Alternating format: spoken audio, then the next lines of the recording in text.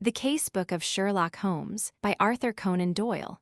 Read and published by Audiobook Library. If you enjoy audiobooks, consider subscribing and turning on notifications to stay updated. Feel free to like the video if you're enjoying it and share your thoughts or audiobook suggestions in the comments. Chapter 1. The Adventure of the Illustrious Client. "It can't hurt now," was Mr. Sherlock Holmes's comment when, for the 10th time in as many years, I asked his leave to reveal the following narrative. So it was that at last I obtained permission to put on record what was, in some ways, the supreme moment of my friend's career. Both Holmes and I had a weakness for the Turkish bath. It was over a smoke in the pleasant lassitude of the drying room that I have found him less reticent and more human than anywhere else. On the upper floor of the Northumberland Avenue establishment, there is an isolated corner where two couches lie side by side, and it was on these that we lay upon September 3, 1902, the day when my narrative begins. I had asked him whether anything was stirring, and for answer, he had shot his long, thin, nervous arm out of the sheets which enveloped him and had drawn an envelope from the inside pocket of the coat which hung beside him. "It may be some fussy, self-important fool, it may be a matter of life or death," said he, as he handed me the note. I know no more than this message tells me. It was from the Carlton Club and dated the evening before.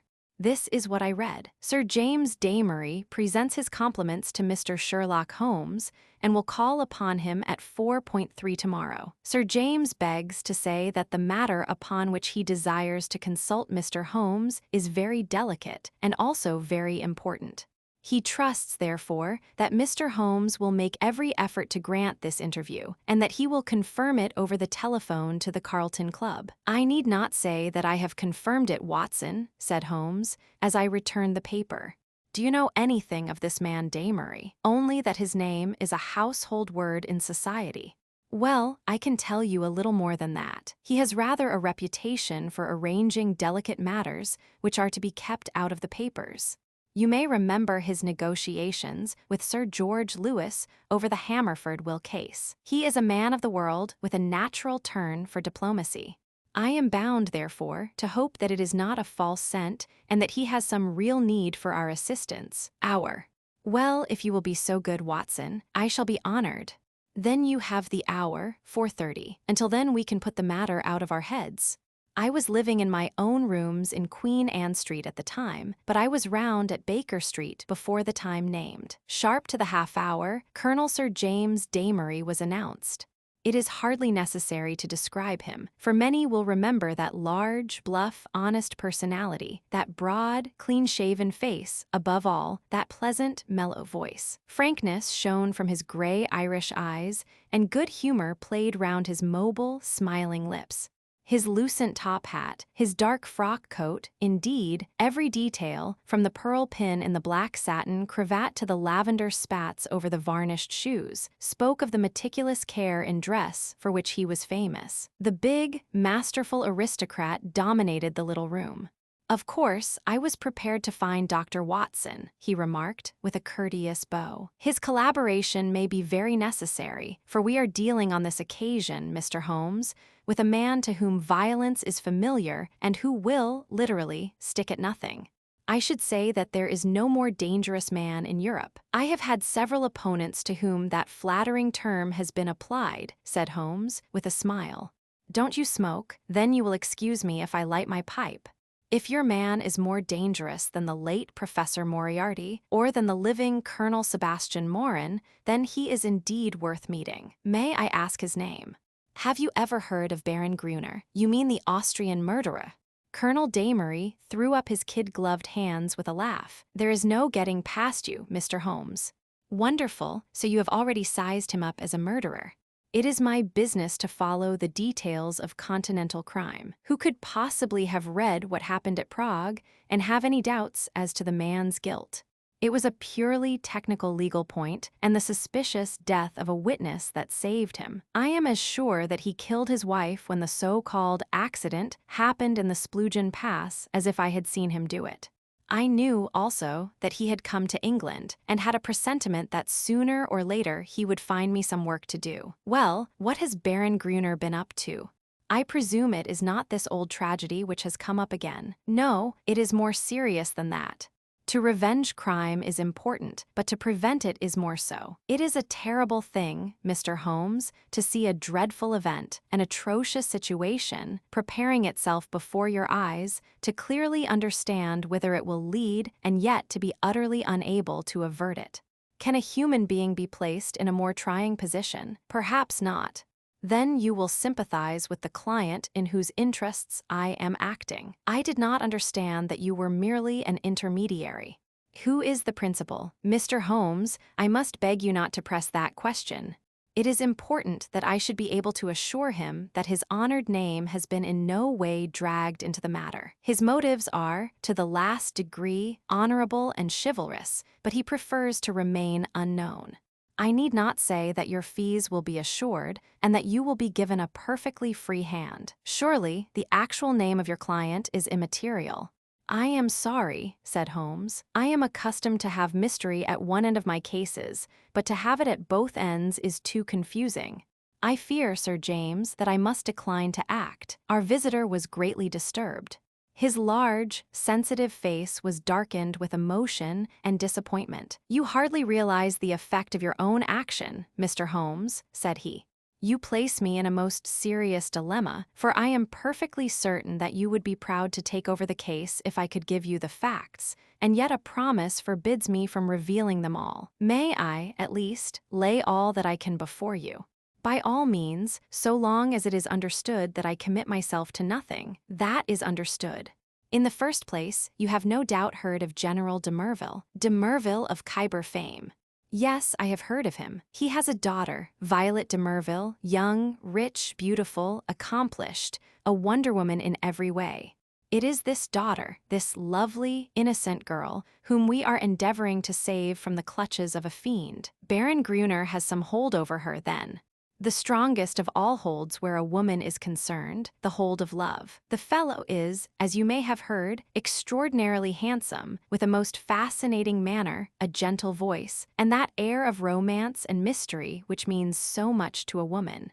He is said to have the whole sex at his mercy, and to have made ample use of the fact. But how came such a man to meet a lady of the standing of Miss Violet de Merville? It was on a Mediterranean yachting voyage. The company, though select, paid their own passages. No doubt the promoters hardly realized the Baron's true character until it was too late. The villain attached himself to the lady, and with such effect that he has completely and absolutely won her heart. To say that she loves him hardly expresses it. She dotes upon him, she is obsessed by him. Outside of him, there is nothing on earth. She will not hear one word against him. Everything has been done to cure her of her madness, but in vain. To sum up, she proposes to marry him next month. As she is of age and has a will of iron, it is hard to know how to prevent her. Does she know about the Austrian episode? The cunning devil has told her every unsavory public scandal of his past life, but always in such a way as to make himself out to be an innocent martyr. She absolutely accepts his version and will listen to no other. Dear me, but surely you have inadvertently let out the name of your client. It is no doubt General de Merville. Our visitor fidgeted in his chair. I could deceive you by saying so, Mr. Holmes, but it would not be true. De Merville is a broken man. The strong soldier has been utterly demoralized by this incident. He has lost the nerve which never failed him on the battlefield and has become a weak, doddering old man, utterly incapable of contending with a brilliant, forceful rascal like this Austrian. My client, however, is an old friend, one who has known the general intimately for many years and taken a paternal interest in this young girl since she wore short frocks. He cannot see this tragedy consummated without some attempt to stop it. There is nothing in which Scotland Yard can act. It was his own suggestion that you should be called in, but it was, as I have said, on the express stipulation that he should not be personally involved in the matter. I have no doubt, Mr. Holmes, with your great powers you could easily trace my client back through me, but I must ask you, as a point of honor, to refrain from doing so, and not to break in upon his incognito. Holmes gave a whimsical smile.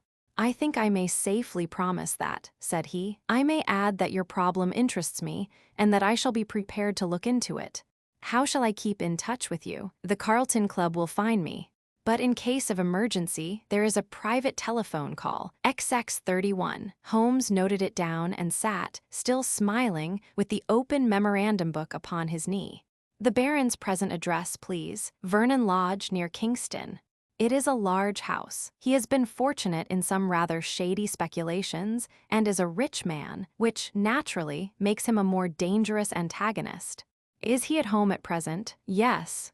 Apart from what you have told me, can you give me any further information about the man? He has expensive tastes. He is a horse fancier. For a short time, he played polo at Hurlingham, but then this Prague affair got noised about and he had to leave. He collects books and pictures. He is a man with a considerable artistic side to his nature. He is, I believe, a recognized authority upon Chinese pottery and has written a book upon the subject. A complex mind, said Holmes. All great criminals have that. My old friend Charlie Peace was a violin virtuoso. Wainwright was no mean artist. I could quote many more. Well, Sir James, you will inform your client that I am turning my mind upon Baron Gruner. I can say no more. I have some sources of information of my own, and dare say we may find some means of opening matter up. When our visitor had left us, Holmes sat so long in deep thought that it seemed to me that he had forgotten my presence. At last, however, he came briskly back to earth. Well, Watson, any views?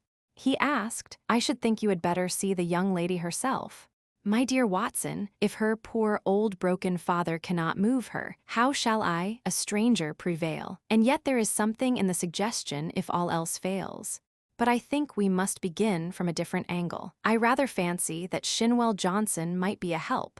I have not had occasion to mention Shinwell Johnson in these memoirs, because I have seldom drawn my cases from the latter phases of my friend's career. During the first years of the century, he became a valuable assistant. Johnson, I grieve to say, made his name first as a very dangerous villain and served 2 terms at Parkhurst. Finally, he repented and allied himself to Holmes, acting as his agent in the huge criminal underworld of London and obtaining information which often proved to be of vital importance. Had Johnson been a narc of the police, he would soon have been exposed, but as he dealt with cases which never came directly into the courts, his activities were never realized by his companions. With the glamour of his 2 convictions upon him, he had the entree of every nightclub, doss house, and gambling den in the town, and his quick observation and active brain made him an ideal agent for gaining information. It was to him that Sherlock Holmes now proposed to turn. It was not possible for me to follow the immediate steps taken by my friend, for I had some pressing professional business of my own, but I met him by appointment that evening at Simpson's, where, sitting at a small table in the front window and looking down at the rushing stream of life in the Strand, he told me something of what had passed. Johnson is on the prowl, said he. He may pick up some garbage in the darker recesses of the underworld, for it is down there, amid the black roots of crime, that we must hunt for this man's secrets.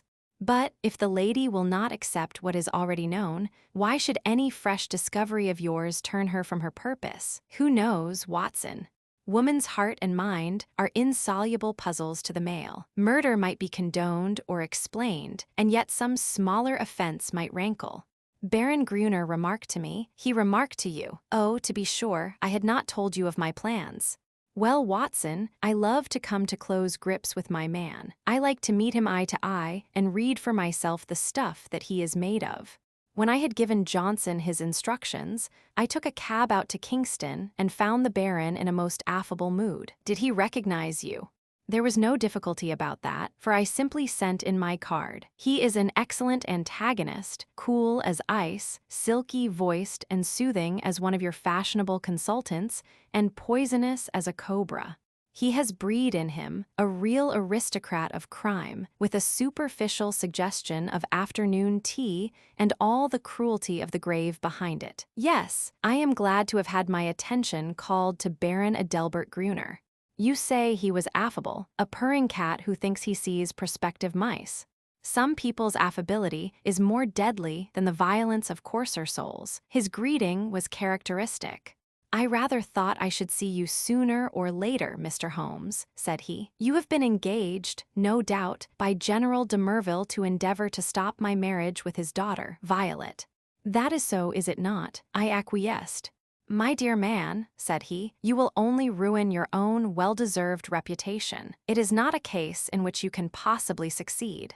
You will have barren work, to say nothing of incurring some danger. Let me very strongly advise you to draw off at once." "It is curious," I answered, "but that was the very advice which I had intended to give you. I have a respect for your brains, Baron, and the little which I have seen of your personality has not lessened it. Let me put it to you as man to man. No one wants to rake up your past and make you unduly uncomfortable. It is over, and you are now in smooth waters. But if you persist in this marriage, you will raise up a swarm of powerful enemies who will never leave you alone until they have made England too hot to hold you. Is the game worth it? Surely you would be wiser if you left the lady alone. It would not be pleasant for you if these facts of your past were brought to her notice. The Baron has little wax tips of hair under his nose, like the short antennae of an insect. These quivered with amusement as he listened, and he finally broke into a gentle chuckle. "Excuse my amusement, Mr. Holmes," said he, "but it is really funny to see you trying to play a hand with no cards in it. I don't think anyone could do it better, but it is rather pathetic, all the same. Not a color card there, Mr. Holmes, nothing but the smallest of the small. So you think. So I know. Let me make the thing clear to you, for my own hand is so strong that I can afford to show it. I have been fortunate enough to win the entire affection of this lady. This was given to me in spite of the fact that I told her very clearly of all the unhappy incidents in my past life. I also told her that certain wicked and designing persons, I hope you recognize yourself, would come to her and tell her these things, and I warned her how to treat them. You have heard of post-hypnotic suggestion, Mr. Holmes. Well, you will see how it works, for a man of personality can use hypnotism without any vulgar passes or tomfoolery. So she is ready for you, and I have no doubt would give you an appointment, for she is quite amenable to her father's will, save only in the one little matter. Well, Watson, there seemed to be no more to say, so I took my leave with as much cold dignity as I could summon, but as I had my hand on the door handle, he stopped me. "By the way, Mr. Holmes," said he, "did you know Lebrun, the French agent?" "Yes," said I. "Do you know what befell him? I heard that he was beaten by some apache in the Montmartre district and crippled for life." "Quite true, Mr. Holmes. By a curious coincidence, he had been inquiring into my affairs only a week before." "Don't do it, Mr. Holmes. It's not a lucky thing to do. Several have found that out. My last word to you is, go your own way and let me go mine. Goodbye." So there you are, Watson. You are up to date now. The fellow seems dangerous, mighty dangerous. I disregard the blusterer, but this is the sort of man who says rather less than he means. Must you interfere? Does it really matter if he marries the girl? Considering that he undoubtedly murdered his last wife, I should say it mattered very much. Besides the client, well, we need not discuss that. When you have finished your coffee, you had best come home with me, for the blithe Shinwell will be there with his report. We found him sure enough, a huge, coarse, red-faced, scorbutic man, with a pair of vivid black eyes which were the only external sign of the very cunning mind within.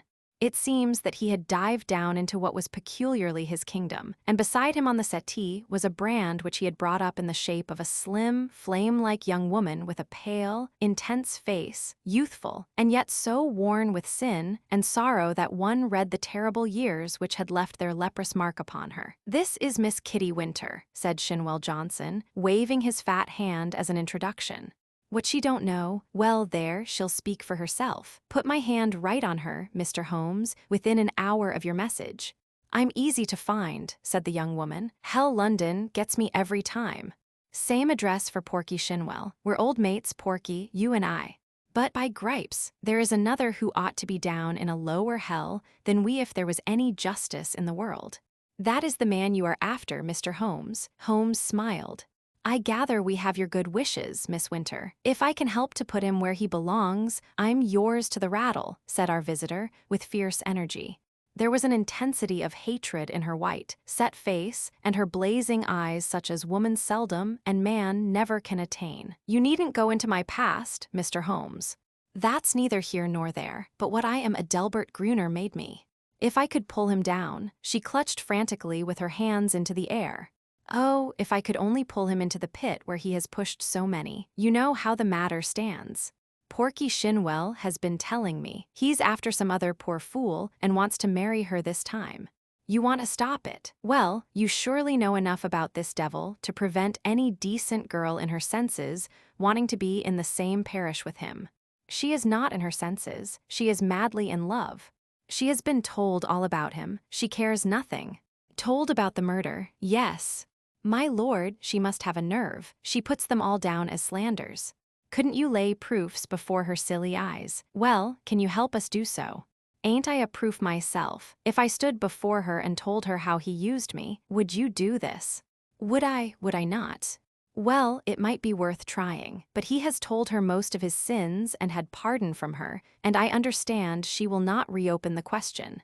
I'll lay he didn't tell her all, said Miss Winter. I caught a glimpse of 1 or 2 murders besides the one that made such a fuss. He would speak of someone in his velvet way and then look at me with a steady eye and say, he died within a month. It wasn't hot air, either. But I took little notice. You see, I loved him myself at that time. Whatever he did went with me, same as with this poor fool. There was just one thing that shook me. Yes, by gripes. If it had not been for his poisonous, lying tongue that explains and soothes, I'd have left him that very night. It's a book he has, a brown leather book with a lock and his arms in gold on the outside. I think he was a bit drunk that night, or he would not have shown it to me. What was it then? I tell you, Mr. Holmes, this man collects women and takes a pride in his collection, as some men collect moths or butterflies. He had it all in that book. Snapshot photographs, names, details, everything about them. It was a beastly book, a book no man, even if he had come from the gutter, could have put together. But it was Adelbert Gruner's book all the same. Souls I have ruined. He could have put that on the outside if he had been so minded. However, that's neither here nor there, for the book would not serve you, and if it would, you can't get it. Where is it? How can I tell you where it is now? It's more than a year since I left him. I know where he kept it then. He's a precise, tidy cat of a man in many of his ways, so maybe it is still in the pigeonhole of the old bureau in the inner study. Do you know his house? I've been in the study, said Holmes. Have you, though? You haven't been slow on the job if you only started this morning. Maybe dear Adelbert has met his match this time. The outer study is the one with the Chinese crockery in it, big glass cupboard between the windows. Then behind his desk is the door that leads to the inner study, a small room where he keeps papers and things. Is he not afraid of burglars? Adelbert is no coward. His worst enemy couldn't say that of him. He can look after himself. There's a burglar alarm at night. Besides, what is there for a burglar, unless they got away with all this fancy crockery? No good, said Shinwell Johnson, with the decided voice of the expert. No fence wants stuff of that sort that you can neither melt nor sell. Quite so, said Holmes. Well now, Miss Winter, if you would call here tomorrow evening at 5, I would consider in the meanwhile whether your suggestion of seeing this lady personally may not be arranged. I am exceedingly obliged to you for your cooperation. I need not say that my clients will consider liberally. None of that, Mr. Holmes, cried the young woman. I am not out for money. Let me see this man in the mud, and I've got all I worked for, in the mud with my foot on his cursed face. That's my price. I'm with you tomorrow or any other day so long as you are on his track. Porky here can tell you always where to find me. I did not see Holmes again until the following evening when we dined once more at our Strand restaurant. He shrugged his shoulders when I asked him what luck he had had in his interview. Then he told the story, which I would repeat in this way. His hard, dry statement needs some little editing to soften it into the terms of real life. There was no difficulty at all about the appointment, said Holmes, for the girl glories in showing abject filial obedience in all secondary things in an attempt to atone for her flagrant breach of it in her engagement. A footman showed us into a great yellow-curtained drawing room, and there was the lady awaiting us, demure, pale, self-contained, as inflexible and remote as a snow image on a mountain. I don't quite know how to make her clear to you, Watson. Perhaps you may meet her before we are through, and you can use your own gift of words. She is beautiful, but with the ethereal other-world beauty of some fanatic whose thoughts are set on high. I have seen such faces in the pictures of the old masters of the Middle Ages. How a beast man could have laid his vile paws upon such a being of the beyond, I cannot imagine. You may have noticed how extremes call to each other, the spiritual to the animal, the caveman to the angel. You never saw a worse case than this. She knew what we had come for, of course. That villain had lost no time in poisoning her mind against us. Miss Winter's advent rather amazed her, I think, but she waved us into our respective chairs like a reverend abbess receiving two rather leprous mendicants. If your head is inclined to swell, my dear Watson, take a course of Miss Violet de Merville. Well, sir, said she, in a voice like the wind from an iceberg, your name is familiar to me. You have called, as I understand, to malign my fiancé, Baron Gruner. It is only by my father's request that I see you at all, and I warn you in advance that anything you can say could not possibly have the slightest effect upon my mind. I was sorry for her, Watson. I thought of her for the moment as I would have thought of a daughter of my own. I am not often eloquent. I use my head, not my heart. But I really did plead with her with all the warmth of words that I could find in my nature. I pictured to her the awful position of the woman who only wakes to a man's character after she is his wife, a woman who has to submit to be caressed by bloody hands and lecherous lips. I spared her nothing, the shame, the fear, the agony, the hopelessness of it all. All my hot words could not bring one tinge of color to those ivory cheeks or one gleam of emotion to those abstracted eyes. I thought of what the rascal had said about a post-hypnotic influence. One could really believe that she was living above the earth in some ecstatic dream.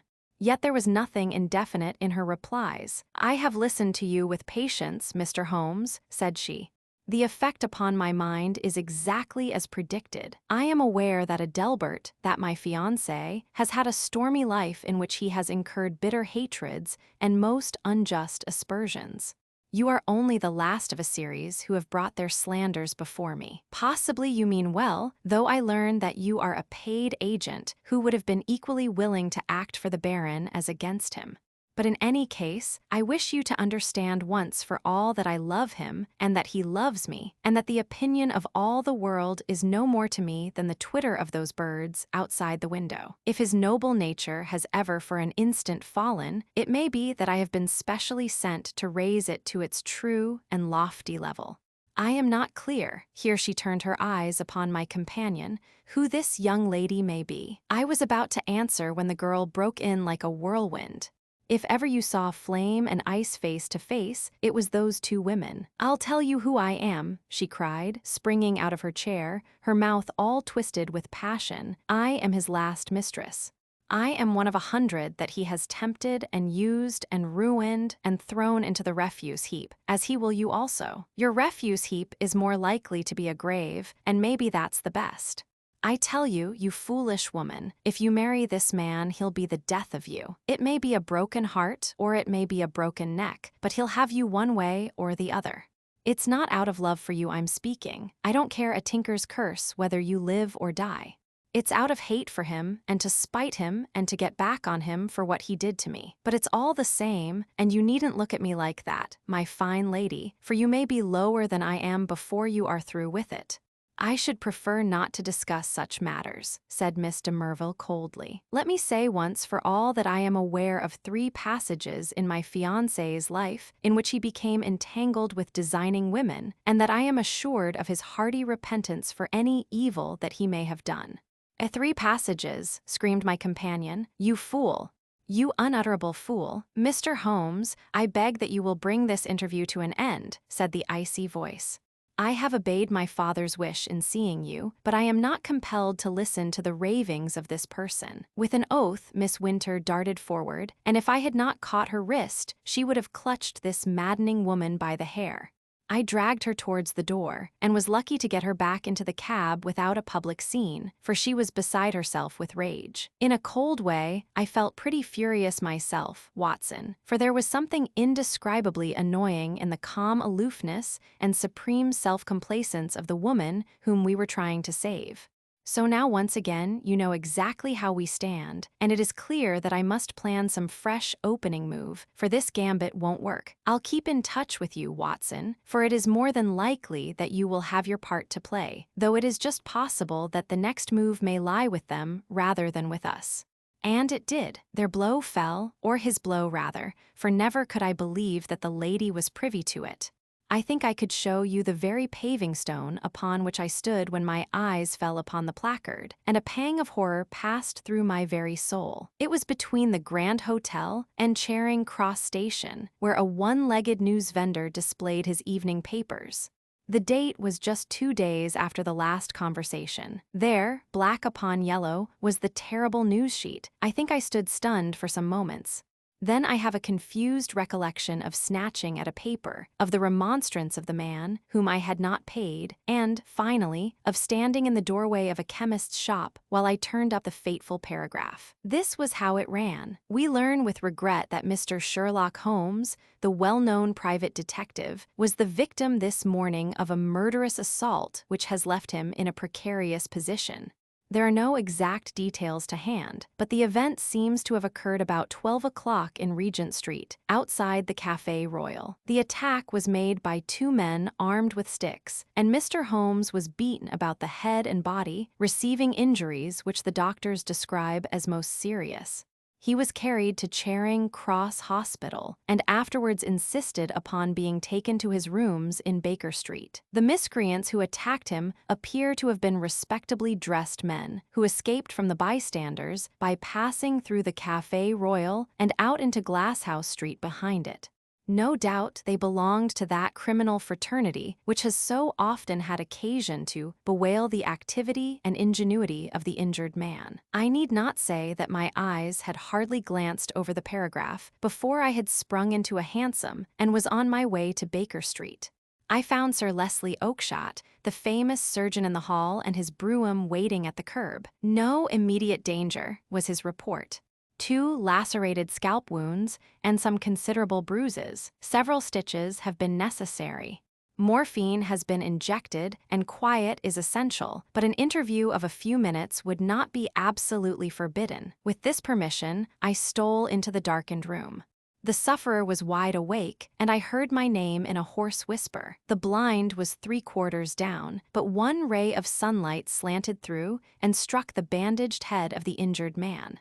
A crimson patch had soaked through the white linen compress. I sat beside him and bent my head.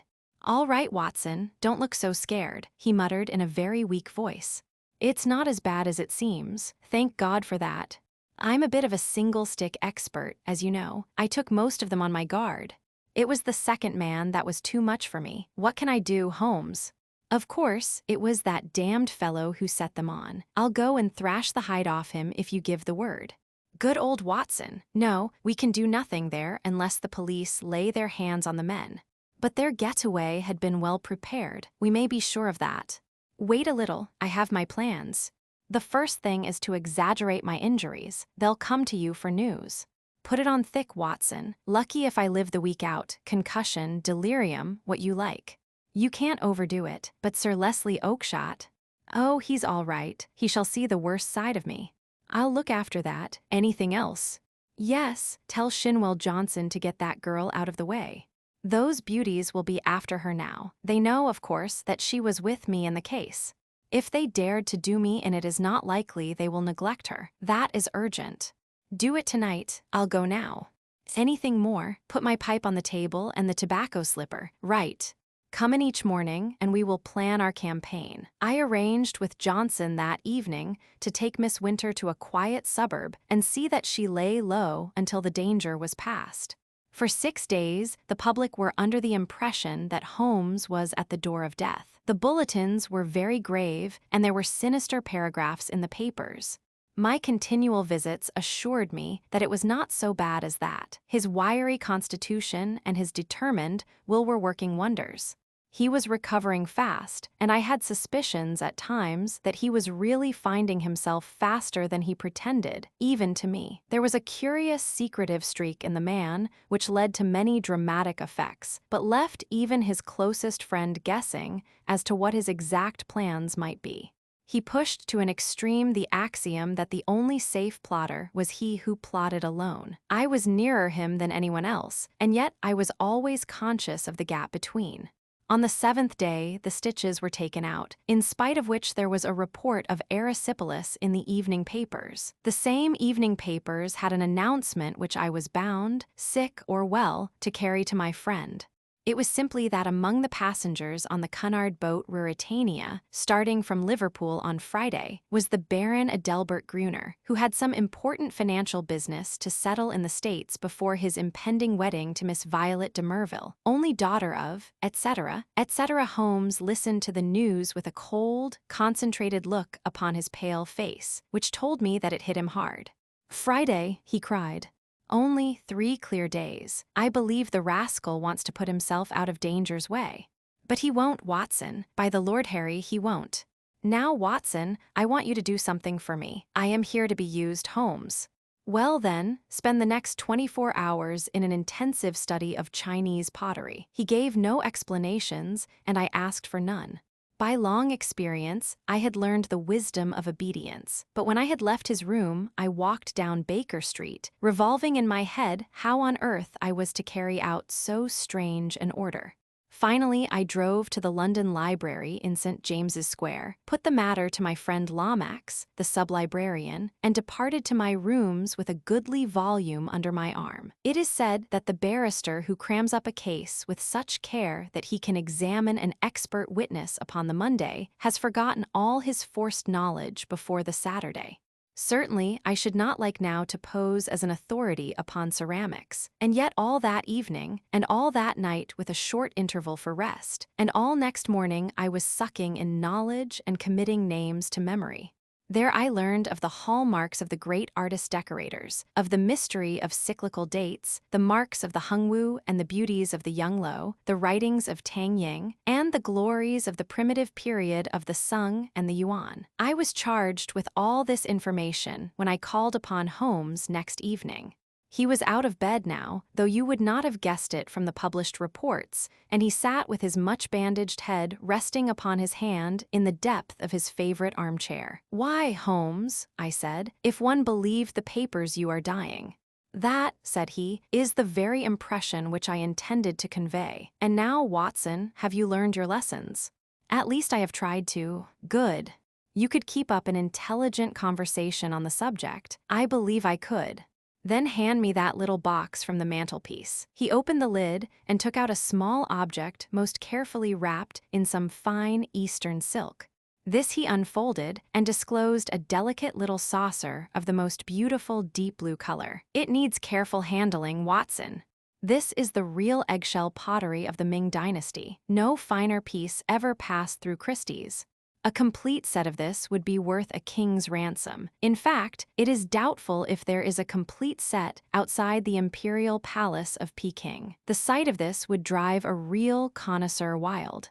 "What am I to do with it?" Holmes handed me a card upon which was printed, "Dr. Hill Barton, 369 Half Moon Street."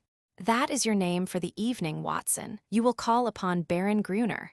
I know something of his habits, and at 8:30 he would probably be disengaged. A note will tell him in advance that you are about to call, and you will say that you are bringing him a specimen of an absolutely unique set of Ming china. You may as well be a medical man, since that is a part which you can play without duplicity. You are a collector, this set has come your way, you have heard of the Baron's interest in the subject, and you are not averse to selling at a price." "What price?" well asked Watson. "You would certainly fall down badly if you did not know the value of your own wares. This saucer was got for me by Sir James, and comes, I understand, from the collection of his client. You will not exaggerate if you say that it could hardly be matched in the world. I could perhaps suggest that the set should be valued by an expert." "Excellent, Watson, you scintillate today. Suggest Christie or Sotheby. Your delicacy prevents your putting a price for yourself." But if he won't see me? Oh, yes, he will see you. He has the collection mania in its most acute form, and especially on this subject, on which he is an acknowledged authority. Sit down, Watson, and I will dictate the letter. No answer needed. You will merely say that you are coming, and why. It was an admirable document, short, courteous, and stimulating to the curiosity of the connoisseur.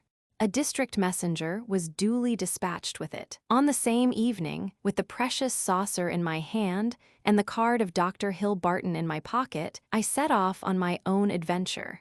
The beautiful house and grounds indicated that Baron Gruner was, as Sir James had said, a man of considerable wealth. A long, winding drive, with banks of rare shrubs on either side, opened out into a great gravelled square adorned with statues. The place had been built by a South African gold king in the days of the Great Boom, and the long, low house with the turrets at the corners, though an architectural nightmare, was imposing in its size and solidity. A butler who would have adorned a bench of bishops showed me in, and handed me over to a plush-clad footman, who ushered me into the baron's presence.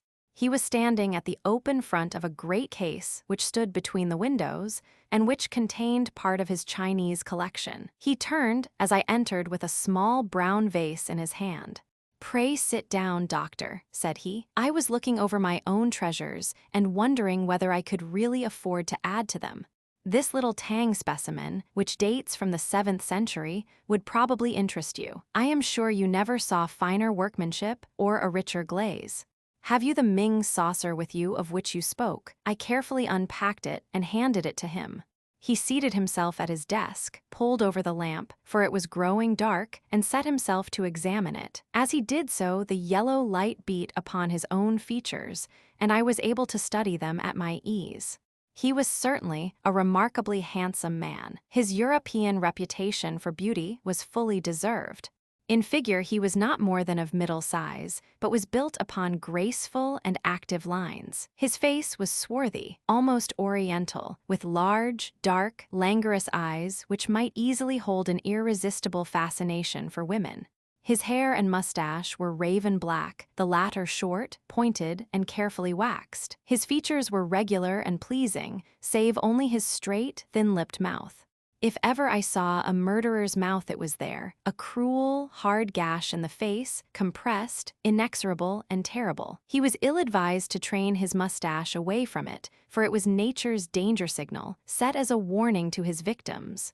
His voice was engaging, and his manners perfect. In age, I should have put him at little over 30, though his record afterwards showed that he was 42. Very fine indeed," he said at last. "And you say you have a set of 6 to correspond. What puzzles me is that I should not have heard of such magnificent specimens. I only know of one in England to match this, and it is certainly not likely to be in the market. Would it be indiscreet if I were to ask you, Dr. Hill Barton, how you obtained this?" "Does it really matter?" I asked, with as careless an air as I could muster. "You can see that the piece is genuine, and, as to the value, I am content to take an expert's valuation." "Very mysterious," said he, with a quick, suspicious flash of his dark eyes. "In dealing with objects of such value, one naturally wishes to know all about the transaction. That the piece is genuine is certain. I have no doubts at all about that. But suppose I am bound to take every possibility into account that it should prove afterwards that you had no right to sell. I would guarantee you against any claim of the sort. That, of course, would open up the question as to what your guarantee was worth. My bankers would answer that, quite so. And yet the whole transaction strikes me as rather unusual. You can do business or not," said I, with indifference. "I have given you the first offer as I understood that you were a connoisseur, but I shall have no difficulty in other quarters. Who told you I was a connoisseur?" "I was aware that you had written a book upon the subject. Have you read the book?" "No, dear me, this becomes more and more difficult for me to understand. You are a connoisseur and collector with a very valuable piece in your collection, and yet you have never troubled to consult the one book which would have told you of the real meaning and value of what you held. How do you explain that?" "I am a very busy man. I am a doctor in practice." "That is no answer. If a man has a hobby, he follows it up, whatever his other pursuits may be. You said in your note that you were a connoisseur, so I am. Might I ask you a few questions to test you? I am obliged to tell you, doctor, if you are indeed a doctor, that the incident becomes more and more suspicious. I would ask you, what do you know of the Emperor Shamu, and how do you associate him with the Shosoin near Nara? Dear me, does that puzzle you? Tell me a little about the Northern Wei dynasty and its place in the history of ceramics. I sprang from my chair in simulated anger. This is intolerable, sir, said I. I came here to do you a favor, and not to be examined as if I were a schoolboy. My knowledge on these subjects may be second only to your own, but I certainly shall not answer questions which have been put in so offensive a way. He looked at me steadily. The languor had gone from his eyes. They suddenly glared. There was a gleam of teeth from between those cruel lips. What is the game? You are here as a spy. You are an emissary of Holmes. This is a trick that you are playing upon me. The fellow is dying, I hear, so he sends his tools to keep watch upon me. You've made your way in here without leave, and, by God, you may find it harder to get out than to get in.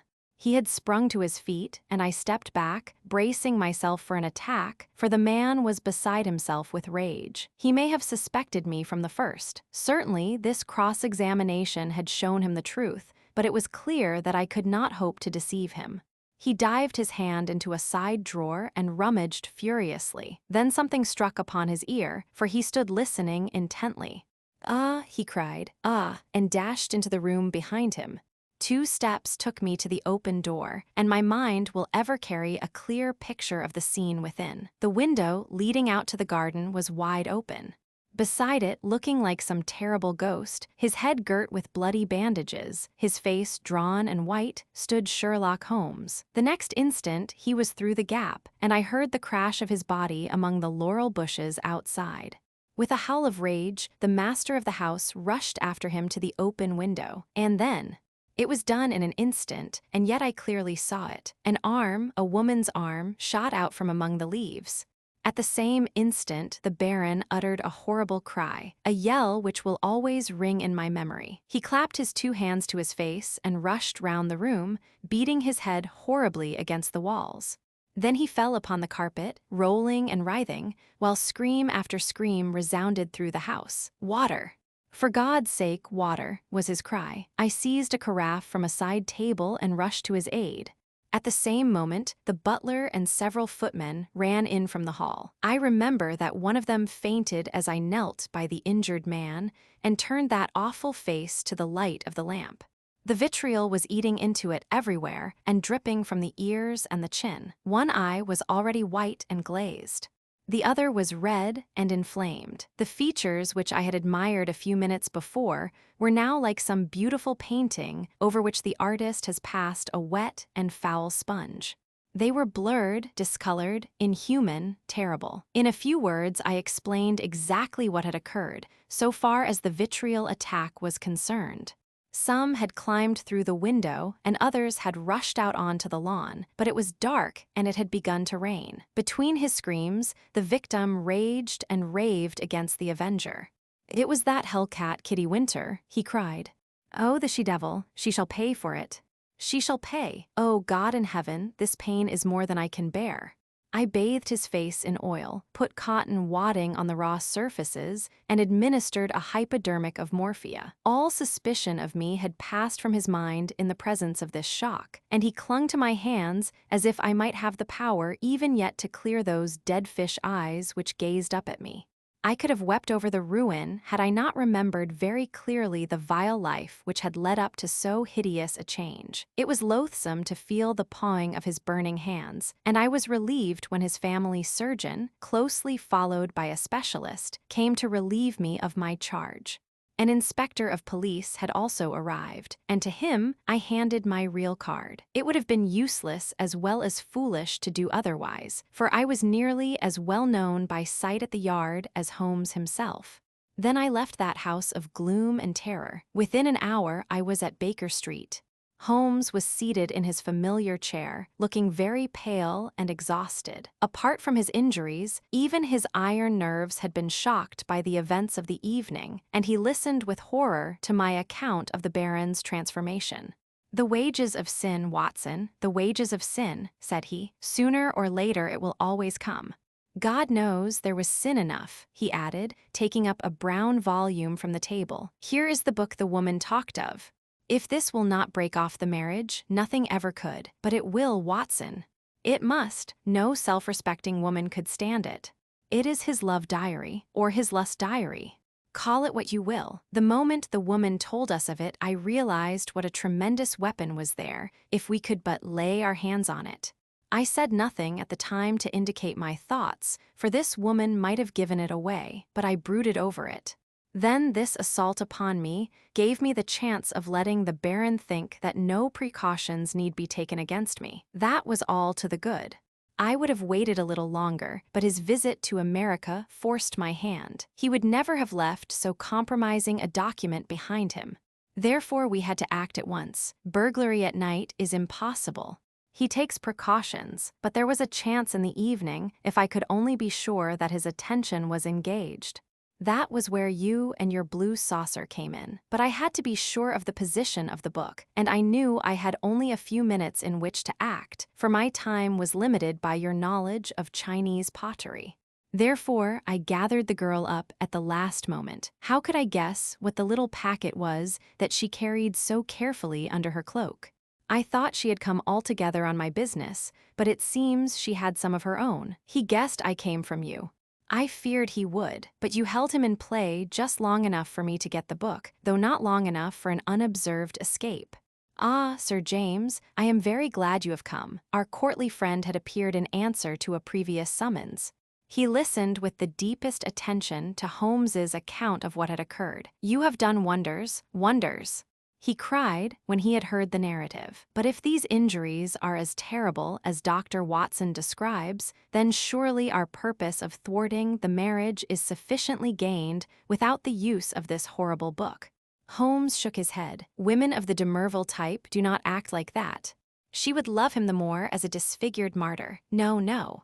It is his moral side, not his physical, which we have to destroy. That book will bring her back to earth, and I know nothing else that could. It is in his own writing. She cannot get past it. Sir James carried away both it and the precious saucer. As I was myself overdue, I went down with him into the street. A brougham was waiting for him. He sprang in, gave a hurried order to the cockaded coachman, and drove swiftly away.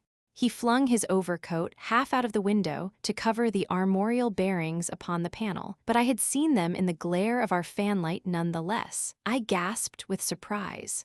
Then I turned back and ascended the stair to Holmes's room. I have found out who our client is, I cried, bursting with my great news. Why, Holmes, it is. It is a loyal friend and a chivalrous gentleman, said Holmes, holding up a restraining hand. Let that now and forever be enough for us. I do not know how the incriminating book was used. Sir James may have managed it. Or it is more probable that so delicate a task was entrusted to the young lady's father. The effect, at any rate, was all that could be desired. 3 days later appeared a paragraph in the Morning Post to say that the marriage between Baron Adelbert Gruner and Miss Violet de Merville would not take place. The same paper had the first police court hearing of the proceedings against Miss Kitty Winter on the grave charge of vitriol throwing. Such extenuating circumstances came out in the trial that the sentence, as will be remembered, was the lowest that was possible for such an offense. Sherlock Holmes was threatened with a prosecution for burglary, but when an object is good and a client is sufficiently illustrious, even the rigid British law becomes human and elastic. My friend has not yet stood in the dock. Chapter 2: The Adventure of the Blanche Soldier. The ideas of my friend Watson, though limited, are exceedingly pertinacious. For a long time, he has worried me to write an experience of my own. Perhaps I have rather invited this persecution, since I have often had occasion to point out to him how superficial are his own accounts, and to accuse him of pandering to popular taste instead of confining himself rigidly to facts and figures. Try it yourself, Holmes. he has retorted, and I am compelled to admit that, having taken my pen in my hand, I do begin to realize that the matter must be presented in such a way as may interest the reader. The following case can hardly fail to do so, as it is among the strangest happenings in my collection, though it chanced that Watson had no note of it in his collection. Speaking of my old friend and biographer, I would take this opportunity to remark that if I burden myself with a companion in my various little inquiries, it is not done out of sentiment or caprice, but it is that Watson has some remarkable characteristics of his own, to which in his modesty he has given small attention amid his exaggerated estimates of my own performances. I find from my notebook that it was in January 1903, just after the conclusion of the Boer War, that I had my visit from Mr. James M. Dodd, a big, fresh, sunburned, upstanding Briton. The good Watson had at that time deserted me for a wife, the only selfish action which I can recall in our association. I was alone. It is my habit to sit with my back to the window and to place my visitors in the opposite chair, where the light falls full upon them. Mr. James M. Dodd seemed somewhat at a loss how to begin the interview. I did not attempt to help him, for his silence gave me more time for observation. I have found it wise to impress clients with a sense of power, and so I gave him some of my conclusions. From South Africa, sir, I perceive. Yes, sir, he answered with some surprise. Imperial Yeomanry, I fancy. Exactly, Middlesex Corps, no doubt. That is so. Mr. Holmes, you are a wizard. I smiled at his bewildered expression. When a gentleman of virile appearance enters my room with such tan upon his face as an English sun could never give, and with his handkerchief in his sleeve instead of in his pocket, it is not difficult to place him. You wear a short beard, which shows that you were not a regular. You have the cut of a writing man. As to Middlesex, your card has already shown me that you are a stockbroker from Throgmorton Street. What other regiment would you join? You see everything. I see no more than you, but I have trained myself to notice what I see. However, Mr. Dodd, it was not to discuss the science of observation that you called upon me this morning. What has been happening at Tewkesbury Old Park? Mr. Holmes, my dear sir, there is no mystery. Your letter came with that heading, and as you fixed this appointment in very pressing terms, it was clear that something sudden and important had occurred. Yes, indeed. But the letter was written in the afternoon, and a good deal has happened since then. If Colonel Emsworth had not kicked me out, kicked you out. Well, that was what it amounted to. He is a hard nail, is Colonel Emsworth. The greatest martinet in the army in his day, and it was a day of rough language, too. I couldn't have stuck the colonel if it had not been for Godfrey's sake. I lit my pipe and leaned back in my chair. Perhaps you will explain what you're talking about.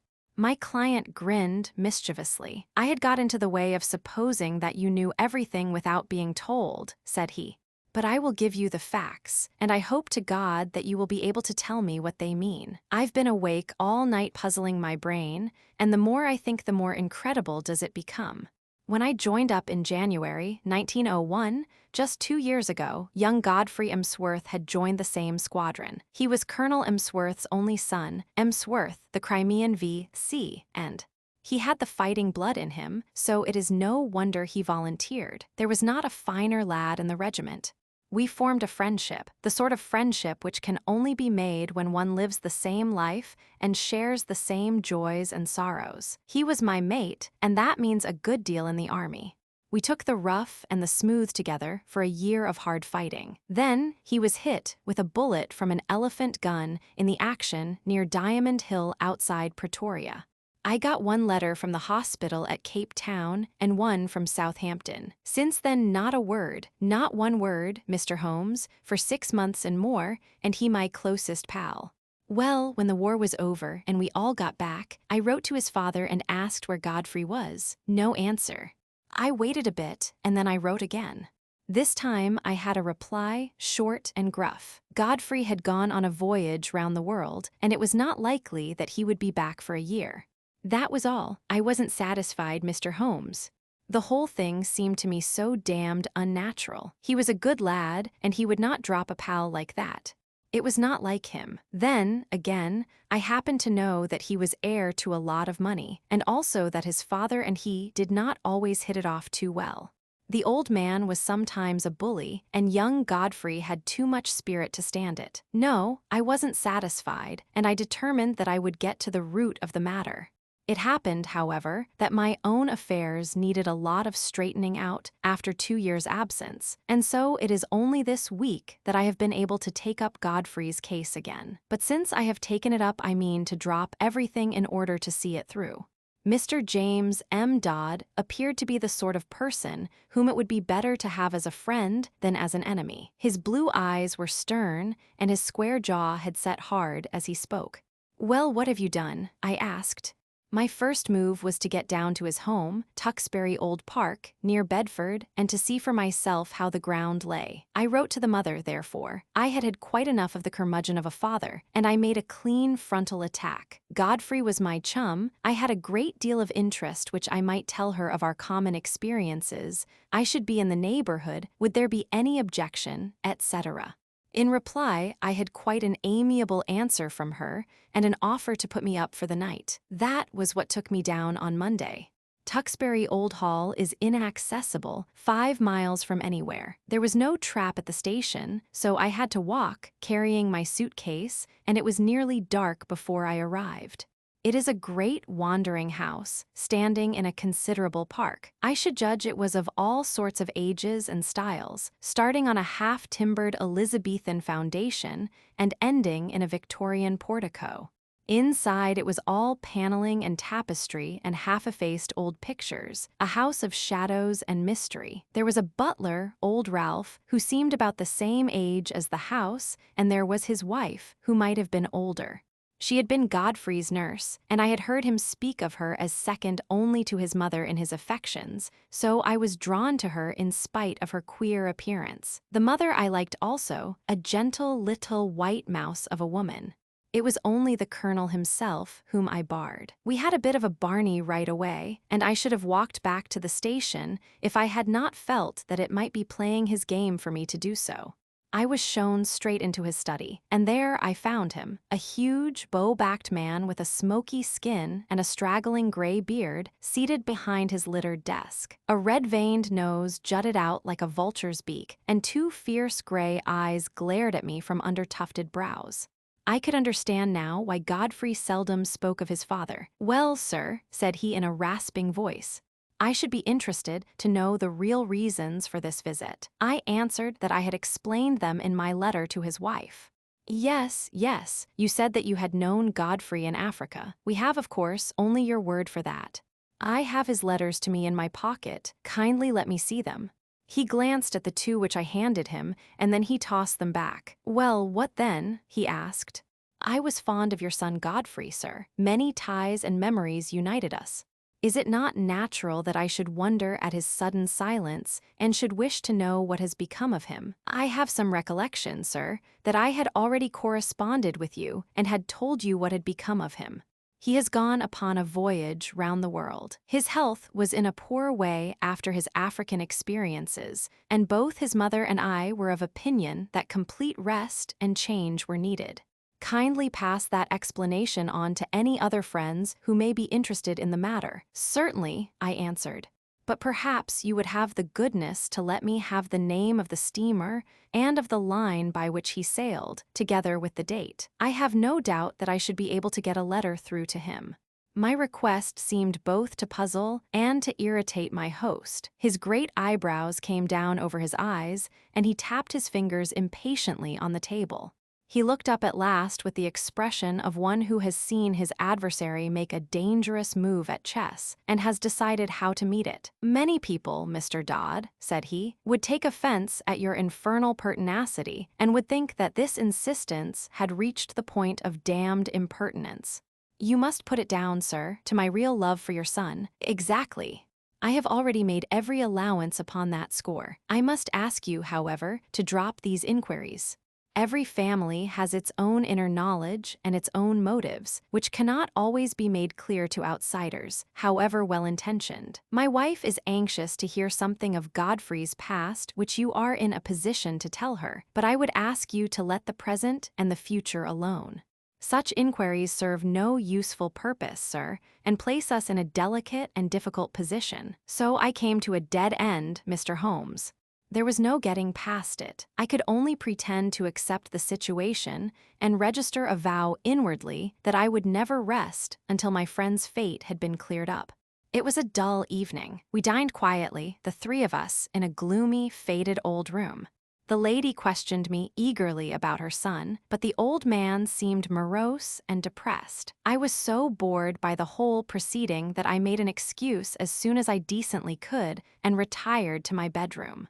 It was a large, bare room on the ground floor, as gloomy as the rest of the house. But after a year of sleeping upon the veldt, Mr. Holmes, one is not too particular about one's quarters. I opened the curtains and looked out into the garden, remarking that it was a fine night with a bright half-moon. Then I sat down by the roaring fire with the lamp on a table beside me and endeavored to distract my mind with a novel. I was interrupted, however, by Ralph, the old butler, who came in with a fresh supply of coals. "I thought you might run short in the night time, sir. It is bitter weather and these rooms are cold." He hesitated before leaving the room, and when I looked round he was standing facing me with a wistful look upon his wrinkled face. "Beg your pardon, sir, but I could not help hearing what you said of young Master Godfrey at dinner. You know, sir, that my wife nursed him, and so I may say I am his foster father. It's natural we should take an interest. And you say he carried himself well, sir. There was no braver man in the regiment. He pulled me out once from under the rifles of the Boers, or maybe I should not be here." The old butler rubbed his skinny hands.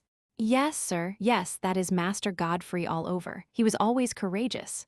There's not a tree in the park, sir, that he has not climbed. Nothing would stop him. He was a fine boy, and oh, sir, he was a fine man." I sprang to my feet. "Look here," I cried. "You say he was. You speak as if he were dead. What is all this mystery? What has become of Godfrey Emsworth?" I gripped the old man by the shoulder, but he shrank away. "I don't know what you mean, sir. Ask the master about Master Godfrey. He knows. It is not for me to interfere." He was leaving the room, but I held his arm. "Listen," I said. "You are going to answer one question before you leave if I have to hold you all night. Is Godfrey dead?" He could not face my eyes. He was like a man hypnotized. The answer was dragged from his lips. It was a terrible and unexpected one. I wish to God he was. He cried, and, tearing himself free, he dashed from the room. You will think, Mr. Holmes, that I returned to my chair in no very happy state of mind. The old man's words seemed to me to bear only one interpretation. Clearly, my poor friend had become involved in some criminal, or, at the least, disreputable, transaction which touched the family honor. That stern old man had sent his son away and hidden him from the world lest some scandal should come to light. Godfrey was a reckless fellow. He was easily influenced by those around him. No doubt he had fallen into bad hands and been misled to his ruin. It was a piteous business, if it was indeed so, but even now it was my duty to hunt him out and see if I could aid him. I was anxiously pondering the matter when I looked up, and there was Godfrey Emsworth standing before me. My client had paused as one in deep emotion. "Pray continue," I said. "Your problem presents some very unusual features." He was outside the window, Mr. Holmes, with his face pressed against the glass. I have told you that I looked out at the night. When I did so, I left the curtains partly open. His figure was framed in this gap. The window came down to the ground, and I could see the whole length of it, but it was his face which held my gaze.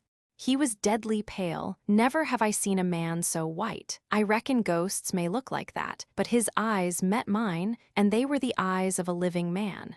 He sprang back when he saw that I was looking at him, and he vanished into the darkness. There was something shocking about the man, Mr. Holmes. It wasn't merely that ghastly face glimmering as white as cheese in the darkness. It was more subtle than that, something slinking, something furtive, something guilty, something very unlike the frank, manly lad that I had known. It left a feeling of horror in my mind. But when a man has been soldiering for a year or two with Brother Boar as a playmate, he keeps his nerve and acts quickly. Godfrey had hardly vanished before I was at the window. There was an awkward catch, and I was some little time before I could throw it up. Then I nipped through and ran down the garden path in the direction that I thought he might have taken. It was a long path, and the light was not very good, but it seemed to me something was moving ahead of me. I ran on and called his name, but it was no use. When I got to the end of the path, there were several others branching in different directions to various outhouses. I stood hesitating, and as I did so, I heard distinctly the sound of a closing door. It was not behind me in the house, but ahead of me, somewhere in the darkness. That was enough, Mr. Holmes, to assure me that what I had seen was not a vision. Godfrey had run away from me, and he had shut a door behind him. Of that I was certain. There was nothing more I could do, and I spent an uneasy night turning the matter over in my mind and trying to find some theory which would cover the facts. Next day, I found the colonel rather more conciliatory, and as his wife remarked that there were some places of interest in the neighborhood, it gave me an opening to ask whether my presence for one more night would incommode them. A somewhat grudging acquiescence from the old man gave me a clear day in which to make my observations. I was already perfectly convinced that Godfrey was in hiding somewhere near, but where and why remained to be solved. The house was so large and so rambling that a regiment might be hid away in it and no one the wiser. If the secret lay there, it was difficult for me to penetrate it, but the door which I had heard close was certainly not in the house. I must explore the garden and see what I could find. There was no difficulty in the way, for the old people were busy in their own fashion and left me to my own devices. There were several small outhouses, but at the end of the garden there was a detached building of some size, large enough for a gardener's or a gamekeeper's residence. Could this be the place whence the sound of that shutting door had come? I approached it in a careless fashion, as though I were strolling aimlessly round the grounds. As I did so, a small, brisk, bearded man in a black coat and bowler hat, not at all the gardener type, came out of the door. To my surprise, he locked it after him and put the key in his pocket. Then he looked at me with some surprise on his face. "Are you a visitor here?" he asked. I explained that I was, and that I was a friend of Godfrey's. What a pity that he should be away on his travels, for he would have so liked to see me, I continued. "Quite so, exactly," said he, with a rather guilty air. "No doubt you will renew your visit at some more propitious time."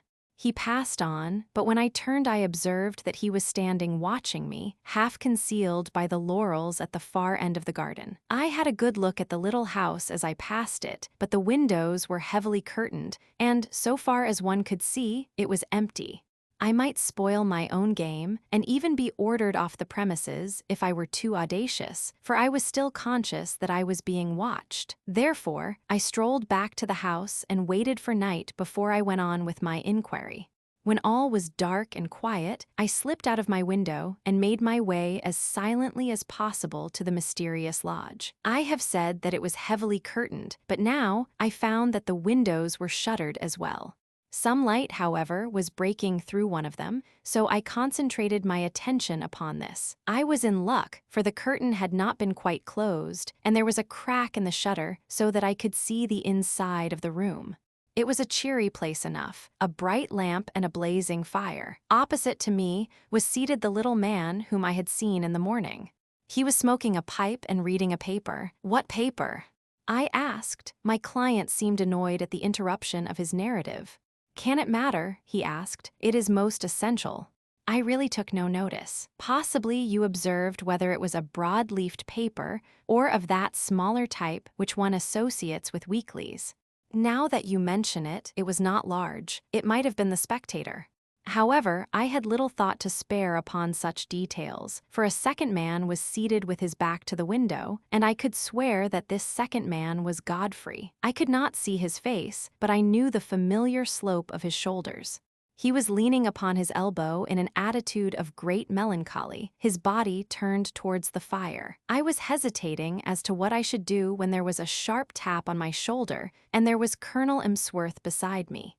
"This way, sir," said he in a low voice. He walked in silence to the house, and I followed him into my own bedroom. He had picked up a timetable in the hall. "There is a train to London at 8:30, said he. "The trap will be at the door at 8.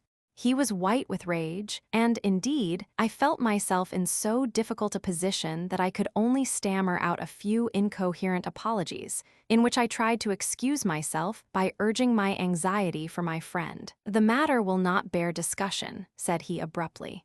"You have made a most damnable intrusion into the privacy of our family. You were here as a guest, and you have become a spy. I have nothing more to say, sir, save that I have no wish ever to see you again." At this, I lost my temper, Mr. Holmes, and I spoke with some warmth. "I have seen your son, and I am convinced that for some reason of your own you are concealing him from the world. I have no idea what your motives are in cutting him off in this fashion, but I am sure that he is no longer a free agent. I warn you, Colonel Emsworth, that until I am assured as to the safety and well-being of my friend, I shall never desist in my efforts to get to the bottom of the mystery, and I shall certainly not allow myself to be intimidated by anything which you may say or do." The old fellow looked diabolical, and I really thought he was about to attack me. I have said that he was a gaunt, fierce old giant, and though I am no weakling, I might have been hard put to it to hold my own against him. However, after a long glare of rage, he turned upon his heel and walked out of the room. For my part, I took the appointed train in the morning, with the full intention of coming straight to you and asking for your advice and assistance at the appointment for which I had already written. Such was the problem which my visitor laid before me.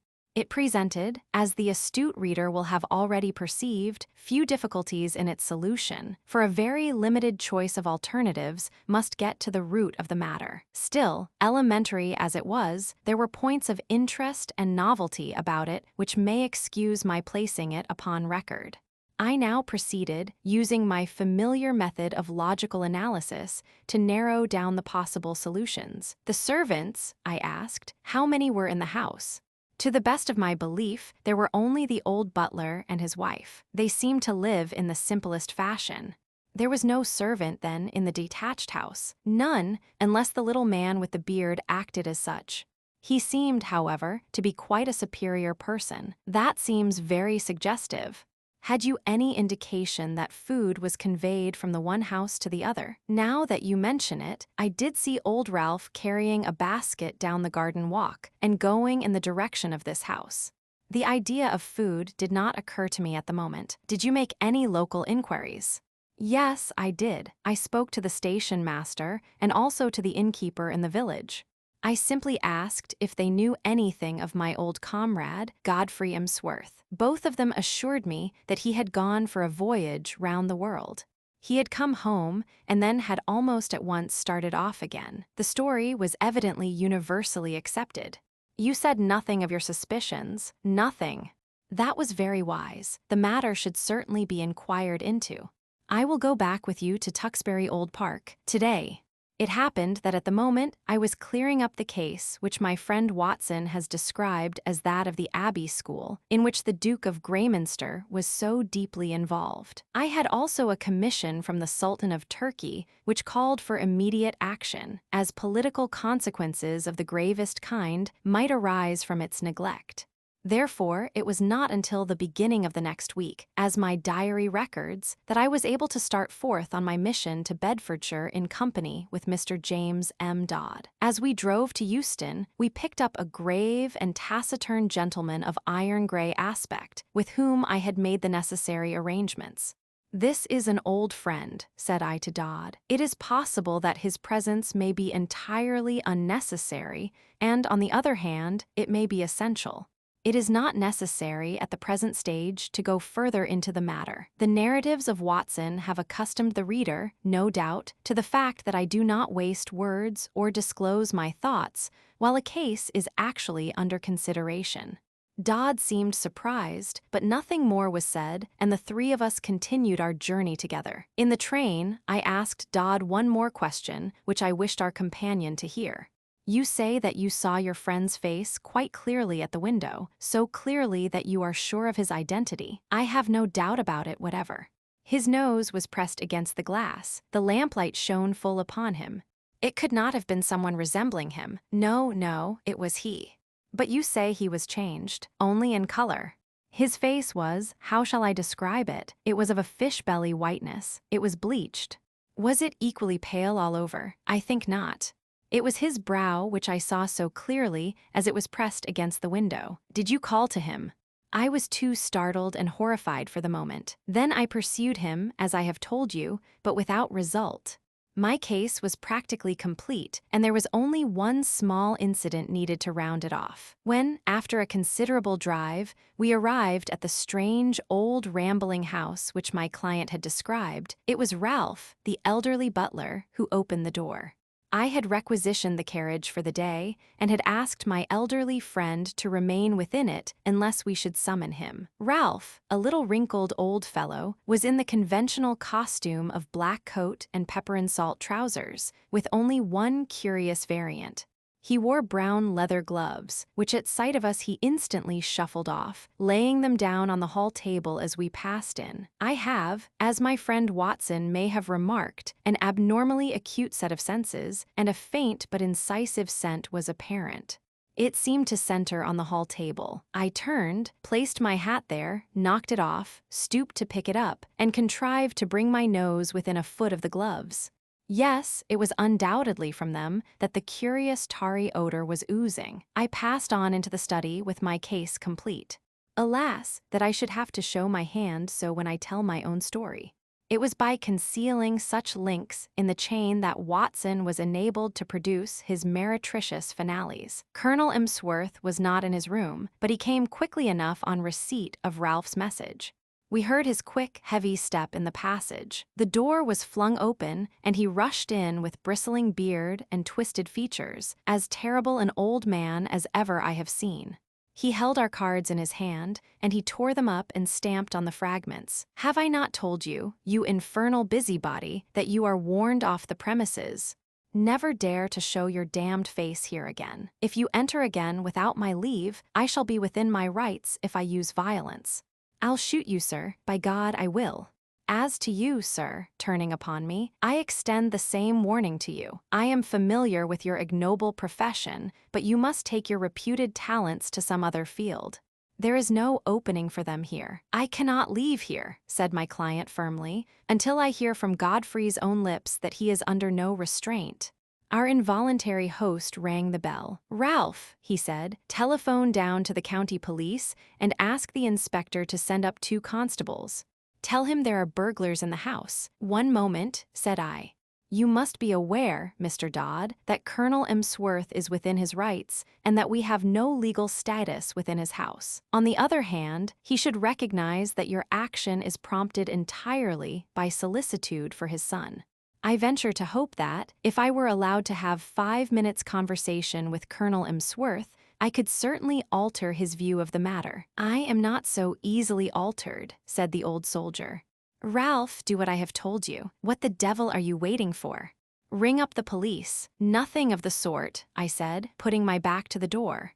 Any police interference would bring about the very catastrophe which you dread. I took out my notebook and scribbled 1 word upon a loose sheet.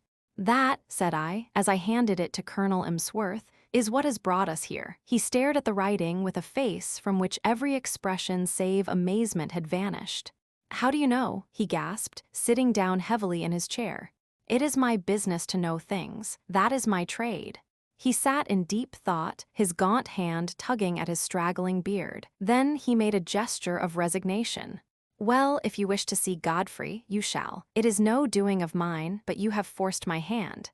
Ralph, tell Mr. Godfrey and Mr. Kent that in 5 minutes we shall be with them. At the end of that time, we passed down the garden path and found ourselves in front of the mystery house at the end.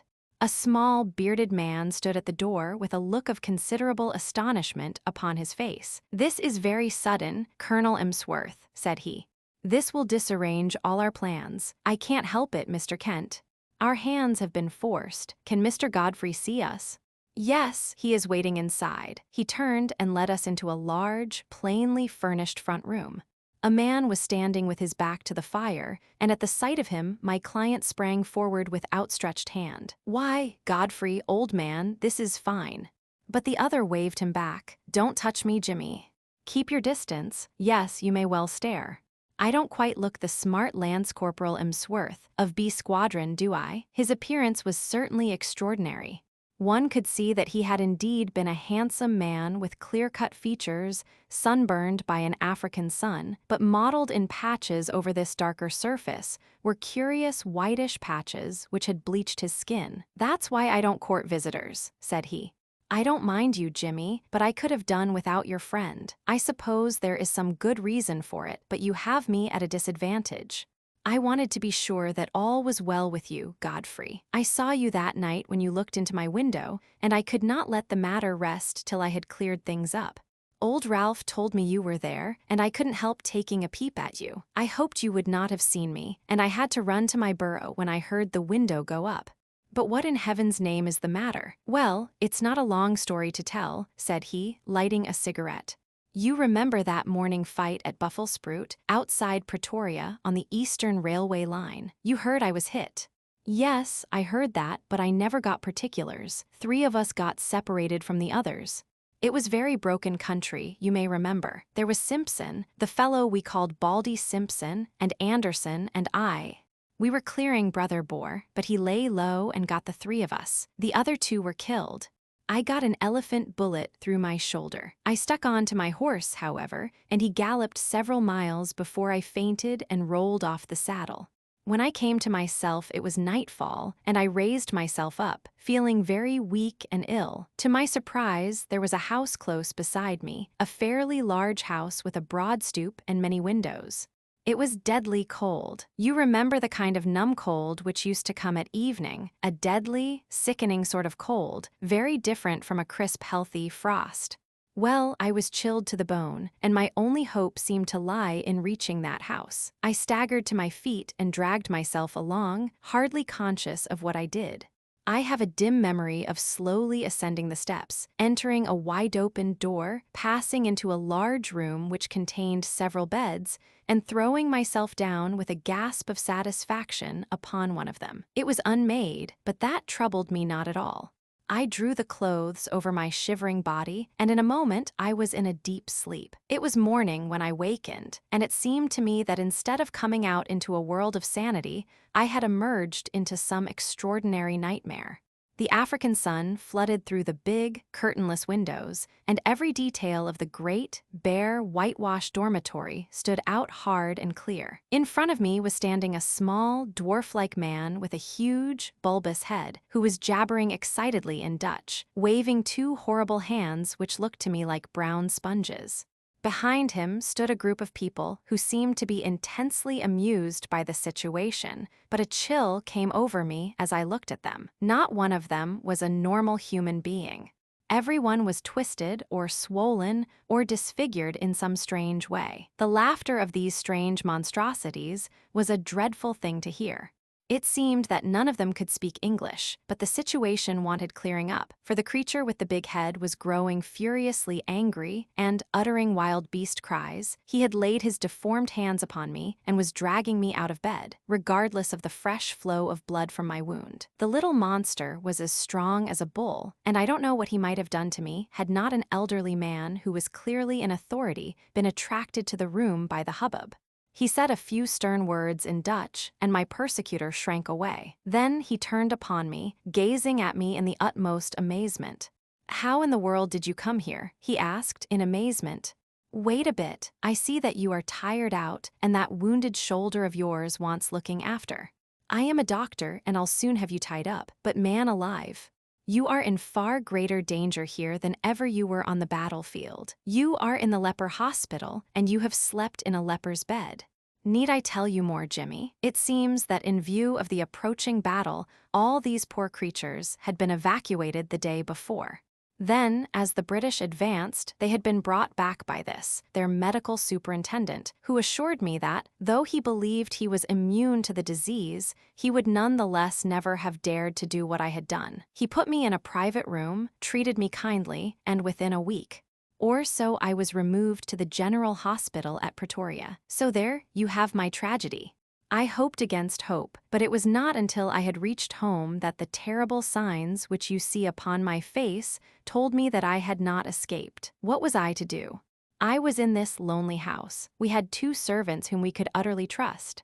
There was a house where I could live. Under pledge of secrecy, Mr. Kent, who is a surgeon, was prepared to stay with me. It seemed simple enough on those lines. The alternative was a dreadful one: segregation for life among strangers with never a hope of release. But absolute secrecy was necessary, or even in this quiet countryside there would have been an outcry, and I should have been dragged to my horrible doom. Even you, Jimmy, even you had to be kept in the dark. Why my father has relented I cannot imagine. Colonel Emsworth pointed to me. This is the gentleman who forced my hand. He unfolded the scrap of paper on which I had written the word leprosy. It seemed to me that if he knew so much as that, it was safer that he should know all. And so it was, said I. Who knows but good may come of it. I understand that only Mr. Kent has seen the patient.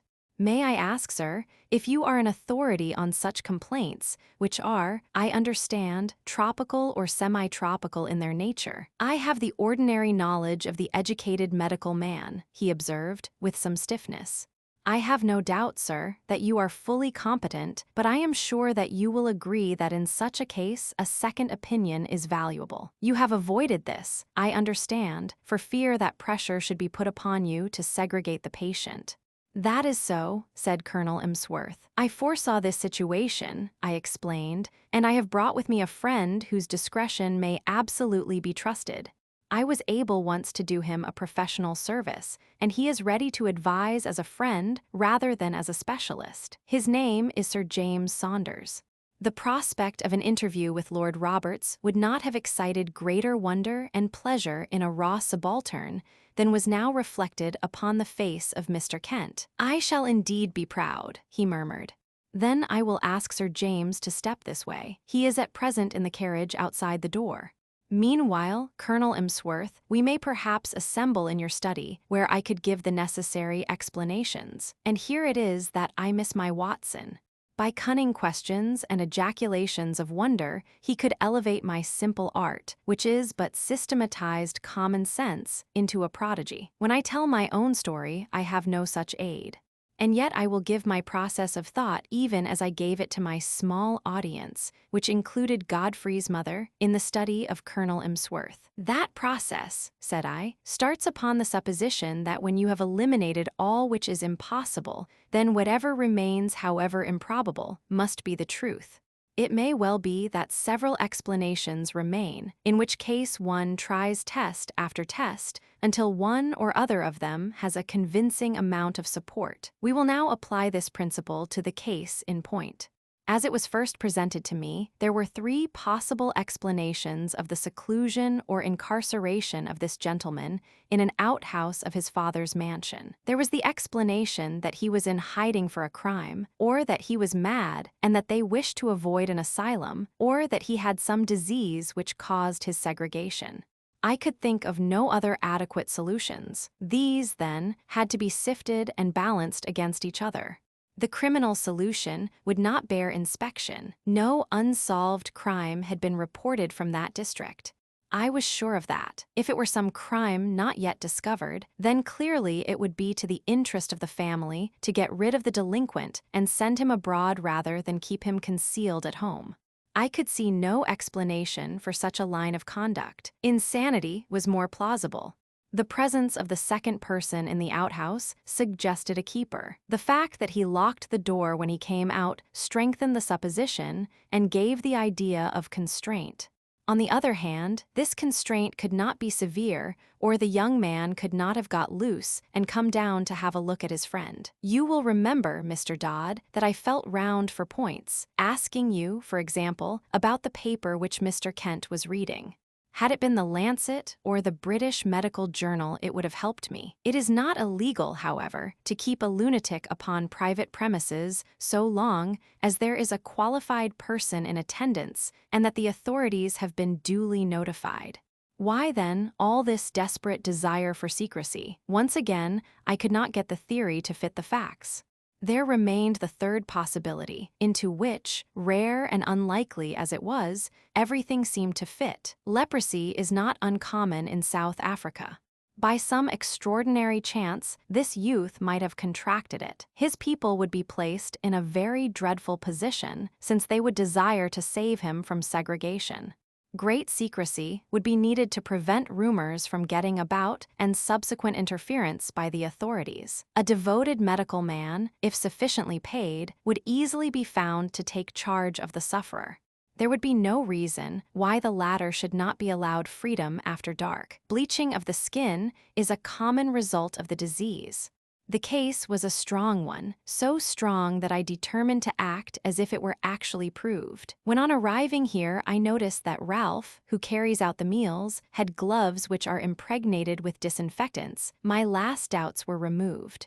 A single word showed you, sir, that your secret was discovered, and if I wrote rather than said it, it was to prove to you that my discretion was to be trusted. I was finishing this little analysis of the case when the door was opened and the austere figure of the great dermatologist was ushered in. But for once his sphinx-like features had relaxed, and there was a warm humanity in his eyes. He strode up to Colonel Emsworth and shook him by the hand.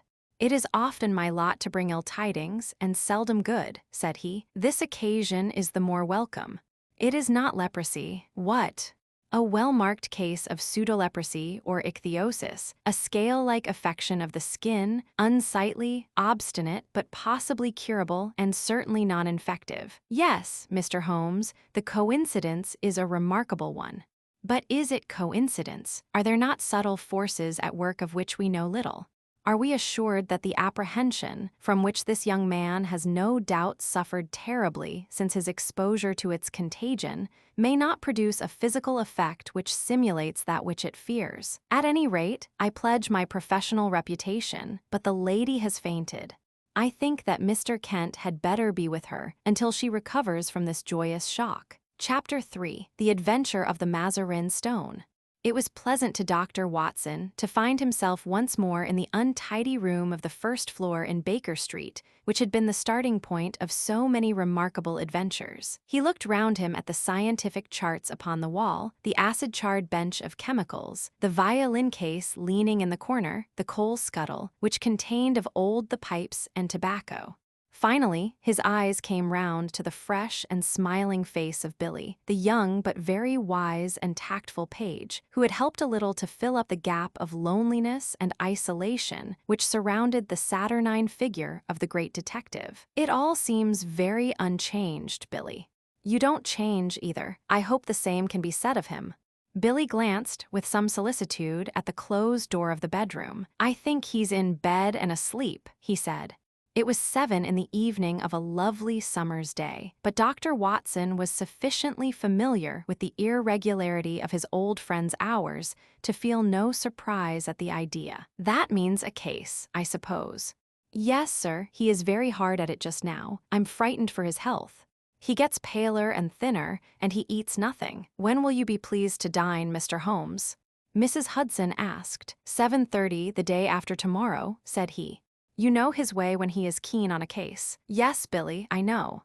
He's following someone. Yesterday he was out as a workman looking for a job. Today he was an old woman. Fairly took me in, he did, and I ought to know his ways by now." Billy pointed with a grin to a very baggy parasol which leaned against the sofa. "That's part of the old woman's outfit," he said.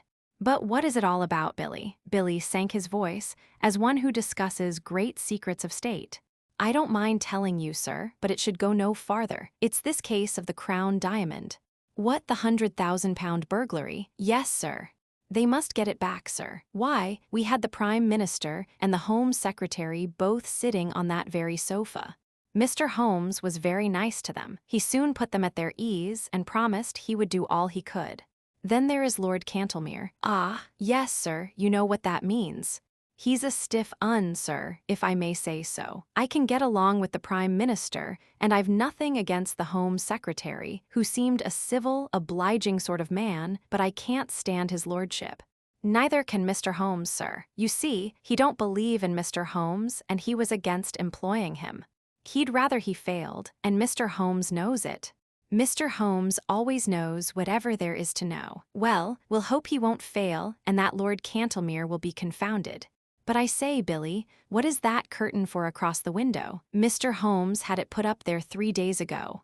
We've got something funny behind it. Billy advanced and drew away the drapery, which screened the alcove of the bow window. Dr. Watson could not restrain a cry of amazement. There was a facsimile of his old friend, dressing gown and all, the face turned 3/4 towards the window and downwards, as though reading an invisible book, while the body was sunk deep in an armchair. Billy detached the head and held it in the air. We put it at different angles, so that it may seem more lifelike. I wouldn't dare touch it if the blind were not down, but when it's up you can see this from across the way. We used something of the sort once before my time, said Billy. He drew the window curtains apart and looked out into the street. There are folk who watch us from over yonder. I can see a fellow now at the window. Have a look for yourself. Watson had taken a step forward when the bedroom door opened, and the long, thin form of Holmes emerged, his face pale and drawn, but his step and bearing as active as ever. With a single spring, he was at the window and had drawn the blind once more. "That will do, Billy," said he. "You were in danger of your life then, my boy, and I can't do without you just yet. Well, Watson, it is good to see you in your old quarters once again. You come at a critical moment." "So I gather. You can go, Billy." "That boy is a problem, Watson. How far am I justified in allowing him to be in danger?" "Danger of what, Holmes? Of sudden death." "I'm expecting something this evening." "Expecting what?" "To be murdered, Watson." No, you are joking, Holmes." Even my limited sense of humor could evolve a better joke than that, but we may be comfortable in the meantime. May we not? Is alcohol permitted? The gas, Jean, and cigars are in the old place. Let me see you once more in the customary armchair. You have not, I hope, learned to despise my pipe and my lamentable tobacco. It has to take the place of food these days. But why not eat? Because the faculties become refined when you starve them. Why, surely, as a doctor, my dear Watson, you must admit that what your digestion gains in the way of blood supply is so much loss to the brain. I am a brain, Watson. The rest of me is a mere appendix. Therefore, it is the brain I must consider. But this danger, Holmes? Ah, yes. In case it should come off, it would perhaps be as well that you should burden your memory with the name and address of the murderer. You can give it to Scotland Yard, with my love and a parting blessing. Silvius is the name, Count Negretto Silvius. Write it down, man, write it down. 136 Moorside Gardens, and W got it. Watson's honest face was twitching with anxiety. He knew only too well the immense risks taken by Holmes, and was well aware that what he said was more likely to be understatement than exaggeration. Watson was always the man of action, and he rose to the occasion. "Count me in, Holmes. I have nothing to do for a day or two. Your morals don't improve, Watson. You have added fibbing to your other vices. You bear every sign of the busy medical man, with calls on him every hour. Not such important ones, but can't you have this fellow arrested?" "Yes, Watson, I could. That's what worries him so." "But why don't you?" "Because I don't know where the diamond is." "Ah, Billy told me. The missing crown jewel." "Yes, the great yellow Mazarin stone. I've cast my net and I have my fish. But I have not got the stone. What is the use of taking them? We can make the world a better place by laying them by the heels, but that is not what I am out for. It's the stone I want. And is this Count Silvius one of your fish?" "Yes, and he's a shark. He bites." "The other is Sam Merton, the boxer. Not a bad fellow, Sam, but the Count has used him." "Sam's not a shark. He is a great big, silly, bull-headed gudgeon. But he is flopping about in my net all the same. Where is this Count Silvius?" "I've been at his very elbow all the morning. You've seen me as an old lady, Watson. I was never more convincing. He actually picked up my parasol for me once. 'By your leave, madame,' said he, half Italian, you know, and with the southern graces of manner when in the mood, but a devil incarnate in the other mood. Life is full of whimsical happenings, Watson. It might have been tragedy. Well, perhaps it might. I followed him to old Straubenzie's workshop in the Minories. Straubenzie made the air gun, a very pretty bit of work, as I understand, and I rather fancy it is in the opposite window at the present moment. Have you seen the dummy? Of course, Billy showed it to you. Well, it may get a bullet through its beautiful head at any moment. Ah, Billy, what is it?" The boy had reappeared in the room with a card upon a tray. Holmes glanced at it with raised eyebrows and an amused smile. The man himself, I had hardly expected this. Grasp the nettle, Watson, a man of nerve. Possibly you have heard of his reputation as a shooter of big game. It would indeed be a triumphant ending to his excellent sporting record if he added me to his bag. This is a proof that he feels my toe very close behind his heel. Send for the police. I probably shall, but not just yet. Would you glance carefully out of the window, Watson, and see if anyone is hanging about in the street? Watson looked warily round the edge of the curtain. Yes, there is one rough fellow near the door. That will be Sam Merton, the faithful but rather fatuous Sam. Where is this gentleman, Billy? In the waiting room, sir. Show him up when I ring. Yes, sir. If I am not in the room, show him in all the same. Yes, sir. Watson waited until the door was closed, and then he turned earnestly to his companion. Look here, Holmes, this is simply impossible. This is a desperate man who sticks at nothing. He may have come to murder you. I should not be surprised. I insist upon staying with you. You would be horribly in the way. In his way. No, my dear fellow, in my way. Well, I can't possibly leave you. Yes, you can, Watson, and you will, for you have never failed to play the game. I am sure you will play it to the end. This man has come for his own purpose, but he may stay for mine. Holmes took out his notebook and scribbled a few lines. Take a cab to Scotland Yard and give this to Yole of the CID. Come back with the police. The fellow's arrest will follow. I'll do that with joy. Before you return, I may have just time enough to find out where the stone is. He touched the bell. I think we will go out through the bedroom. This second exit is exceedingly useful. I rather want to see my shark without his seeing me, and I have, as you will remember, my own way of doing it. It was, therefore, an empty room into which Billy, a minute later, ushered Count Silvius. The famous game shot, sportsman, and man about town was a big, swarthy fellow with a formidable dark mustache, shading a cruel, thin-lipped mouth and surmounted by a long, curved nose like the beak of an eagle. He was well dressed, but his brilliant necktie, shining pin, and glittering rings were flamboyant in their effect. As the door closed behind him, he looked round him with fierce, startled eyes, like one who suspects a trap at every turn. Then he gave a violent start as he saw the impassive head and the collar of the dressing gown which projected above the armchair in the window. At first his expression was one of pure amazement. Then the light of a horrible hope gleamed in his dark, murderous eyes.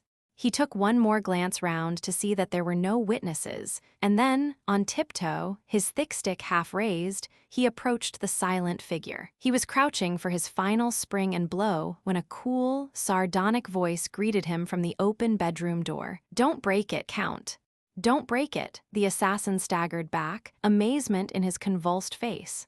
For an instant, he half raised his loaded cane once more, as if he would turn his violence from the effigy to the original. But there was something in that steady gray eye and mocking smile which caused his hand to sink to his side. "It's a pretty little thing," said Holmes, advancing towards the image. "Tavernier, the French modeler, made it. He is as good at waxworks as your friend Straubenzee is at air guns." "Air guns, sir? What do you mean?" "Put your hat and stick on the side table. Thank you. Pray take a seat. Would you care to put your revolver out also?" "Oh, very good, if you prefer to sit upon it. Your visit is really most opportune, for I wanted badly to have a few minutes' chat with you." The Count scowled, with heavy, threatening eyebrows. "I, too, wish to have some words with you, Holmes. That is why I am here. I won't deny that I intended to assault you just now." Holmes swung his leg on the edge of the table. "I rather gathered that you had some idea of the sort in your head," said he. "But why these personal attentions? Because you have gone out of your way to annoy me. Because you have put your creatures upon my track. My creatures. I assure you no. Nonsense. I have had them followed. Two can play at that game, Holmes. It is a small point, Count Silvius, but perhaps you would kindly give me my prefix when you address me. You can understand that, with my routine of work, I should find myself on familiar terms with half the rogues' gallery, and you will agree that exceptions are invidious. Well, Mr. Holmes, then, excellent. But I assure you you are mistaken about my alleged agents." Count Silvius laughed contemptuously. Other people can observe as well as you. Yesterday, there was an old sporting man. Today, it was an elderly woman. They held me in view all day. Really, sir, you compliment me. Old Baron Dowson said the night before he was hanged that in my case, what the law had gained the stage had lost. And now you give my little impersonations your kindly praise. It was you yourself. Holmes shrugged his shoulders. You can see in the corner the parasol which you so politely handed to me in the Minories before you began to suspect. If I had known, you might never have seen this humble home again. I was well aware of it.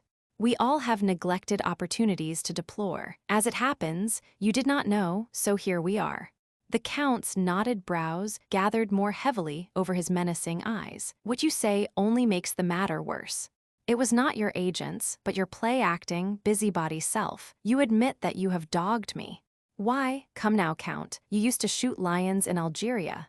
Well, but why? Why? The sport, the excitement, the danger. And no doubt to free the country from a pest. Exactly. My reasons in a nutshell. The Count sprang to his feet, and his hand involuntarily moved back to his hip pocket. Sit down, sir, sit down. There was another, more practical reason. I want that yellow diamond. Count Silvius lay back in his chair with an evil smile. Upon my word, said he, you knew that I was after you for that. The real reason why you are here tonight is to find out how much I know about the matter and how far my removal is absolutely essential. Well, I should say that, from your point of view, it is absolutely essential, for I know all about it, save only one thing, which you are about to tell me. Oh, indeed, and pray what is this missing fact? Where the crown diamond now is. The Count looked sharply at his companion. Oh, you want to know that, do you? How the devil should I be able to tell you where it is? You can and you will, indeed. You can't bluff me, Count Silvius. Holmes's eyes, as he gazed at him, contracted and lightened until they were like two menacing points of steel. You are absolute plate glass. I see to the very back of your mind. Then, of course, you see where the diamond is. Holmes clapped his hands with amusement and then pointed a derisive finger. Then you do know, you have admitted it. I admit nothing. Now, Count, if you will be reasonable, we can do business. If not, you will get hurt. Count Silvius threw up his eyes to the ceiling. And you talk about bluff, said he. Holmes looked at him thoughtfully, like a master chess player who meditates his crowning move. Then he threw open the table drawer and drew out a squat notebook. Do you know what I keep in this book? No, sir, I do not. You. Me? Yes, sir, you. You are all here, every action of your vile and dangerous life. Damn you, Holmes, cried the Count with blazing eyes. There are limits to my patience. It's all here, Count.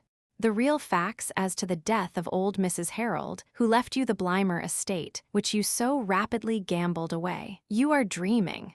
And the complete life history of Miss Minnie Warrender. Tut! You will make nothing of that. Plenty more here, Count. Here is the robbery in the train de luxe to the Riviera on February 13, 1892. Here is the forged check in the same year on the crate at Lyonise. No, you're wrong there. Then I am right on the others. Now, Count, you are a card player. When the other fellow has all the trumps, it saves time to throw down your hand. What has all this talk to do with the jewel of which you spoke? Gently, Count. Restrain that eager mind. Let me get to the points in my own humdrum fashion. I have all this against you, but above all, I have a clear case against both you and your fighting bully in the case of the crown diamond. Indeed, I have the cabman who took you to Whitehall and the cabman who brought you away. I have the commissionaire who saw you near the case. I have Ikey Sanders who refused to cut it up for you. Ikey has peached and the game is up. The veins stood out on the Count's forehead. His dark, hairy hands were clenched in a convulsion of restrained emotion. He tried to speak, but the words would not shape themselves. That's the hand I play from, said Holmes. I put it all upon the table, but one card is missing. It's the King of Diamonds. I don't know where the stone is. You never shall know. No, now be reasonable, Count. Consider the situation. You are going to be locked up for 20 years. So is Sam Merton. What good are you going to get out of your diamond? None in the world, but if you hand it over, well, I'll compound a felony. We don't want you or Sam, we want the stone. Give that up, and so far as I am concerned, you can go free so long as you behave yourself in the future. If you make another slip, well, it will be the last. But this time my commission is to get the stone, not you. But if I refuse, why then, alas, it must be you and not the stone." Billy had appeared in answer to a ring. "I think, Count, that it would be as well to have your friend Sam at this conference. After all, his interests should be represented. Billy, you will see a large and ugly gentleman outside the front door. Ask him to come up. If he won't come, sir." "No violence, Billy. Don't be rough with him. If you tell him that Count Silvius wants him, he will certainly come." "What are you going to do now?" asked the Count, as Billy disappeared. "My friend Watson was with me just now. I told him that I had a shark and a gudgeon in my net. Now I am drawing the net, and up they come together." The Count had risen from his chair, and his hand was behind his back. Holmes held something half protruding from the pocket of his dressing gown. "You won't die in your bed, Holmes. I have often had the same idea. Does it matter very much? After all, Count, your own exit is more likely to be perpendicular than horizontal. But these anticipations of the future are morbid. Why not give ourselves up to the unrestrained enjoyment of the present?" A sudden wild beast light sprang up in the dark, menacing eyes of the master criminal. Holmes's figure seemed to grow taller as he grew tense and ready. "It is no use your fingering your revolver, my friend," he said, in a quiet voice. "You know perfectly well that you dare not use it, even if I gave you time to draw it. Nasty, noisy things, revolvers count. Better stick to air guns. Ah, I think I hear the fairy footstep of your estimable partner. Good day, Mr. Merton. Rather dull in the street, is it not?" The prize fighter, a heavily built young man with a stupid, obstinate, slab-sided face, stood awkwardly at the door, looking about him with a puzzled expression. Holmes's debonair manner was a new experience, and though he vaguely felt that it was hostile, he did not know how to counter it. He turned to his more astute comrade for help. "What's the game now, Count? What's this fellow want? What's up?" His voice was deep and raucous. The Count shrugged his shoulders, and it was Holmes who answered. "If I may put it in a nutshell, Mr. Merton, I should say it was all up." The boxer still addressed his remarks to his associate. "Is this cove trying to be funny, or what? I'm not in the funny mood myself." "No, I expect not," said Holmes. "I think I can promise you that you will feel even less humorous as the evening advances. Now look here, Count Silvius, I'm a busy man, and I can't waste time. I'm going into that bedroom. Pray make yourselves quite at home in my absence. You can explain to your friend how the matter lies without the restraint of my presence. I shall try over the Hoffmann barcarolle upon my violin. In 5 minutes, I shall return for your final answer. You quite grasp the alternative, do you not? Shall we take you, or shall we have the stone?" Holmes withdrew, picking up his violin from the corner as he passed. A few moments later, the long-drawn, wailing notes of that most haunting of tunes came faintly through the closed door of the bedroom. "What is it, then?" asked Merton anxiously as his companion turned to him. "Does he know about the stone?" "He knows a damned sight too much about it. I'm not sure that he doesn't know all about it." "Good Lord!" The boxer's sallow face turned a shade whiter. "Ikey Sanders has split on us. He has he? I'll do him down a thick un for that if I swing for it. That won't help us much. We've got to make up our minds what to do." "Half a mo," said the boxer, looking suspiciously at the bedroom door. "He's a leery cove that wants watching. I suppose he's not listening." "How can he be listening with that music going?" "That's right. Maybe somebody's behind a curtain. Too many curtains in this room." As he looked round, he suddenly saw for the first time the effigy in the window, and stood staring and pointing, too amazed for words. "Tut, it's only a dummy," said the Count. "A fake, is it? Well, strike me. Madame Tussaud ain't in it. It's the living spit of him, gown and all. But them curtains, Count, oh, confound the curtains. We are wasting our time, and there is none too much. He can lag us over this stone. The deuce he can, but he'll let us slip if we only tell him where the swag is. What, give it up? Give up 100,000 quid? It's one or the other." Merton scratched his short-cropped pate. "He's alone in there. Let's do him in. If his light were out, we should have nothing to fear." The Count shook his head. "He is armed and ready. If we shot him, we could hardly get away in a place like this. Besides, it's likely enough that the police know whatever evidence he has got. Hallo. What was that? There was a vague sound which seemed to come from the window. Both men sprang round, but all was quiet. Save for the one strange figure seated in the chair, the room was certainly empty. "Something in the street," said Merton. "Now look here, governor, you've got the brains. Surely you can think a way out of it. If slugging is no use, then it's up to you." "I've fooled better men than he," the Count answered. "The stone is here in my secret pocket. I take no chances leaving it about. It can be out of England tonight and cut into 4 pieces in Amsterdam before Sunday." He knows nothing of Van Sedar. I thought Van Sedar was going next week. He was, but now he must get off by the next boat. One or other of us must slip round with the stone to Lime Street and tell him, but the false bottom ain't ready. Well, he must take it as it is and chance it. There's not a moment to lose. Again, with the sense of danger which becomes an instinct with the sportsman, he paused and looked hard at the window. Yes, it was surely from the street that the faint sound had come. "As to Holmes," he continued, "we can fool him easily enough. You see, the damned fool won't arrest us if he can get the stone. Well, we'll promise him the stone. We'll put him on the wrong track about it, and before he finds that it is the wrong track, it will be in Holland and we out of the country." "That sounds good to me," cried Sam Merton, with a grin. "You go on and tell the Dutchman to get a move on him. I'll see this sucker and fill him up with a bogus confession. I'll tell him that the stone is in Liverpool. Confound that whining music. It gets on my nerves. By the time he finds it isn't in Liverpool, it will be in quarters, and we on the blue water. Come back here, out of a line with that keyhole. Here is the stone. I wonder you dare carry it. Where could I have it safer? If we could take it out of Whitehall, someone else could surely take it out of my lodgings. Let's have a look at it." Count Silvius cast a somewhat unflattering glance at his associate and disregarded the unwashed hand which was extended towards him. "What d'ye think I'm going to snatch it off you? See here, mister, I'm getting a bit tired of your ways." Well, no offense, Sam. We can't afford to quarrel. Come over to the window if you want to see the beauty properly. Now hold it to the light. Here.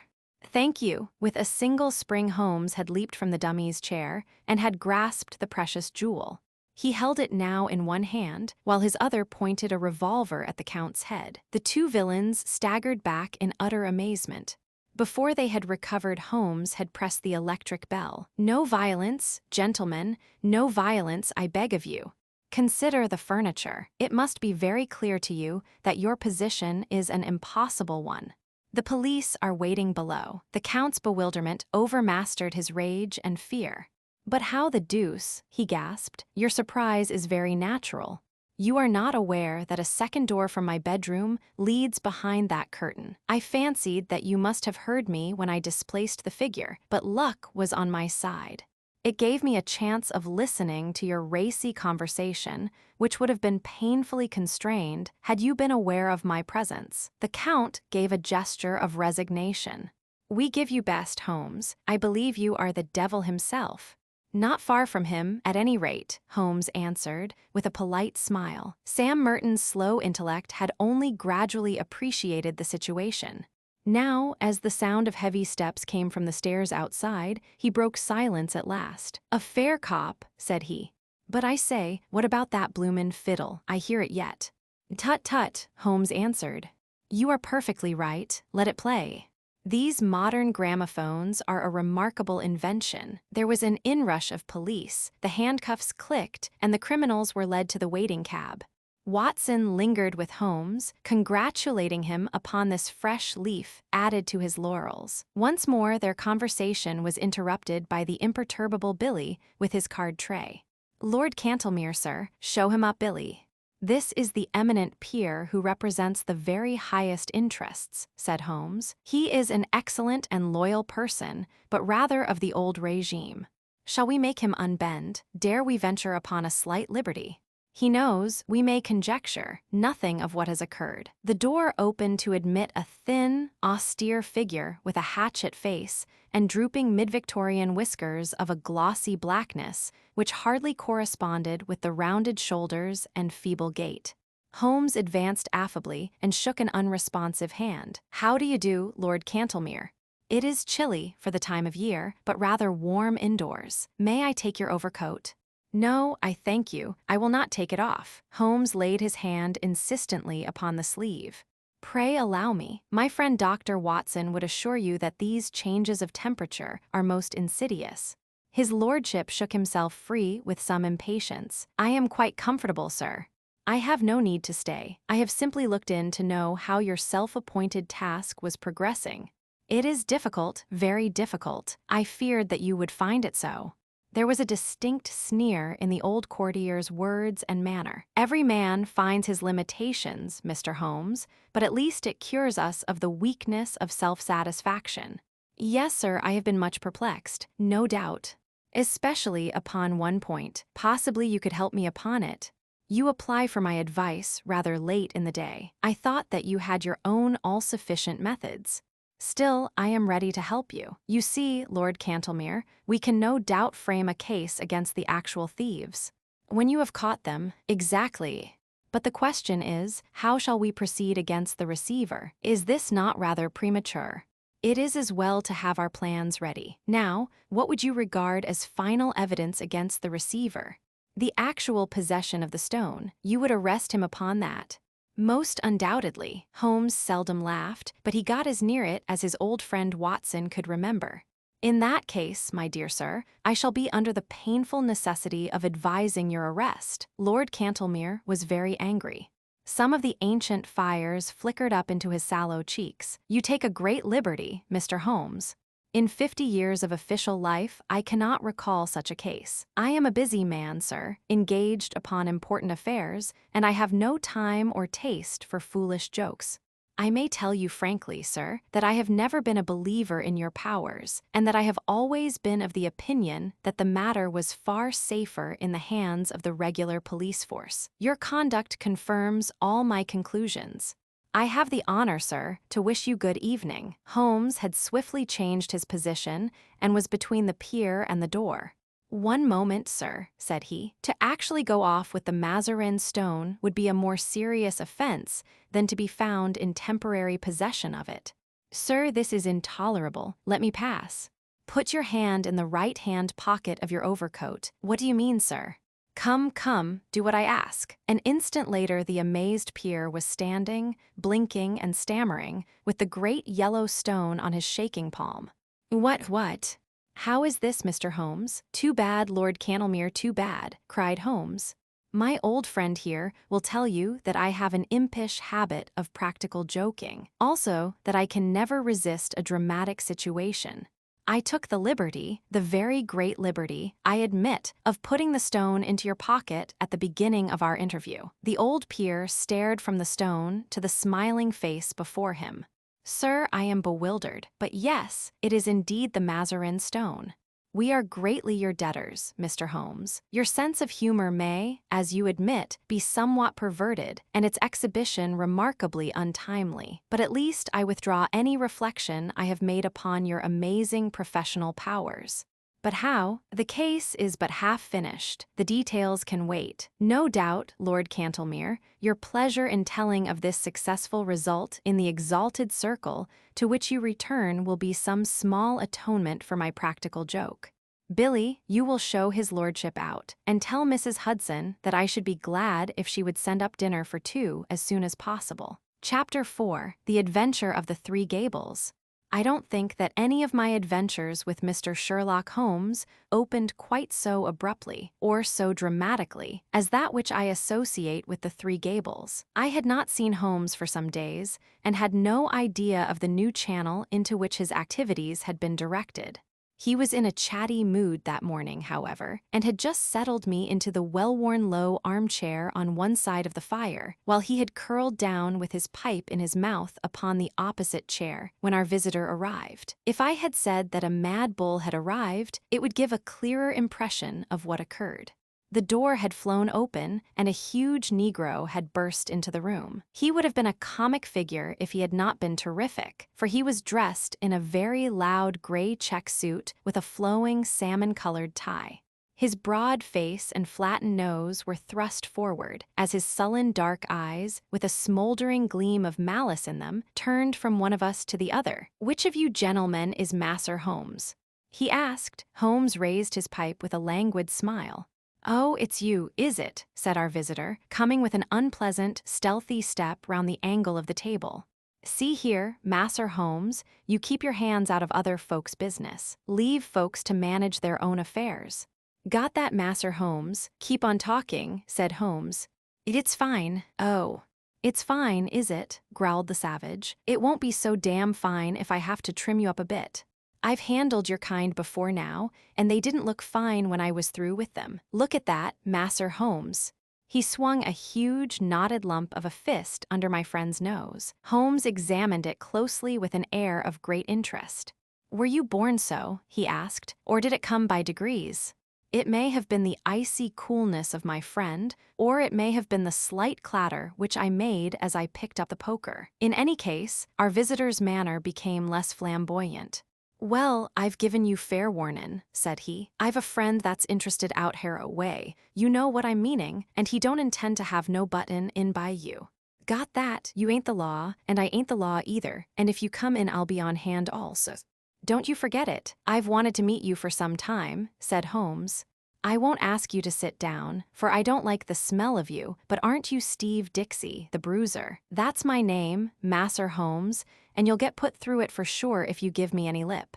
"It is certainly the last thing you need," said Holmes, staring at our visitor's hideous mouth. "But it was the killing of young Perkins outside the Holborn bar." "What? You're not going?" The Negro had sprung back, and his face was leaden.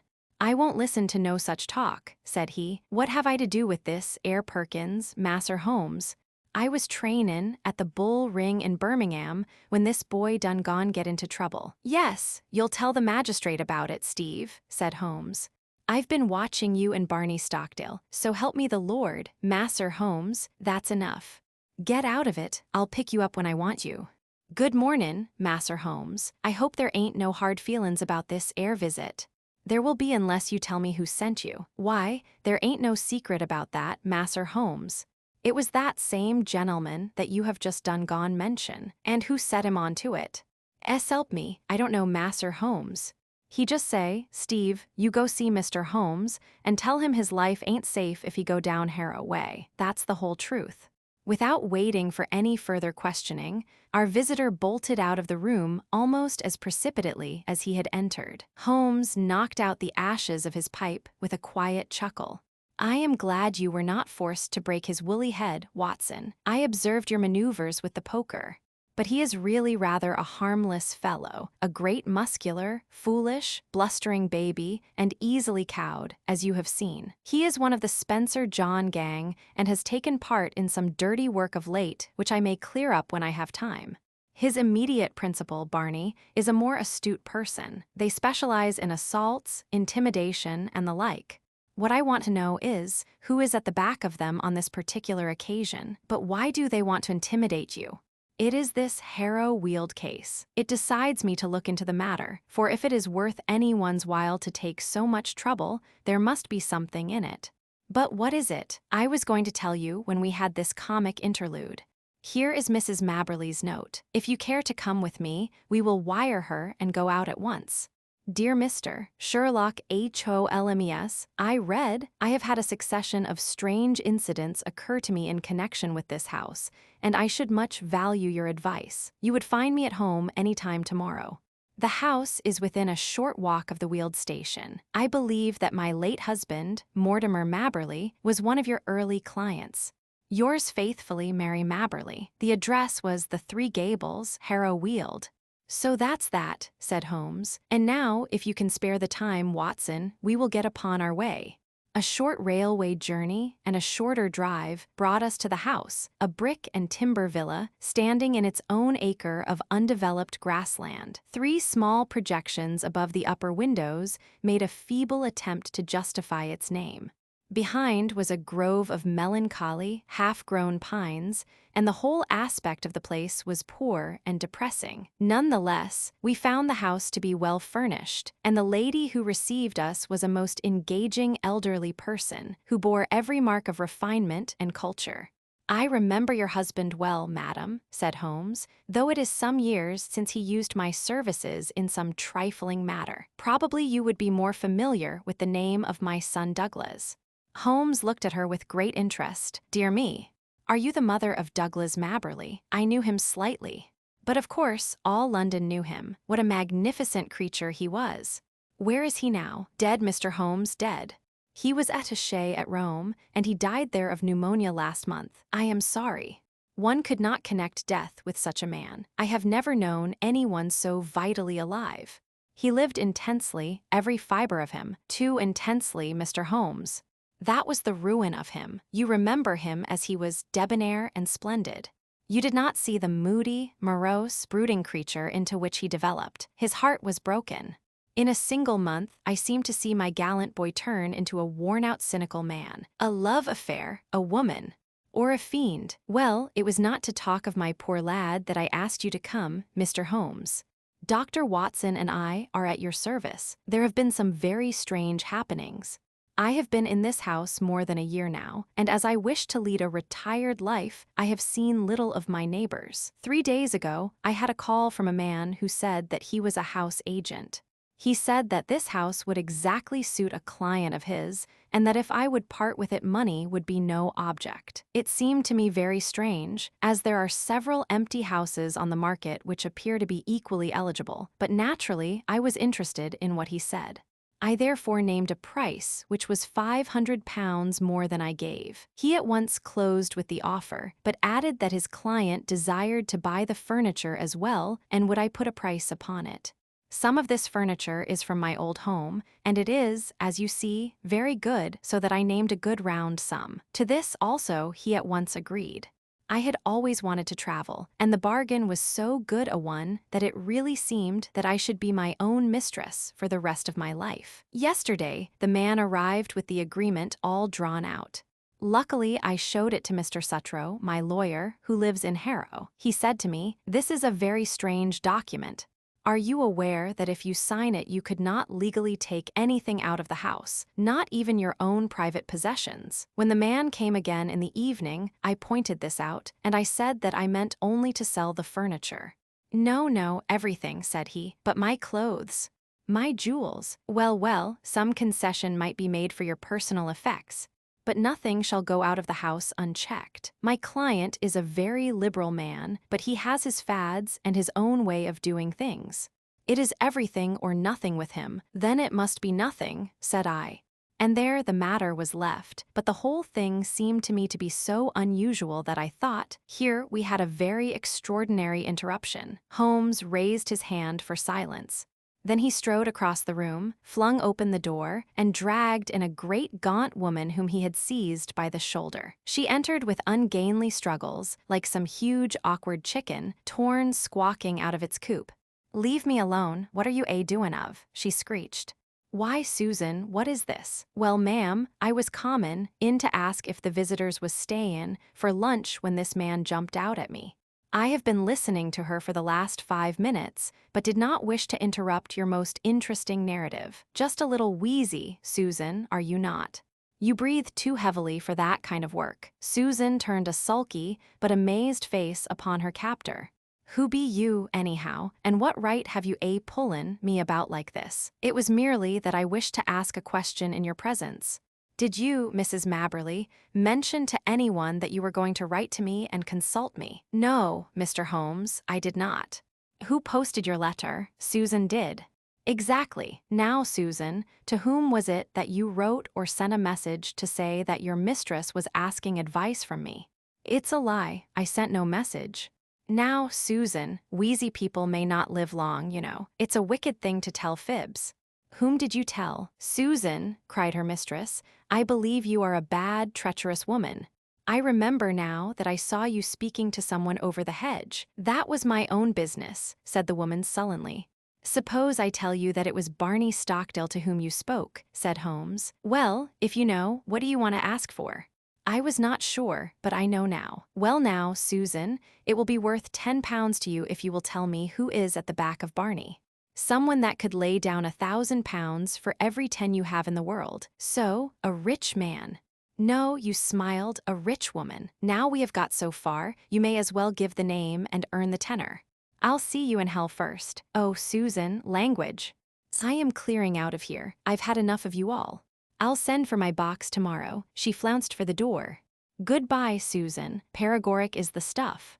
Now, he continued, turning suddenly from lively to severe when the door had closed behind the flushed and angry woman, this gang means business. Look how close they play the game. Your letter to me had the 10 p.m. postmark, and yet Susan passes the word to Barney. Barney has time to go to his employer and get instructions. He or she, I incline to the latter from Susan's grin when she thought I had blundered, forms a plan. Black Steve is called in, and I am warned off by 11 o'clock next morning. That's quick work, you know, but what do they want? Yes, that's the question. Who had the house before you? A retired sea captain called Ferguson. Anything remarkable about him? Not that ever I heard of. I was wondering whether he could have buried something. Of course, when people bury treasure nowadays, they do it in the post office bank, but there are always some lunatics about. It would be a dull world without them. At first, I thought of some buried valuable. But why, in that case, should they want your furniture? You don't happen to have a Raphael or a First Folio Shakespeare without knowing it. No, I don't think I have anything rarer than a Crown Derby tea set. That would hardly justify all this mystery. Besides, why should they not openly state what they want? If they covet your tea set, they can surely offer a price for it without buying you out, lock, stock, and barrel. No, as I read it, there is something which you do not know that you have, and which you would not give up if you did know. That is how I read it, said I. Dr. Watson agrees, so that settles it. Well, Mr. Holmes, what can it be? Let us see whether by this purely mental analysis we can get it to a finer point. You have been in this house a year. Nearly 2, all the better. During this long period, no one wants anything from you. Now suddenly, within 3 or 4 days, you have urgent demands. What would you gather from that? It can only mean, said I, that the object, whatever it may be, has only just come into the house. Settled once again, said Holmes. Now, Mrs. Mabberley, has any object just arrived? No, I have bought nothing new this year. Indeed. That is very remarkable. Well, I think we had best let matters develop a little further until we have clearer data. Is that lawyer of yours a capable man? Mr. Suttrow is most capable. Have you another maid, or was the fair Susan, who has just banged your front door, alone? I have a young girl. Try and get Suttrow to spend a night or 2 in the house. You might possibly want protection. Against whom, who knows? The matter is certainly obscure. If I can't find what they are after, I must approach the matter from the other end and try to get at the principal. Did this house agent man give any address? Simply his card and occupation. Haynes Johnson, auctioneer and valuer. I don't think we shall find him in the directory. Honest businessmen don't conceal their place of business. Well, you will let me know any fresh development. I have taken up your case, and you may rely upon it that I shall see it through. As we passed through the hall, Holmes's eyes, which missed nothing, lighted upon several trunks and cases which were piled in the corner. The labels shone out upon them: Milano, Lucerne. These are from Italy. They are poor Douglas's things.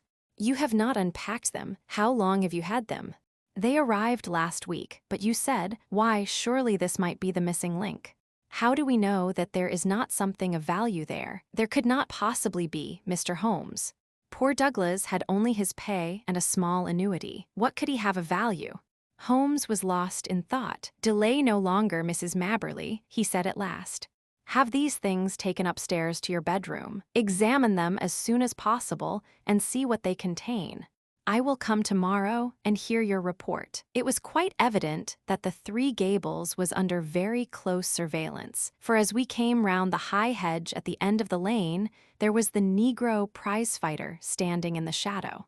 We came on him quite suddenly, and a grim and menacing figure he looked in that lonely place. Holmes clapped his hand to his pocket. Look in for your gun, Masser Holmes. No, for my scent bottle, Steve.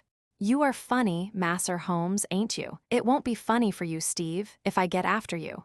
I gave you fair warning this morning. Well, Masser Holmes, I done gone think over what you said, and I don't want no more talk about that affair of Masser Perkins. S'pose I can help you, Masser Holmes, I will. Well then, tell me who is behind you on this job. So help me the Lord, Masser Holmes, I told you the truth before. I don't know, my boss Barney gives me orders and that's all. Well, just bear in mind, Steve, that the lady in that house and everything under that roof is under my protection. Don't you forget it. All right, Masser Holmes, I'll remember. I've got him thoroughly frightened for his own skin, Watson, Holmes remarked as we walked on. I think he would double-cross his employer if he knew who he was. It was lucky I had some knowledge of the Spencer John crowd, and that Steve was one of them. Now, Watson, this is a case for Langdale Pike, and I am going to see him now. When I get back, I may be clearer in the matter. I saw no more of Holmes during the day, but I could well imagine how he spent it, for Langdale Pike was his human book of reference upon all matters of social scandal. This strange, languid creature spent his waking hours in the bow window of a St. James's Street club and was the receiving station, as well as the transmitter, for all the gossip of the metropolis. He made, it was said, a four-figure income by the paragraphs which he contributed every week to the garbage papers which cater for an inquisitive public. If ever, far down in the turbid depths of London life, there was some strange swirl or eddy, it was marked with automatic exactness by this human dial upon the surface. Holmes discreetly helped Langdale to knowledge, and on occasion was helped in turn. When I met my friend in his room early next morning, I was conscious from his bearing that all was well, but none the less a most unpleasant surprise was awaiting us. It took the shape of the following telegram: "Please come out at once. Client's house burgled in the night. Police in possession." Cetro, Holmes whistled. The drama has come to a crisis, and quicker than I had expected. There is a great driving power at the back of this business, Watson, which does not surprise me after what I have heard. This Sutro, of course, is her lawyer. I made a mistake, I fear, in not asking you to spend the night on guard. This fellow has clearly proved a broken reed. Well, there is nothing for it but another journey to Harrow Weald. We found the Three Gables a very different establishment to the orderly household of the previous day. A small group of idlers had assembled at the garden gate, while a couple of constables were examining the windows and the geranium beds. Within we met a gray old gentleman who introduced himself as the lawyer, together with a bustling, rubicund inspector who greeted Holmes as an old friend. "Well, Mr. Holmes, no chance for you in this case, I'm afraid. Just a common, ordinary burglary, and well within the capacity of the poor old police. No experts need apply." "I am sure the case is in very good hands," said Holmes. "Merely a common burglary, you say?" "Quite so. We know pretty well who the men are and where to find them.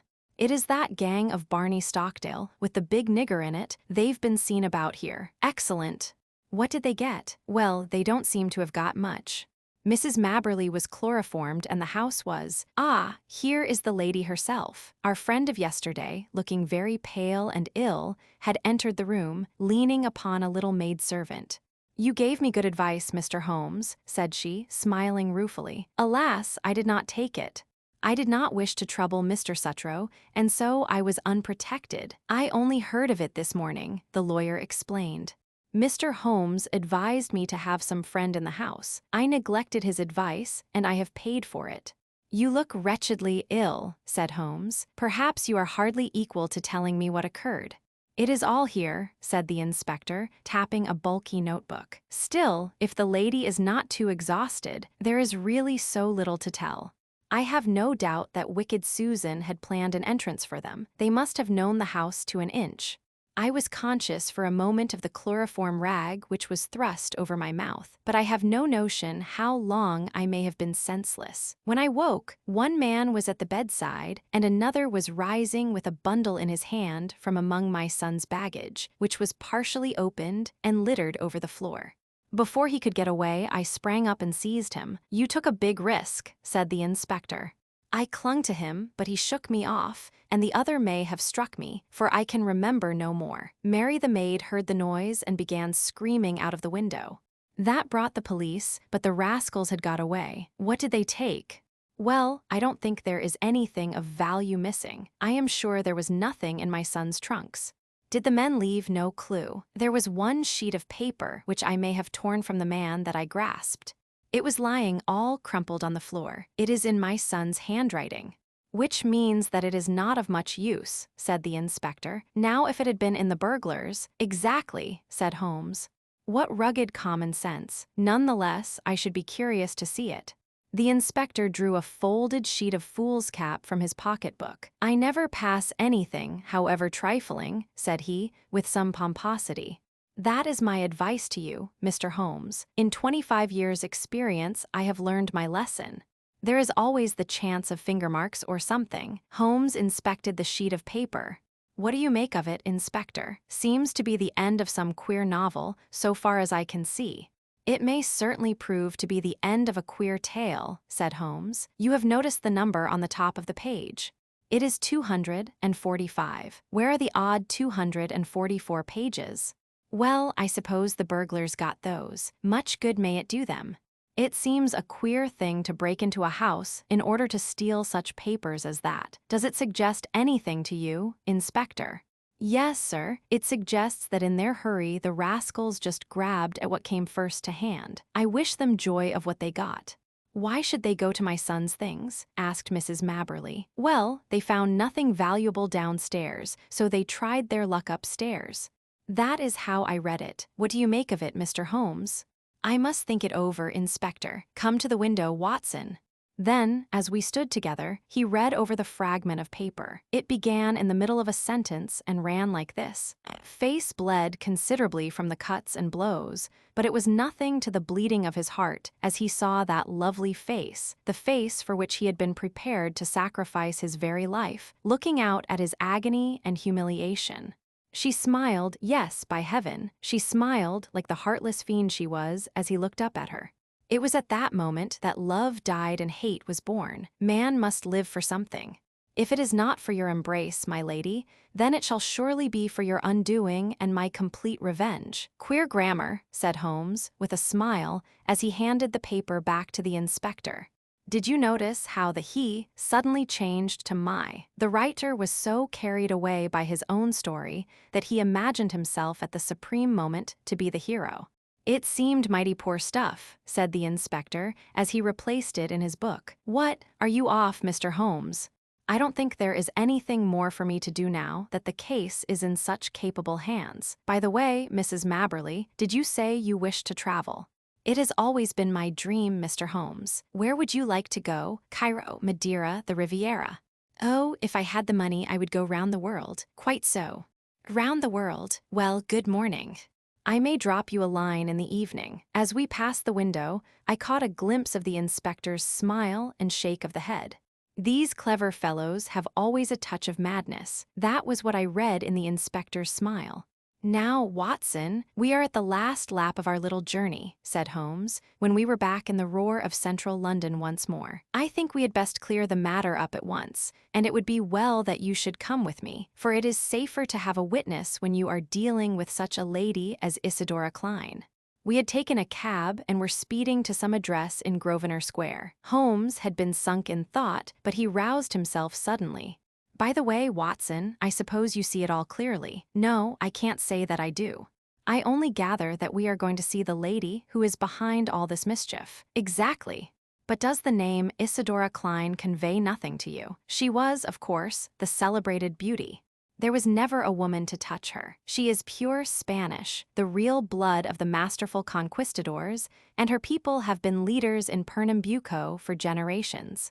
She married the aged German sugar king, Klein, and presently found herself the richest as well as the most lovely widow upon earth. Then there was an interval of adventure when she pleased her own tastes.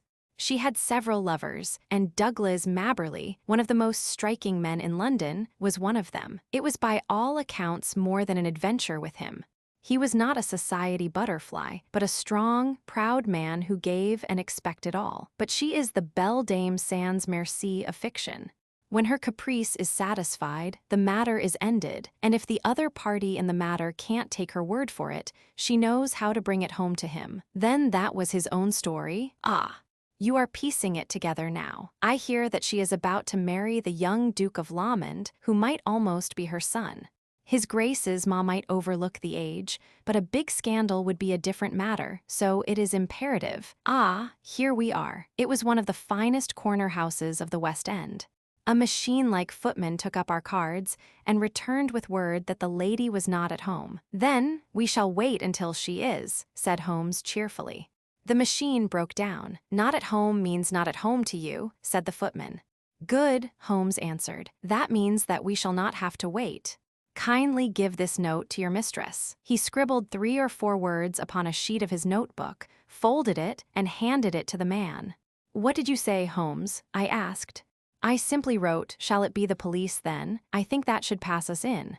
It did with amazing celerity. A minute later we were in an Arabian Nights drawing room, vast and wonderful, in a half-gloom, picked out with an occasional pink electric light.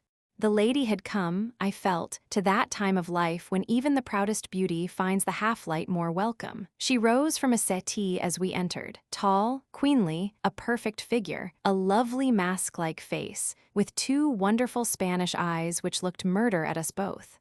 What is this intrusion and this insulting message? She asked, holding up the slip of paper. I need not explain, madame. I have too much respect for your intelligence to do so, though I confess that intelligence has been surprisingly at fault of late. How so, sir? By supposing that your hired bullies could fright me from my work. Surely no man would take up my profession if it were not that danger attracts him. It was you, then, who forced me to examine the case of young Mabberley. I have no idea what you're talking about. What have I to do with hired bullies? Holmes turned away wearily. Yes, I have underrated your intelligence. Well, good afternoon. Stop. Where are you going? To Scotland Yard. We had not got halfway to the door before she had overtaken us and was holding his arm. She had turned in a moment from steel to velvet. Come and sit down, gentlemen. Let us talk this matter over. I feel that I may be frank with you, Mr. Holmes. You have the feelings of a gentleman. How quick a woman's instinct is to find it out. I will treat you as a friend. I cannot promise to reciprocate, madame. I am not the law, but I represent justice so far as my feeble powers go. I am ready to listen, and then I will tell you how I will act. No doubt it was foolish of me to threaten a brave man like yourself. What was really foolish, madame, is that you have placed yourself in the power of a band of rascals who may blackmail or give you away. No, no. I am not so simple. Since I have promised to be frank, I may say that no one, save Barney Stockdale and Susan, his wife, have the least idea who their employer is. As to them, well, it is not the first. She smiled and nodded with a charming coquettish intimacy. I see. You've tested them before. They are good hounds who run silent. Such hounds have a way sooner or later of biting the hand that feeds them. They will be arrested for this burglary. The police are already after them. They will take what comes to them. That is what they are paid for. I shall not appear in the matter. Unless I bring you into it. No, no, you would not. You are a gentleman. It is a woman's secret. In the first place, you must give back this manuscript. She broke into a ripple of laughter and walked to the fireplace. There was a calcined mass which she broke up with the poker. Shall I give this back? She asked. So roguish and exquisite did she look as she stood before us with a challenging smile that I felt of all Holmes's criminals, this was the one whom he would find it hardest to face. However, he was immune from sentiment. That seals your fate, he said coldly. You are very prompt in your actions, madame, but you have overdone it on this occasion. She threw the poker down with a clatter. How hard you are. She cried, may I tell you the whole story? I fancy I could tell it to you, but you must look at it with my eyes, Mr. Holmes. You must realize it from the point of view of a woman who sees all her life's ambition about to be ruined at the last moment. Is such a woman to be blamed if she protects herself? The original sin was yours. Yes, yes. I admit it, he was a dear boy, Douglas, but it so chanced that he could not fit into my plans. He wanted marriage, Mr. Holmes, with a penniless commoner. Nothing less would serve him.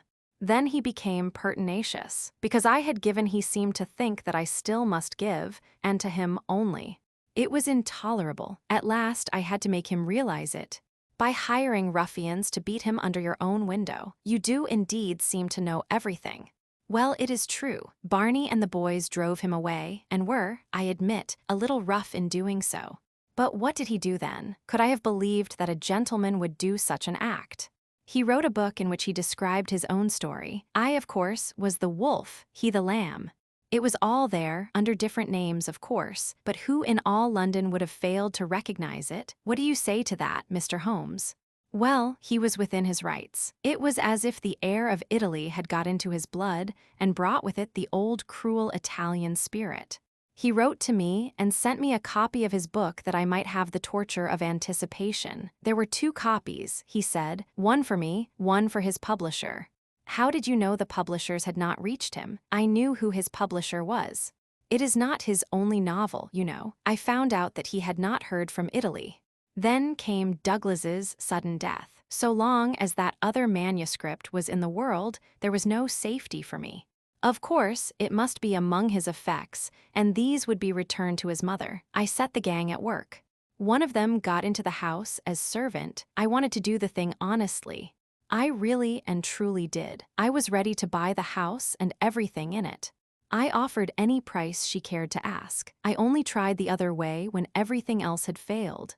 Now, Mr. Holmes, granting that I was too hard on Douglas, and God knows I am sorry for it, what else could I do with my whole future at stake? Sherlock Holmes shrugged his shoulders.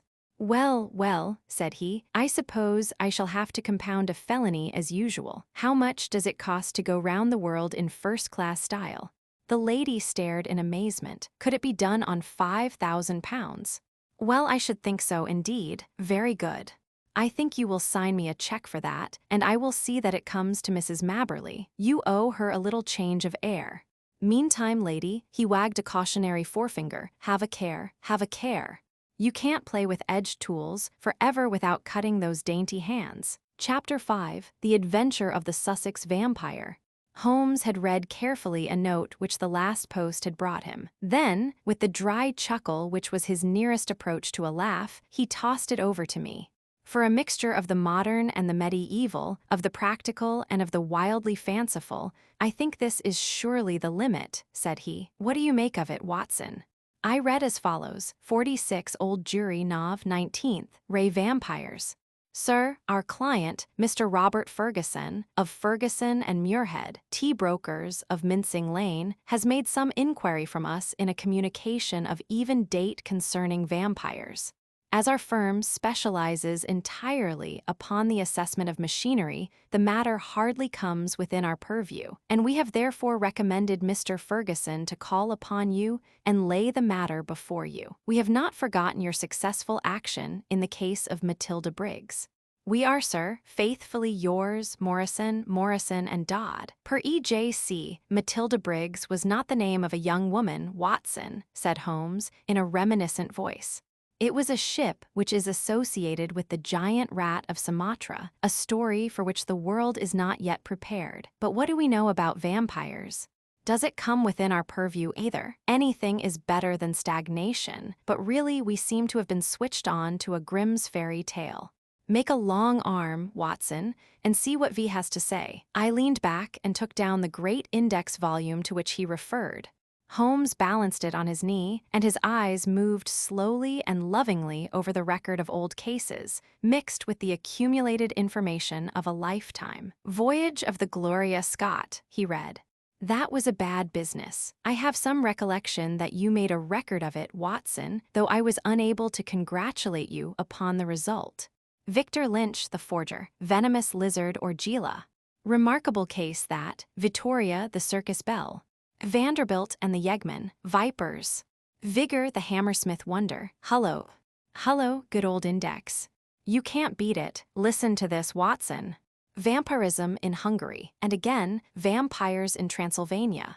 He turned over the pages with eagerness, but after a short, intent perusal, he threw down the great book with a snarl of disappointment. "Rubbish, Watson, rubbish. What have we to do with walking corpses, who can only be held in their grave by stakes driven through their hearts? It's pure lunacy." "But surely," said I, "the vampire was not necessarily a dead man. A living person might have the habit. I have read, for example, of the old sucking the blood of the young in order to retain their youth." "You are right, Watson. It mentions the legend in one of these references, but are we to give serious attention to such things? This agency stands flat-footed upon the ground, and there it must remain. The world is big enough for us. No ghosts need apply. I fear that we cannot take Mr. Robert Ferguson very seriously. Possibly this note may be from him, and may throw some light upon what is worrying him." He took up a second letter, which had lain unnoticed upon the table whilst he had been absorbed with the first. This he began to read with a smile of amusement upon his face, which gradually faded away into an expression of intense interest and concentration. When he had finished, he sat for some little time lost in thought, with the letter dangling from his fingers. Finally, with a start, he aroused himself from his reverie. "Cheeseman's, Lamberley. Where is Lamberley, Watson?" "It is in Sussex, south of Horsham." "Not very far, eh? And Cheeseman's?" "I know that country, Holmes. It is full of old houses which are named after the men who built them centuries ago. You get Audleys and Harveys and Carringtons. The folk are forgotten, but their names live in their houses." "Precisely," said Holmes coldly. It was one of the peculiarities of his proud, self-contained nature that, though he docketed any fresh information very quickly and accurately in his brain, he seldom made any acknowledgment to the giver. "I rather fancy we shall know a good deal more about Cheeseman's, Lamberley, before we are through.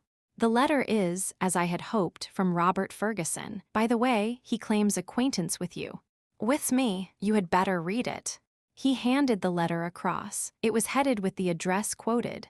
"Dear Mr. Holmes," it said, "I have been recommended to you by my lawyers, but indeed the matter is so extraordinarily delicate that it is most difficult to discuss. It concerns a friend for whom I am acting.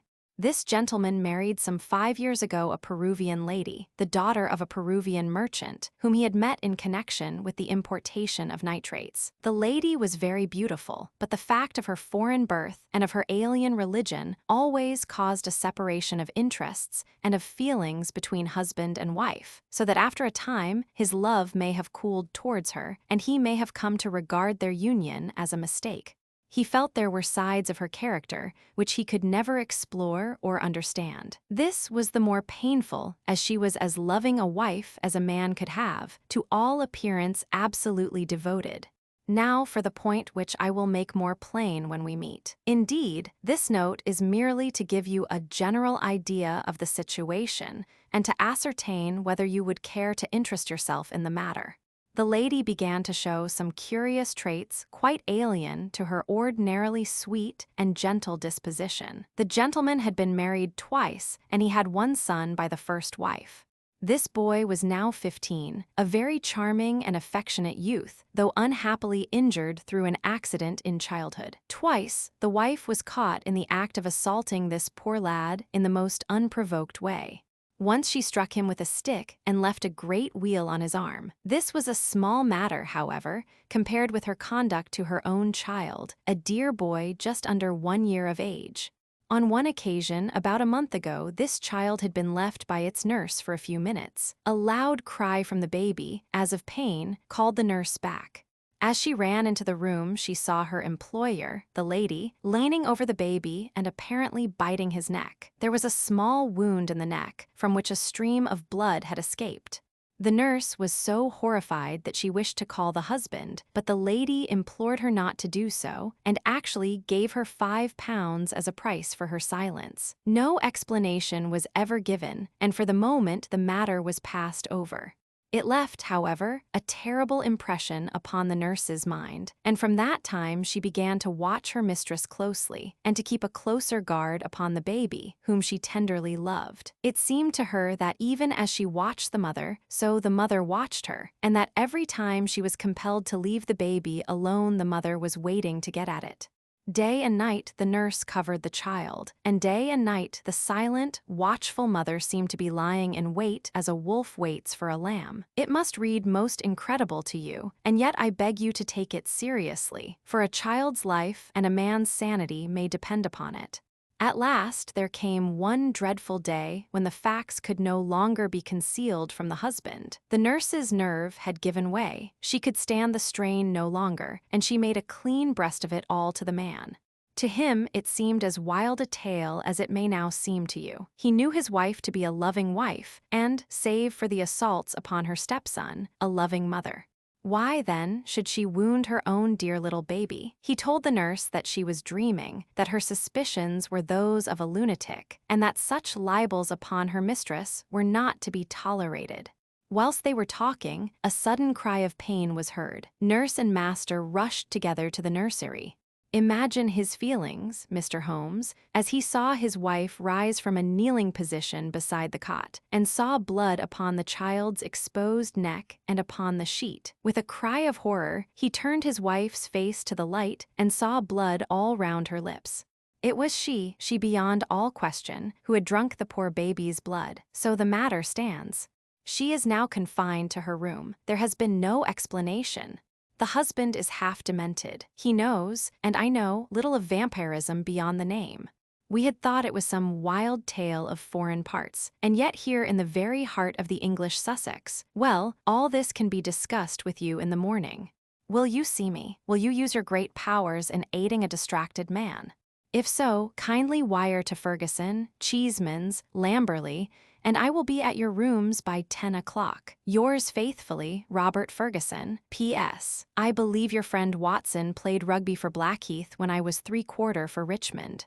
It is the only personal introduction which I can give. Of course I remember him, said I, as I laid down the letter. Big Bob Ferguson, the finest 3/4 Richmond ever had. He was always a good-natured chap. It's like him to be so concerned over a friend's case. Holmes looked at me thoughtfully and shook his head. I never get your limits, Watson, said he. There are unexplored possibilities about you. Take a wire down, like a good fellow. We'll examine your case with pleasure. Your case, we must not let him think that this agency is a home for the weak-minded. Of course it is his case. Send him that wire and let the matter rest till morning. Promptly at 10 o'clock next morning, Ferguson strode into our room. I had remembered him as a long, slab-sided man with loose limbs and a fine turn of speed, which had carried him round many an opposing back.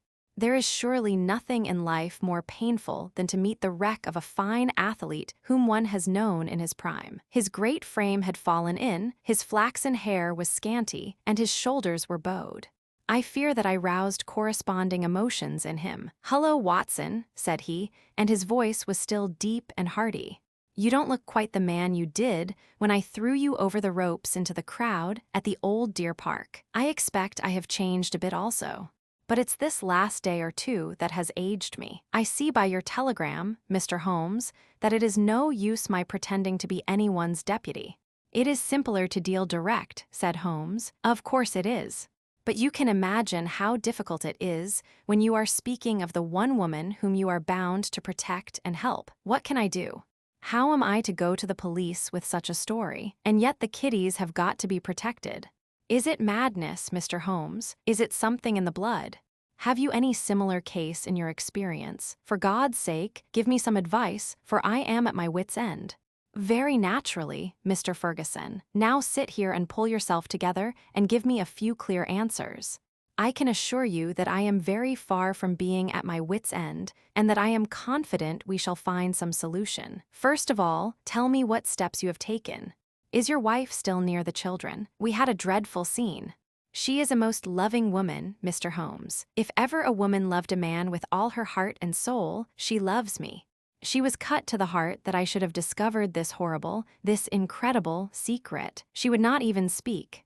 She gave no answer to my reproaches, save to gaze at me with a sort of wild, despairing look in her eyes. Then she rushed to her room and locked herself in. Since then she has refused to see me. She has a maid who was with her before her marriage, Dolers by name, a friend rather than a servant. She takes her food to her. Then the child is in no immediate danger. Mrs. Mason, the nurse, has sworn that she will not leave it night or day. I can absolutely trust her. I am more uneasy about poor little Jack, for, as I told you in my note, he has twice been assaulted by her, but never wounded. No, she struck him savagely. It is the more terrible, as he is a poor little inoffensive cripple.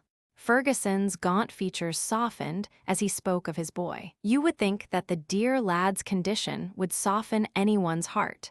A fall in childhood and a twisted spine, Mr. Holmes, but the dearest, most loving heart within. Holmes had picked up the letter of yesterday and was reading it over. What other inmates are there in your house, Mr. Ferguson? 2 servants who have not been long with us. 1 stable hand, Michael, who sleeps in the house. My wife, myself, my boy Jack, baby, Dolers, and Mrs. Mason. That is all.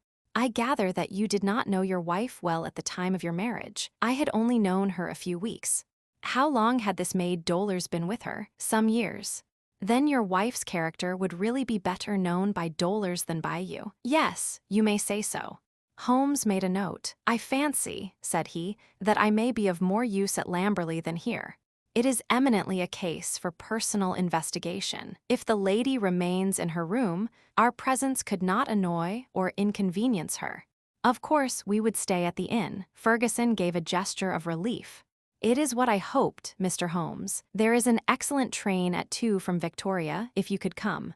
Of course we could come. There is a lull at present. I can give you my undivided energies. Watson, of course, comes with us. But there are 1 or 2 points upon which I wish to be very sure before I start. This unhappy lady, as I understand it, has appeared to assault both the children, her own baby, and your little son. That is so, but the assaults take different forms, do they not? She has beaten your son, once with a stick and once very savagely with her hands. Did she give no explanation why she struck him? None, save that she hated him. Again and again she said so. Well, that is not unknown among stepmothers. A posthumous jealousy, we will say. Is the lady jealous by nature? Yes, she is very jealous with all the strength of her fiery tropical love. But the boy, he is 15, I understand, and probably very developed in mind, since his body has been circumscribed in action. Did he give you no explanation of these assaults? No, he declared there was no reason. Were they good friends at other times? No, there was never any love between them. Yet you say he is affectionate. Never in the world could there be so devoted a son. My life is his life. He is absorbed in what I say or do. Once again Holmes made a note. For some time he sat lost in thought. No doubt you and the boy were great comrades before this second marriage. You were thrown very close together, were you not? Very much so. And the boy, having so affectionate a nature, was devoted, no doubt, to the memory of his mother. Most devoted. He would certainly seem to be a most interesting lad. There is one other point about these assaults. Were the strange attacks upon the baby and the assaults upon your son at the same period? In the first case it was so. It was as if some frenzy had seized her, and she had vented her rage upon both.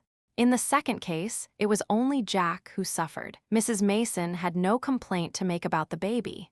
That certainly complicates matters. I don't quite follow you, Mr. Holmes. Possibly not. One forms provisional theories and waits for time or fuller knowledge to explode them. A bad habit, Mr. Ferguson, but human nature is weak. I fear that your old friend here has given an exaggerated view of my scientific methods. However, I will only say at the present stage that your problem does not appear to me to be insoluble, and that you may expect to find us at Victoria at 2 o'clock. It was evening of a dull, foggy November day when, having left our bags at the Chequers, Lamberley, we drove through the Sussex clay of a long, winding lane, and finally reached the isolated and ancient farmhouse in which Ferguson dwelt. It was a large, straggling building, very old in the center, very new at the wings, with towering Tudor chimneys and a lichen-spotted, high-pitched roof of Horsham slabs. The doorsteps were worn into curves, and the ancient tiles which lined the porch were marked with the rebus of a cheese and a man after the original builder. Within, the ceilings were corrugated with heavy oaken beams, and the uneven floors sagged into sharp curves. An odor of age and decay pervaded the whole crumbling building.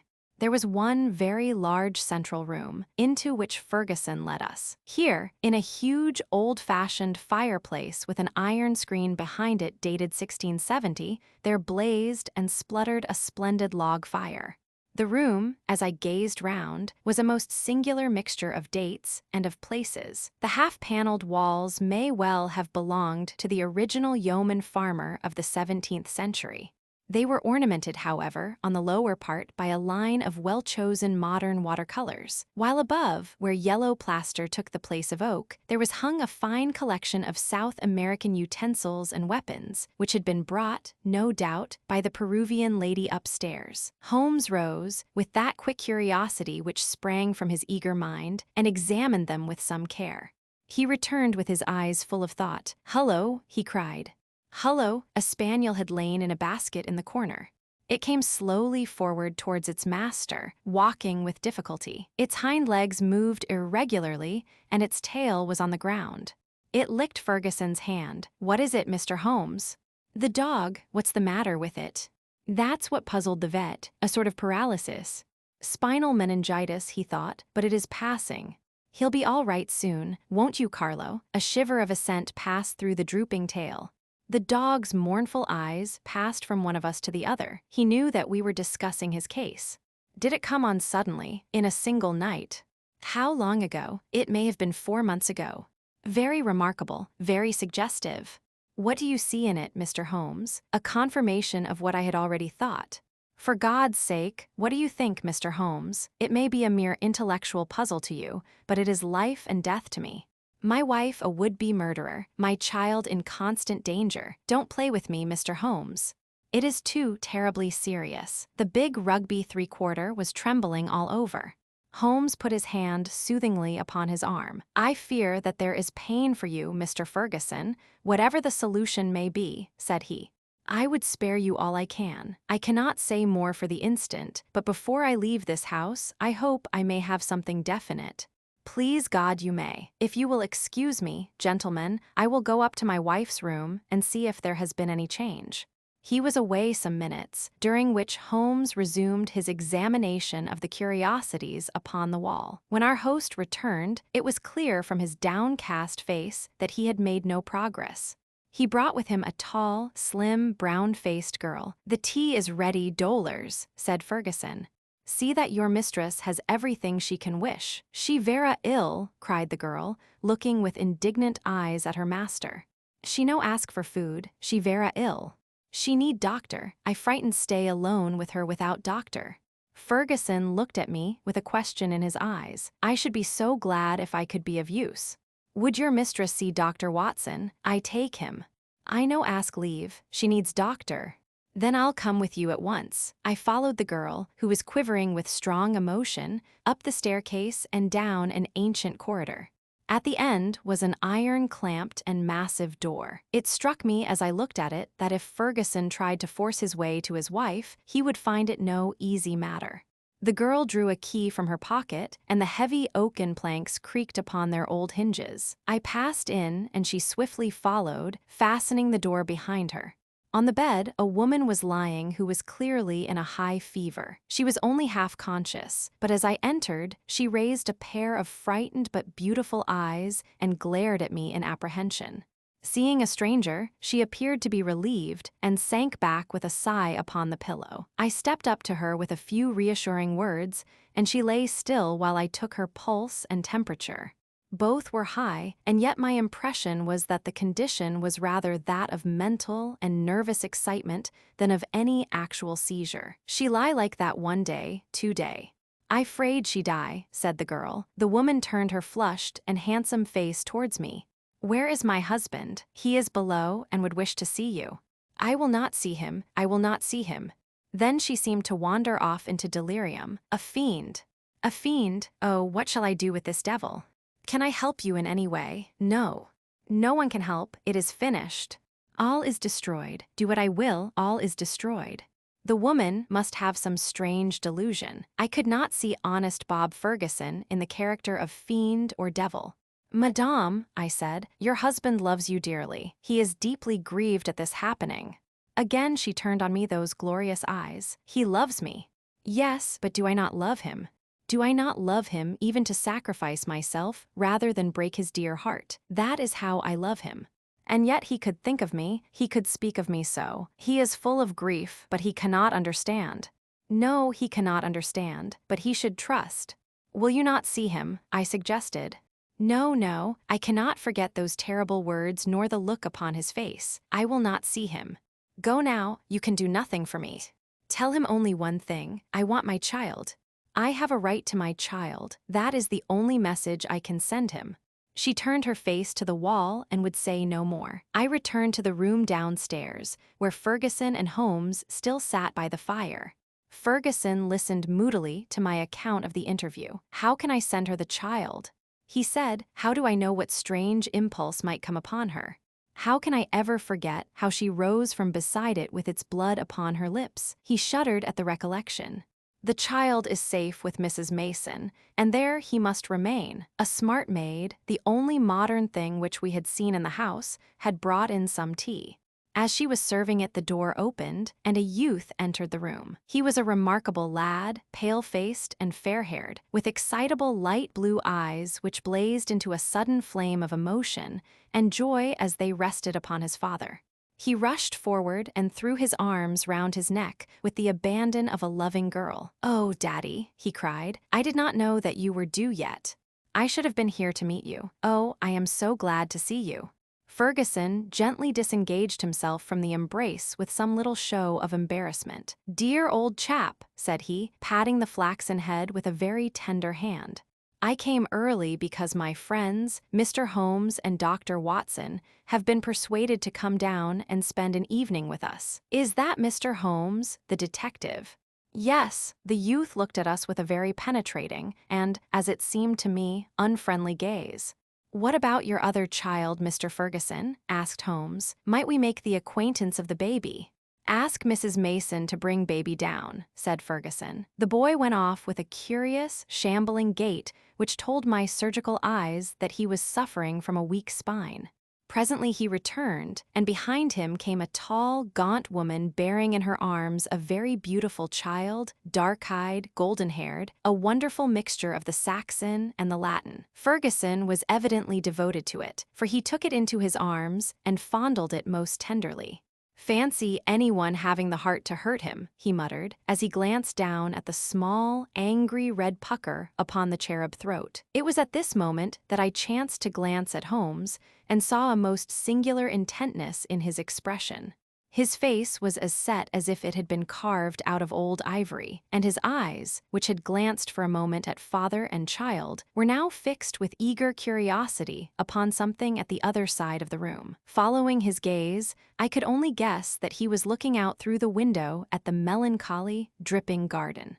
It is true that a shutter had half closed outside and obstructed the view, but none the less it was certainly at the window that Holmes was fixing his concentrated attention. Then he smiled, and his eyes came back to the baby.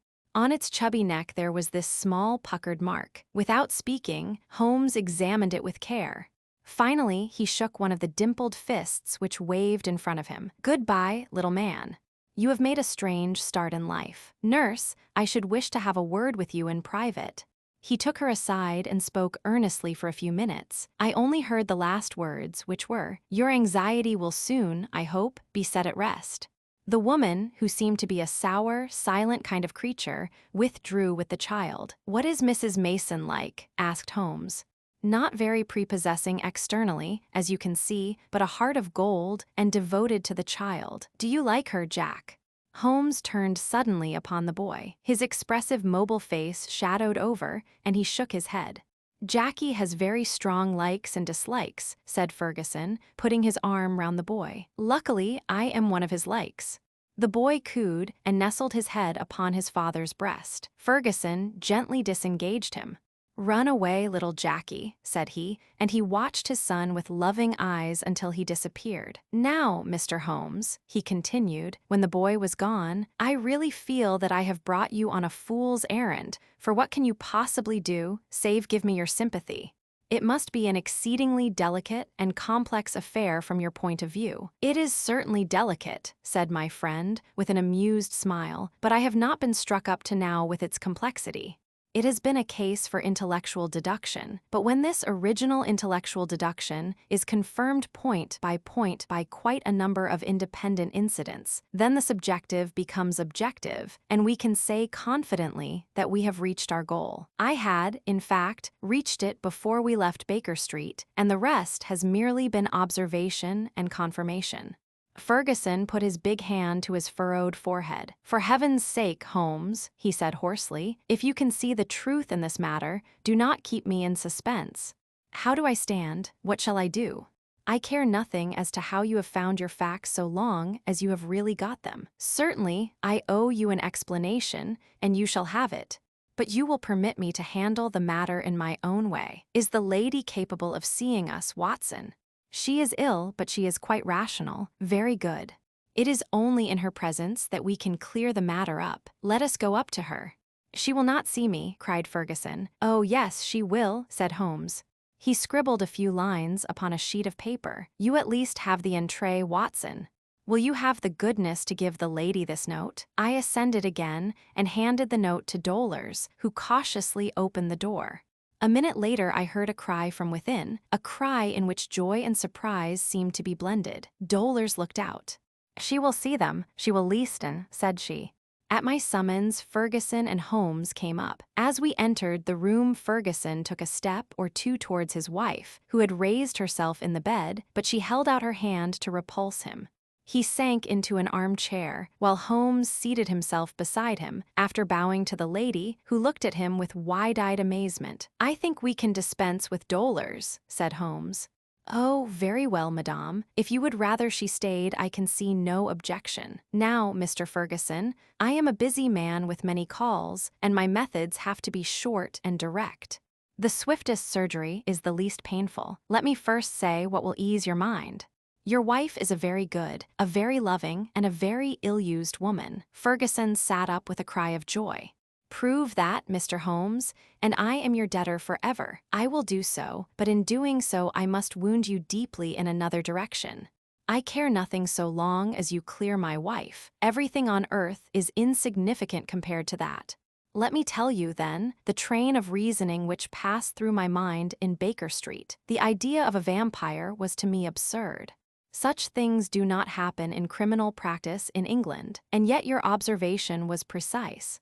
You had seen the lady rise from beside the child's cot with the blood upon her lips. I did.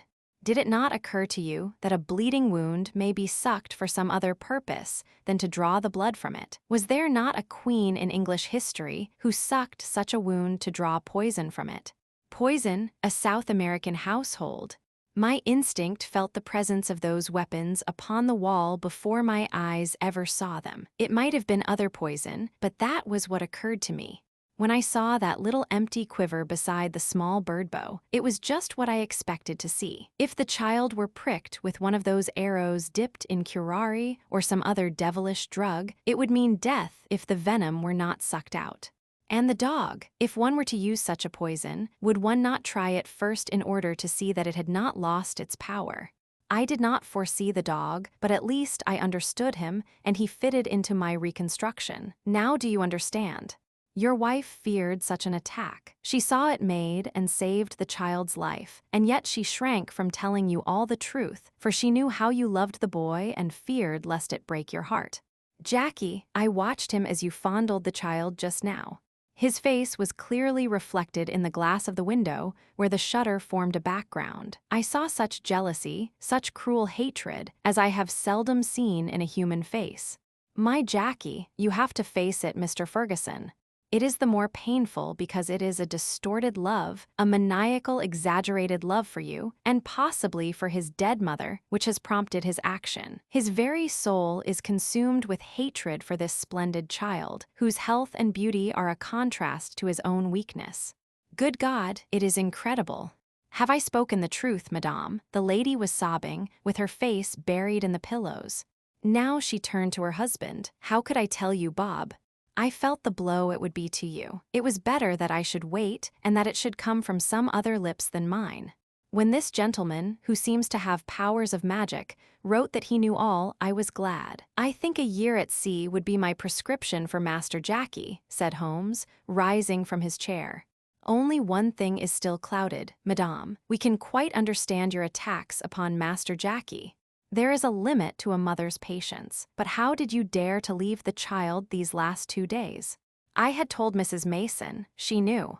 Exactly, so I imagined.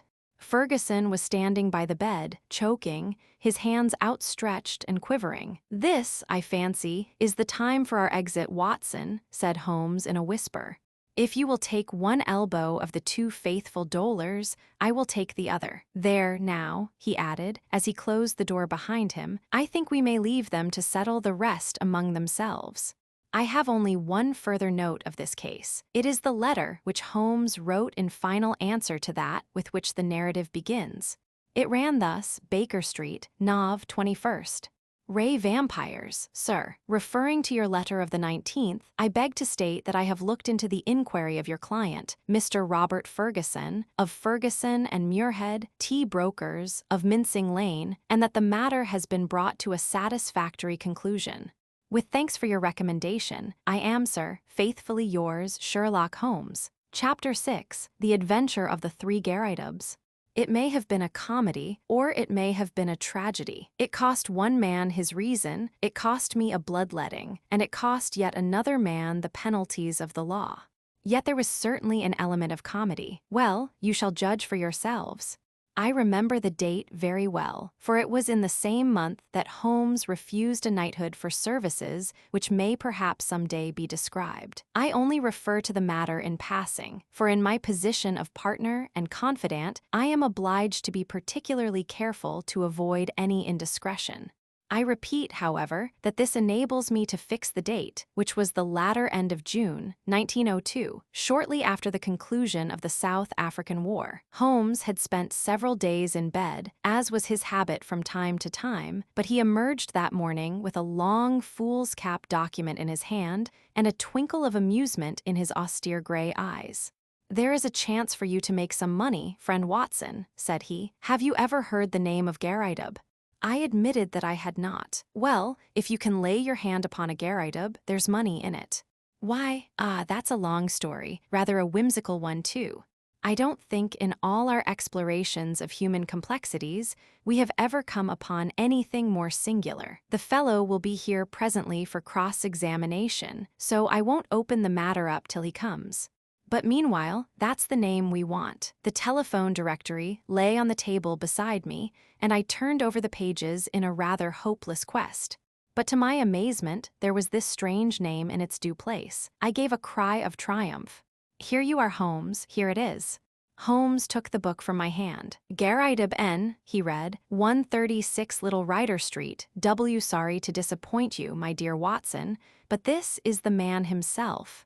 That is the address upon his letter. We want another to match him. Mrs. Hudson had come in with a card upon a tray. I took it up and glanced at it. Why, here it is, I cried in amazement. This is a different initial. John Garridub, Counselor at Law, Moorville, Kansas, USA. Holmes smiled as he looked at the card. I am afraid you must make yet another effort, Watson, said he. This gentleman is also in the plot already, though I certainly did not expect to see him this morning. However, he is in a position to tell us a good deal which I want to know. A moment later, he was in the room. Mr. John Garridub, Counselor at Law, was a short, powerful man with the round, fresh, clean-shaven face characteristic of so many American men of affairs. The general effect was chubby and rather childlike, so that one received the impression of quite a young man with a broad-set smile upon his face. His eyes, however, were arresting. Seldom in any human head have I seen a pair which bespoke a more intense inward life. So bright were they, so alert, so responsive to every change of thought. His accent was American, but was not accompanied by any eccentricity of speech. "Mr. Holmes?" he asked, glancing from one to the other. "Ah, yes. Your pictures are not unlike you, sir, if I may say so. I believe you have had a letter from my namesake, Mr. Nathan Garrideb, have you not?" "Pray sit down," said Sherlock Holmes. "We shall, I fancy, have a good deal to discuss." He took up his sheets of foolscap. "You are, of course, the Mr. John Garrideb mentioned in this document. But surely you have been in England some time. Why do you say that, Mr. Holmes?" I seemed to read sudden suspicion in those expressive eyes. "Your whole outfit is English." Mr. Garrideb forced a laugh. "I've read of your tricks, Mr. Holmes, but I never thought I would be the subject of them." "Where do you read that? The shoulder cut of your coat, the toes of your boots, could anyone doubt it?" "Well, well, I had no idea I was so obvious a Britisher. But business brought me over here some time ago, and so, as you say, my outfit is nearly all London. However, I guess your time is of value, and we did not meet to talk about the cut of my socks. What about getting down to that paper you hold in your hand?" Holmes had in some way ruffled our visitor, whose chubby face had assumed a far less amiable expression. "Patience. Patience, Mr. Garrideb," said my friend in a soothing voice. "Dr. Watson would tell you that these little digressions of mine sometimes prove in the end to have some bearing on the matter." "But why did Mr. Nathan Garrideb not come with you? Why did he ever drag you into it at all?" asked our visitor, with a sudden outflame of anger. "What in thunder had you to do with it? Here was a bit of professional business between two gentlemen, and one of them must needs call in a detective. I saw him this morning, and he told me this fool trick he had played me, and that's why I am here. But I feel bad about it all the same."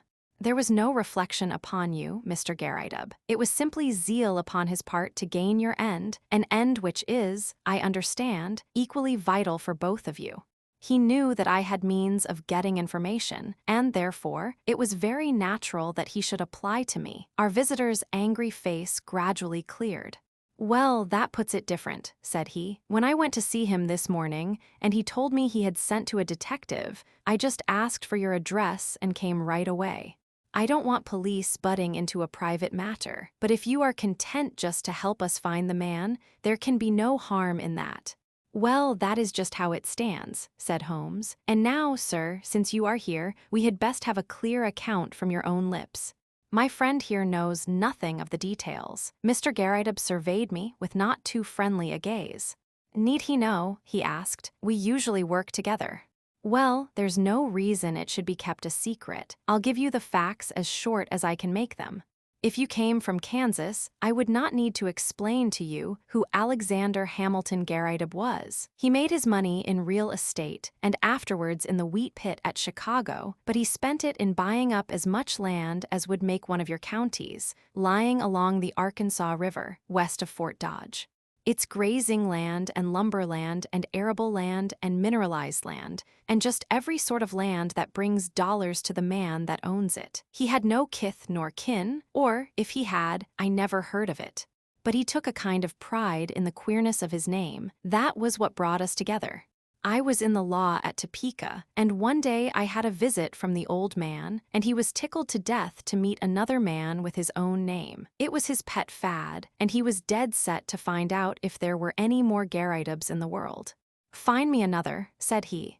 I told him I was a busy man and could not spend my life hiking round the world in search of Garridebs. "None the less," said he, "that is just what you will do if things pan out as I planned them." I thought he was joking, but there was a powerful lot of meaning in the words, as I was soon to discover. For he died within a year of saying them, and he left a will behind him. It was the queerest will that has ever been filed in the state of Kansas. His property was divided into 3 parts, and I was to have one on condition that I found 2 Garridebs who would share the remainder. It's $5 million for each if it is a cent, but we can't lay a finger on it until we all 3 stand in a row. It was so big a chance that I just let my legal practice slide, and I set forth looking for Garridebs. There is not one in the United States. I went through it, sir, with a fine-toothed comb, and never a Garrideb could I catch. Then I tried the old country. Sure enough, there was the name in the London telephone directory. I went after him 2 days ago and explained the whole matter to him, but he is a lone man, like myself, with some women relations, but no men. It says 3 adult men in the will, so you see we still have a vacancy, and if you can help to fill it, we will be very ready to pay your charges. Well, Watson, said Holmes, with a smile, I said it was rather whimsical, did I not? I should have thought, sir, that your obvious way was to advertise in the agony columns of the papers. I have done that, Mr. Holmes. No replies. Dear me, well, it is certainly a most curious little problem. I may take a glance at it in my leisure. By the way, it is curious that you should have come from Topeka. I used to have a correspondent. He is dead now, old Dr. Lysander Starr, who was mayor in 1890. Good old Dr. Starr, said our visitor. His name is still honored. Well, Mr. Holmes, I suppose all we can do is to report to you and let you know how we progress. I reckon you will hear within a day or two. With this assurance, our American bowed and departed. Holmes had lit his pipe, and he sat for some time with a curious smile upon his face. Well, I asked at last, I am wondering, Watson, just wondering.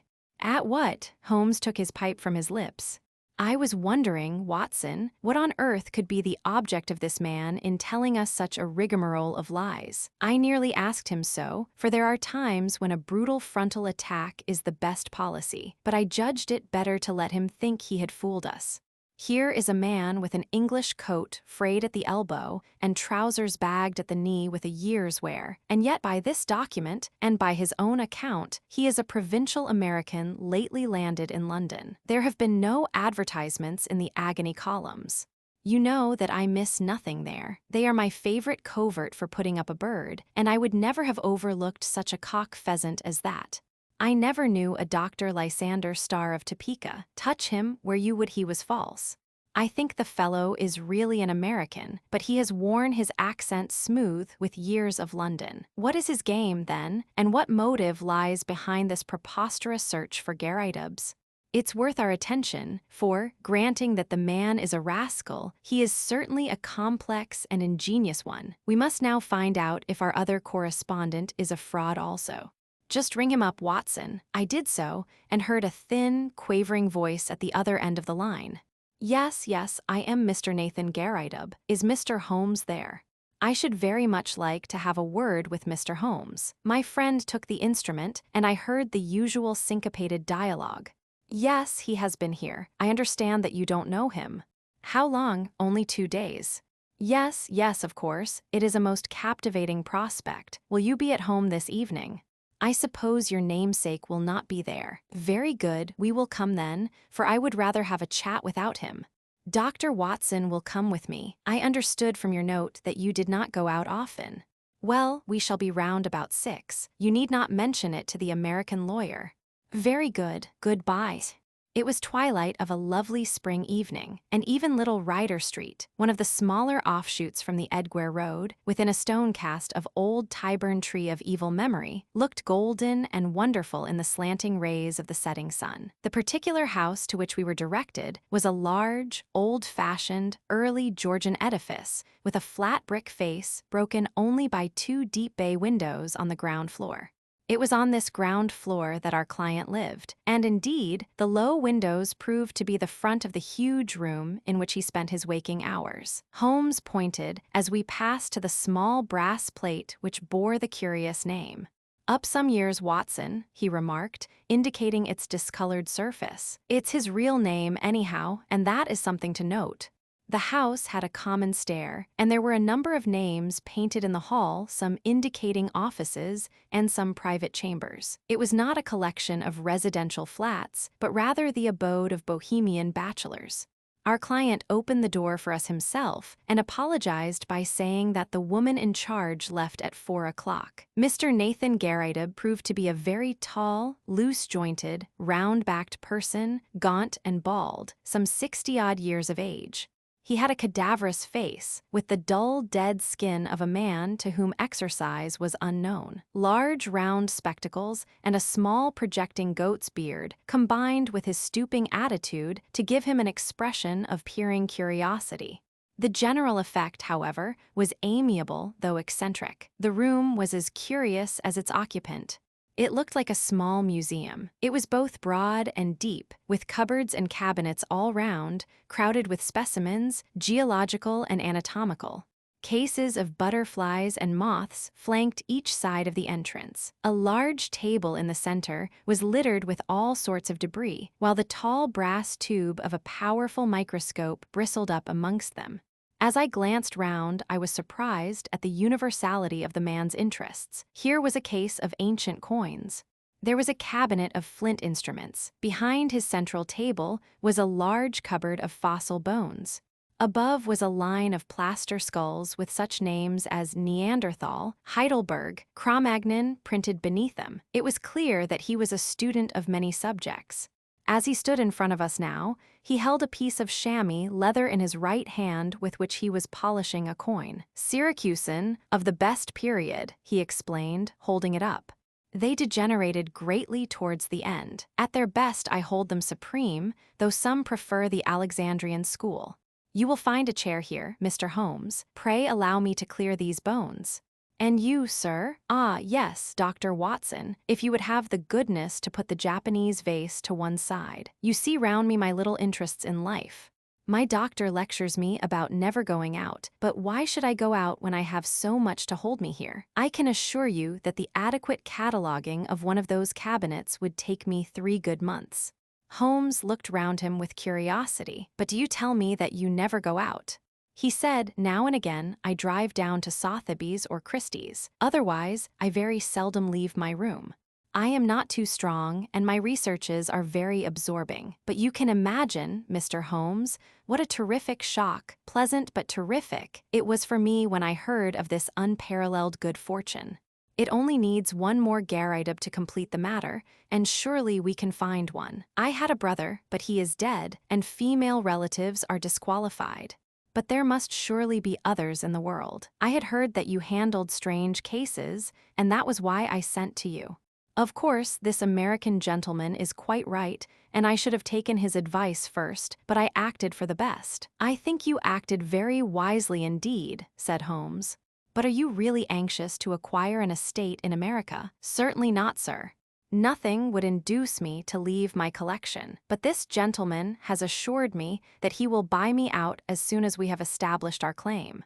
$5 million was the sum named. There are a dozen specimens in the market at the present moment which fill gaps in my collection and which I am unable to purchase for want of a few £100. Just think what I could do with $5 million. Why, I have the nucleus of a national collection. I shall be the Hans Sloane of my age. His eyes gleamed behind his great spectacles. It was very clear that no pains would be spared by Mr. Nathan Garrideb in finding a namesake. I merely called to make your acquaintance, and there is no reason why I should interrupt your studies, said Holmes. I prefer to establish personal touch with those with whom I do business. There are few questions I need ask, for I have your very clear narrative in my pocket, and I filled up the blanks when this American gentleman called. I understand that up to this week you were unaware of his existence. That is so. He called last Tuesday. Did he tell you of our interview today? Yes, he came straight back to me. He had been very angry. Why should he be angry? He seemed to think it was some reflection on his honor. But he was quite cheerful again when he returned. Did he suggest any course of action? No, sir, he did not. Has he had or asked for any money from you? No, sir, never. You see no possible object he has in view? None, except what he states. Did you tell him of our telephone appointment? Yes, sir, I did. Holmes was lost in thought. I could see that he was puzzled. Have you any articles of great value in your collection? No, sir, I am not a rich man. It is a good collection, but not a very valuable one. You have no fear of burglars? Not the least. How long have you been in these rooms? Nearly 5 years. Holmes's cross-examination was interrupted by an imperative knocking at the door. No sooner had our client unlatched it than the American lawyer burst excitedly into the room. "Here you are," he cried, waving a paper over his head. "I thought I should be in time to get you. Mr. Nathan Garridub, my congratulations. You are a rich man, sir. Our business is happily finished, and all is well. As to you, Mr. Holmes, we can only say we are sorry if we have given you any useless trouble." He handed over the paper to our client, who stood staring at a marked advertisement. Holmes and I leaned forward and read it over his shoulder.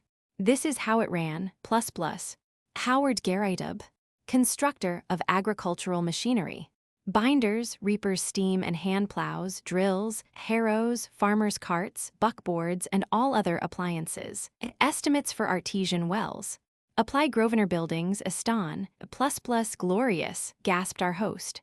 That makes our third man. I had opened up inquiries in Birmingham, said the American, and my agent there has sent me this advertisement from a local paper. We must hustle and put the thing through. I have written to this man and told him that you will see him in his office tomorrow afternoon at 4 o'clock. You want me to see him. What do you say, Mr. Holmes? Don't you think it would be wiser? Here am I, a wandering American with a wonderful tale. Why should he believe what I tell him? But you are a Britisher with solid references, and he is bound to take notice of what you say. I would go with you if you wished, but I have a very busy day tomorrow, and I could always follow you if you are in any trouble. Well, I have not made such a journey for years. It is nothing, Mr. Garridub. I have figured out your connections. You leave at 12 and should be there soon after 2. Then you can be back the same night. All you have to do is to see this man, explain the matter, and get an affidavit of his existence. By the Lord. He added hotly, considering I've come all the way from the center of America, it is surely little enough if you go 100 miles in order to put this matter through. Quite so, said Holmes. I think what this gentleman says is very true. Mr. Nathan Garridub shrugged his shoulders with a disconsolate air. Well, if you insist, I shall go, said he. It is certainly hard for me to refuse you anything, considering the glory of hope that you have brought into my life. Then that is agreed, said Holmes, and no doubt you will let me have a report as soon as you can. I'll see to that, said the American. Well, he added, looking at his watch, I'll have to get on. I'll call tomorrow, Mr. Nathan, and see you off to Birmingham. Coming my way, Mr. Holmes. Well then, goodbye, and we may have good news for you tomorrow night. I noticed that my friend's face cleared when the American left the room, and the look of thoughtful perplexity had vanished. I wish I could look over your collection, Mr. Garridub, said he. In my profession, all sorts of odd knowledge comes useful, and this room of yours is a storehouse of it. Our client shone with pleasure, and his eyes gleamed from behind his big glasses. I had always heard, sir, that you were a very intelligent man, said he. I could take you round now, if you have the time. Unfortunately, I have not, but these specimens are so well labeled and classified that they hardly need your personal explanation. If I should be able to look in tomorrow, I presume that there would be no objection to my glancing over them. None at all. You are most welcome. The place will, of course, be shut up, but Mrs. Saunders is in the basement up to 4 o'clock and would let you in with her key. Well, I happen to be clear tomorrow afternoon. If you would say a word to Mrs. Saunders, it would be quite in order. By the way, who is your house agent? Our client was amazed at the sudden question. Holloway and Steele in the Edgware Road. But why? I am a bit of an archaeologist myself when it comes to houses, said Holmes, laughing. I was wondering if this was Queen Anne or Georgian. Georgian, beyond doubt. Really? I should have thought a little earlier. However, it is easily ascertained. Well, goodbye, Mr. Garridub, and may you have every success in your Birmingham journey. The house agent's was close by, but we found that it was closed for the day, so we made our way back to Baker Street. It was not till after dinner that Holmes reverted to the subject. Our little problem draws to a close, said he. No doubt you have outlined the solution in your own mind. I can make neither head nor tail of it. The head is surely clear enough, and the tail we should see tomorrow. Did you notice nothing curious about that advertisement? I saw that the word plow was misspelled. Oh, you did notice that, did you? Come, Watson, you improve all the time. Yes, it was bad English but good American. The printer had set it up as received, then the buckboards. That is American also, and artesian wells are commoner with them than with us. It was a typical American advertisement, but purporting to be from an English firm. What do you make of that? I can only suppose that this American lawyer put it in himself. What his object was I fail to understand. Well, there are alternative explanations. Anyhow, he wanted to get this good old fossil up to Birmingham. That is very clear. I might have told him that he was clearly going on a wild goose chase, but on second thoughts, it seemed better to clear the stage by letting him go.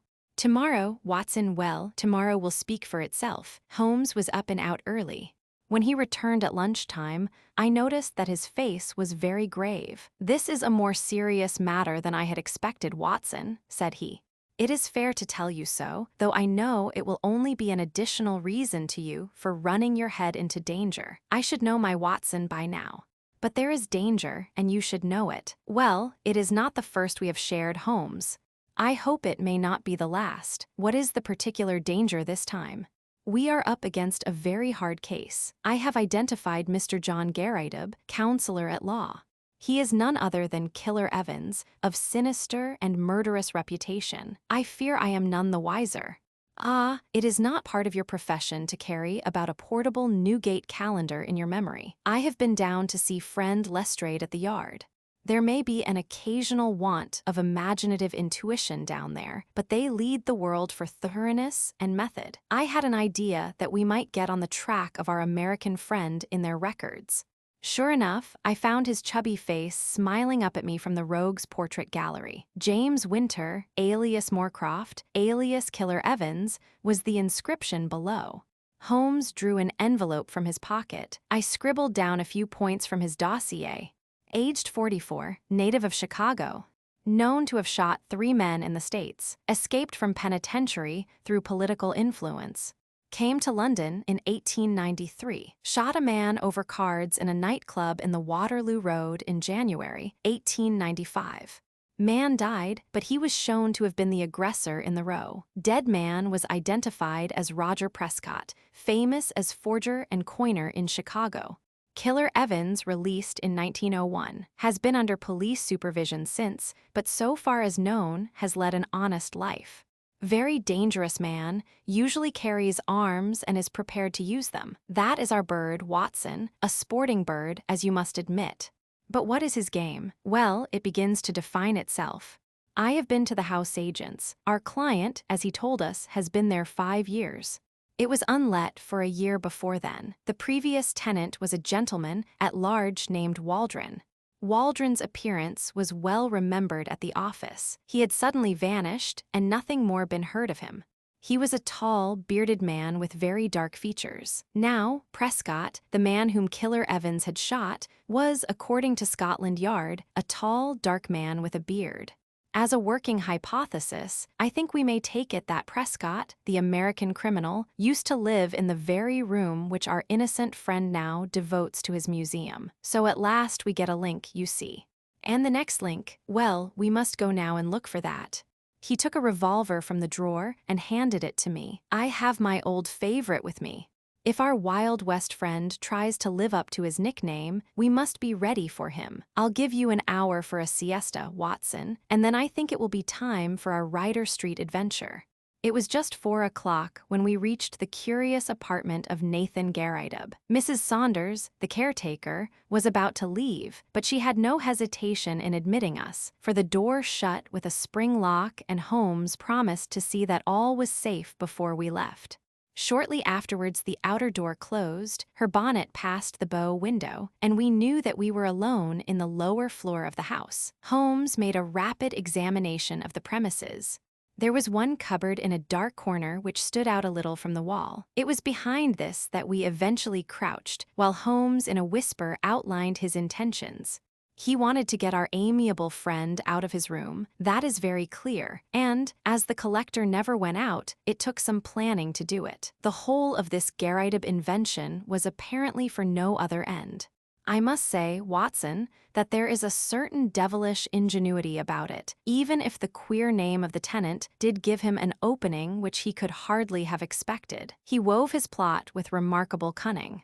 But what did he want? Well, that is what we are here to find out.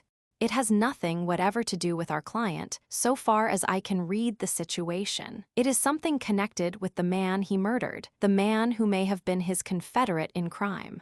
There is some guilty secret in the room. That is how I read it.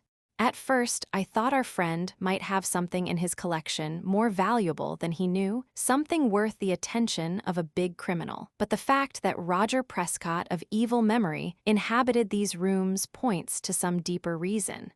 Well, Watson, we can but possess our souls in patience and see what the hour may bring. That hour was not long in striking. We crouched closer in the shadow as we heard the outer door open and shut. Then came the sharp, metallic snap of a key, and the American was in the room. He closed the door softly behind him, took a sharp glance around him to see that all was safe, threw off his overcoat, and walked up to the central table with the brisk manner of one who knows exactly what he has to do and how to do it. He pushed the table to one side, tore up the square of carpet on which it rested, rolled it completely back, and then, drawing a jimmy from his inside pocket, he knelt down and worked vigorously upon the floor. Presently we heard the sound of sliding boards, and an instant later a square had opened in the planks. Killer Evans struck a match, lit a stump of candle, and vanished from our view. Clearly our moment had come. Holmes touched my wrist as a signal, and together we stole across to the open trapdoor. Gently as we moved, however, the old floor must have creaked under our feet, for the head of our American, peering anxiously round, emerged suddenly from the open space. His face turned upon us with a glare of baffled rage, which gradually softened into a rather shamefaced grin as he realized that 2 pistols were pointed at his head. "Well, well," said he coolly, as he scrambled to the surface. "I guess you have been one too many for me, Mr. Holmes. Saw through my game, I suppose, and played me for a sucker from the first. Well, sir, I hand it to you. You have me beat," and, in an instant, he had whisked out a revolver from his breast and had fired 2 shots. I felt a sudden hot sear, as if a red-hot iron had been pressed to my thigh. There was a crash as Holmes's pistol came down on the man's head. I had a vision of him sprawling upon the floor with blood running down his face, while Holmes rummaged him for weapons. Then my friend's wiry arms were round me, and he was leading me to a chair. "You're not hurt, Watson. For God's sake, say that you are not hurt." It was worth a wound, it was worth many wounds, to know the depth of loyalty and love which lay behind that cold mask. The clear, hard eyes were dimmed for a moment, and the firm lips were shaking. For the one and only time I caught a glimpse of a great heart as well as of a great brain. All my years of humble but single-minded service culminated in that moment of revelation. "It's nothing, Holmes, it's a mere scratch." He had ripped up my trousers with his pocket-knife. "You are right," he cried, with an immense sigh of relief. "It is quite superficial." His face set like flint as he glared at our prisoner, who was sitting up with a dazed face. "By the Lord, it is as well for you. If you had killed Watson, you would not have got out of this room alive. Now, sir, what have you to say for yourself?" He had nothing to say for himself. He only lay and scowled. I leaned on Holmes's arm, and together we looked down into the small cellar which had been disclosed by the secret flap. It was still illuminated by the candle which Evans had taken down with him. Our eyes fell upon a mass of rusted machinery, great rolls of paper, a litter of bottles, and, neatly arranged upon a small table, a number of neat little bundles. "A printing press, a counterfeiter's outfit," said Holmes. "Yes, sir," said our prisoner, staggering slowly to his feet and then sinking into the chair. "The greatest counterfeiter London ever saw. That's Prescott's machine, and those bundles on the table are 2,000 of Prescott's notes, worth 100 each and fit to pass anywhere.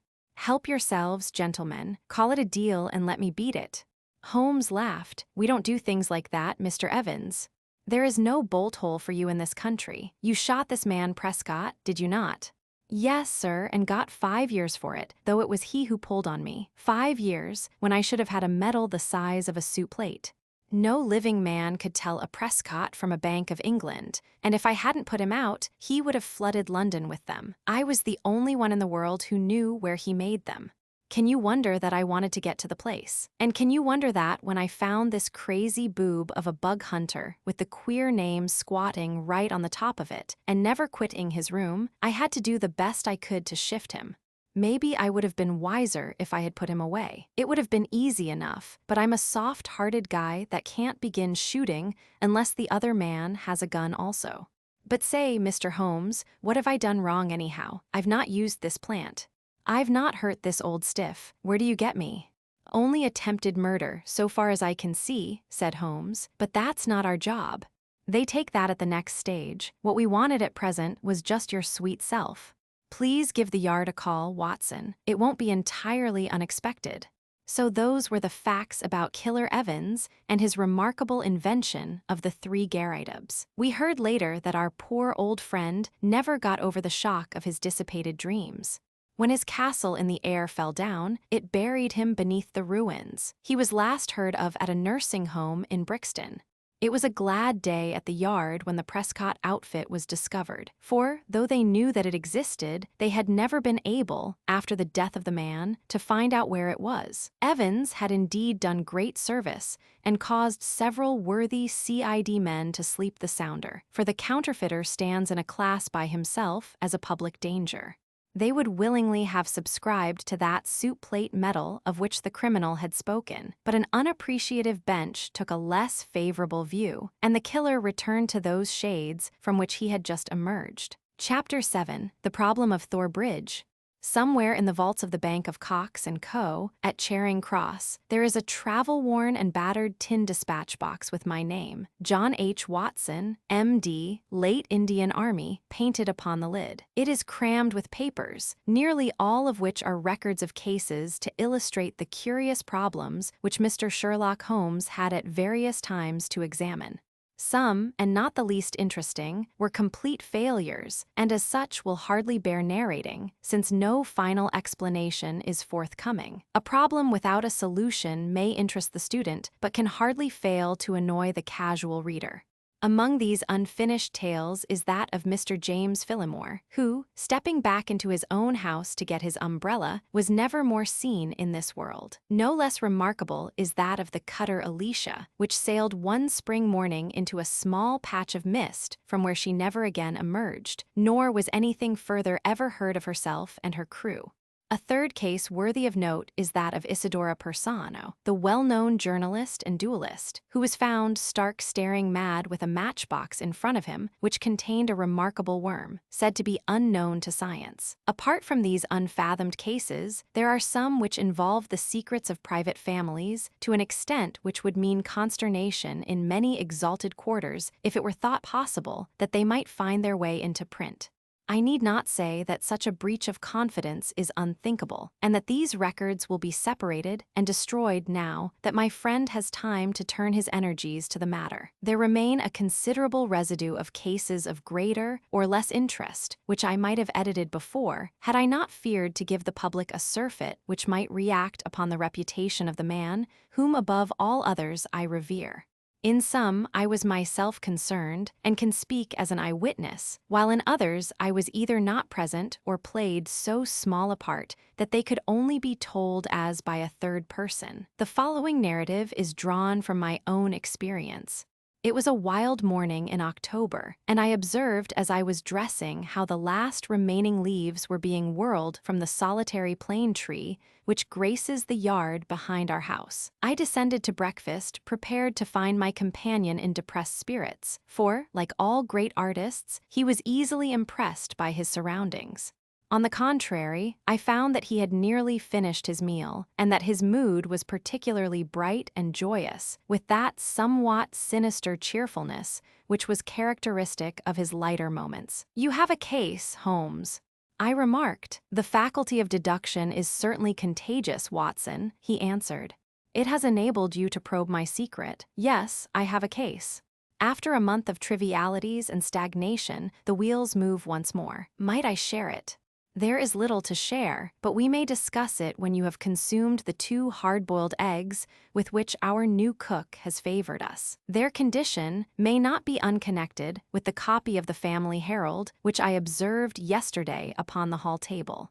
Even so trivial a matter as cooking an egg demands an attention which is conscious of the passage of time and incompatible with the love romance in that excellent periodical. A quarter of an hour later, the table had been cleared, and we were face to face. He had drawn a letter from his pocket. "You have heard of Neil Gibson, the Gold King," he said. "You mean the American senator. Well, he was once senator for some western state, but is better known as the greatest gold mining magnate in the world." "Yes, I know of him. He has surely lived in England for some time." "His name is very familiar." "Yes, he bought a considerable estate in Hampshire some 5 years ago." "Possibly you have already heard of the tragic end of his wife." "Of course. I remember it now. That is why the name is familiar. But I really know nothing of the details." Holmes waved his hand towards some papers on a chair.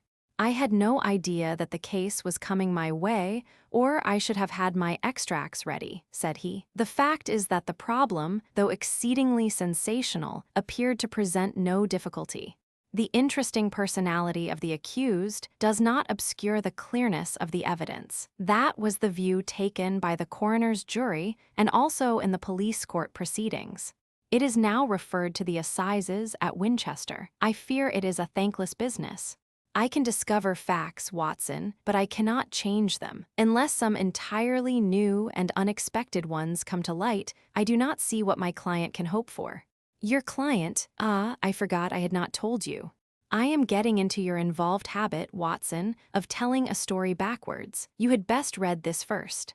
The letter which he handed to me, written in a bold, masterful hand, ran as follows: "CLARIDG's Hotel, October 3rd. Dear Mr. Sherlock Holmes, I can't see the best woman God ever made go to her death without doing all that is possible to save her.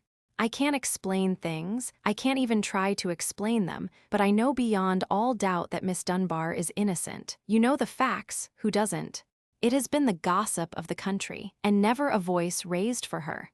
It's the damned injustice of it all that makes me crazy. That woman has a heart that wouldn't let her kill a fly. Well, I'll come at 11 tomorrow and see if you can get some ray of light in the dark. Maybe I have a clue and don't know it. Anyhow, all I know and all I have and all I am are for your use if only you can save her. If ever in your life you showed your powers, put them now into this case. Yours faithfully, J. Neil Gibson." "There you have it," said Sherlock Holmes, knocking out the ashes of his after-breakfast pipe and slowly refilling it. "That is the gentleman I await. As to the story, you have hardly time to master all these papers, so I must give it to you in a nutshell if you are to take an intelligent interest in the proceedings. This man is the greatest financial power in the world, and a man, as I understand, of most violent and formidable character. He married a wife, the victim of this tragedy, of whom I know nothing save that she was past her prime, which was the more unfortunate as a very attractive governess superintended the education of 2 young children. These are the 3 people concerned, and the scene is a grand old manor house, the center of an historical English estate. Then, as to the tragedy.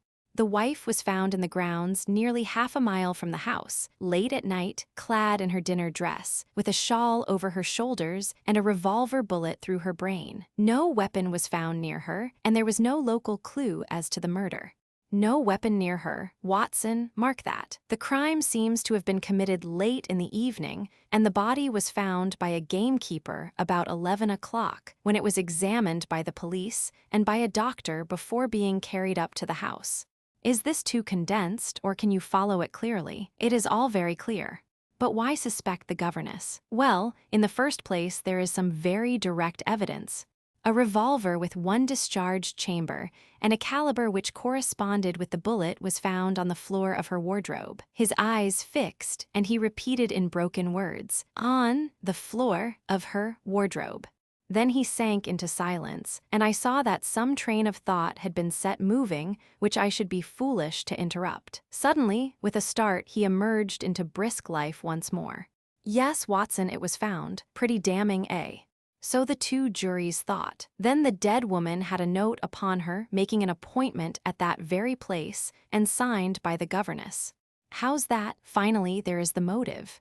Senator Gibson is an attractive person. If his wife dies, who more likely to succeed her than the young lady who had already, by all accounts, received pressing attentions from her employer? Love, fortune, power, all depending upon one middle-aged life. Ugly, Watson, very ugly. Yes, indeed, Holmes, nor could she prove an alibi. On the contrary, she had to admit that she was down near Thor Bridge. That was the scene of the tragedy, about that hour. She couldn't deny it, for some passing villager had seen her there. That really seems final. And yet, Watson, and yet. This bridge, a single broad span of stone with balustraded sides, carries the drive over the narrowest part of a long, deep, reed-girt sheet of water. Thormere it is called. In the mouth of the bridge lay the dead woman. Such are the main facts. But here, if I mistake not, is our client considerably before his time. Billy had opened the door, but the name which he announced was an unexpected one. Mr. Marlowe Bates was a stranger to both of us. He was a thin, nervous wisp of a man with frightened eyes and a twitching, hesitating manner, a man whom my own professional eye would judge to be on the brink of an absolute nervous breakdown. "You seem agitated, Mr. Bates," said Holmes. "Pray sit down. I fear I can only give you a short time, for I have an appointment at 11. "I know you have," our visitor gasped, shooting out short sentences like a man who is out of breath. "Mr. Gibson is coming. Mr. Gibson is my employer. I am manager of his estate. Mr. Holmes, he is a villain, an infernal villain." Strong language, Mr. Bates. I have to be emphatic, Mr. Holmes, for the time is so limited. I would not have him find me here for the world. He is almost due now. But I was so situated that I could not come earlier. His secretary, Mr. Ferguson, only told me this morning of his appointment with you. And you are his manager. I have given him notice. In a couple of weeks, I shall have shaken off his accursed slavery. A hard man, Mr. Holmes, hard to all about him. Those public charities are a screen to cover his private iniquities, but his wife was his chief victim. He was brutal to her. Yes, sir, brutal. How she came by her death I do not know, but I am sure that he had made her life a misery to her. She was a creature of the tropics, a Brazilian by birth, as no doubt you know. No, it had escaped me. Tropical by birth and tropical by nature, a child of the sun and of passion. She had loved him as such women can love, but when her own physical charms had faded, I am told that they once were great, there was nothing to hold him. We all liked her and felt for her, and hated him for the way that he treated her. But he is plausible and cunning. That is all I have to say to you. Don't take him at his face value. There is more behind. Now I'll go. No, don't detain me. He is almost due. With a frightened look at the clock, our strange visitor literally ran to the door and disappeared. Well, said Holmes, after an interval of silence. Mr. Gibson seems to have a nice, loyal household, but the warning is a useful one, and now we can only wait till the man himself appears. Sharp at the hour, we heard a heavy step upon the stairs, and the famous millionaire was shown into the room. As I looked upon him, I understood not only the fears and dislike of his manager, but also the execrations which so many business rivals have heaped upon his head. If I were a sculptor and desired to idealize the successful man of affairs, iron of nerve and leathery of conscience, I should choose Mr. Neil Gibson as my model. His tall, gaunt, craggy figure had a suggestion of hunger and rapacity. An Abraham Lincoln keyed to base uses instead of high ones would give some idea of the man. His face might have been chiseled in granite, hard-set, craggy, remorseless, with deep lines upon it, the scars of many a crisis. Cold gray eyes, looking shrewdly out from under bristling brows, surveyed us each in turn. He bowed in perfunctory fashion as Holmes mentioned my name, and then with a masterful air of possession, he drew a chair up to my companion and seated himself with his bony knees almost touching him. "Let me say right here, Mr. Holmes," he began, "that money is nothing to me in this case. You can burn it if it's any use in lighting you to the truth. This woman is innocent, and this woman has to be cleared, and it's up to you to do it. Name your figure." "My professional charges are upon a fixed scale," said Holmes coldly. "I do not vary them, save when I remit them altogether." Well, if dollars make no difference to you, think of the reputation. If you pull this off, every paper in England and America will be booming you. You'll be the talk of 2 continents. Thank you, Mr. Gibson. I do not think that I am in need of booming. It may surprise you to know that I prefer to work anonymously, and that it is the problem itself which attracts me, but we are wasting time. Let us get down to the facts. I think that you will find all the main ones in the press reports. I don't know that I can add anything which will help you, but if there is anything you would wish more light upon, well, I am here to give it. Well, there is just one point. What is it? What were the exact relations between you and Miss Dunbar? The Gold King gave a violent start and half rose from his chair. Then his massive calm came back to him. I suppose you are within your rights, and may be doing your duty, in asking such a question, Mr. Holmes.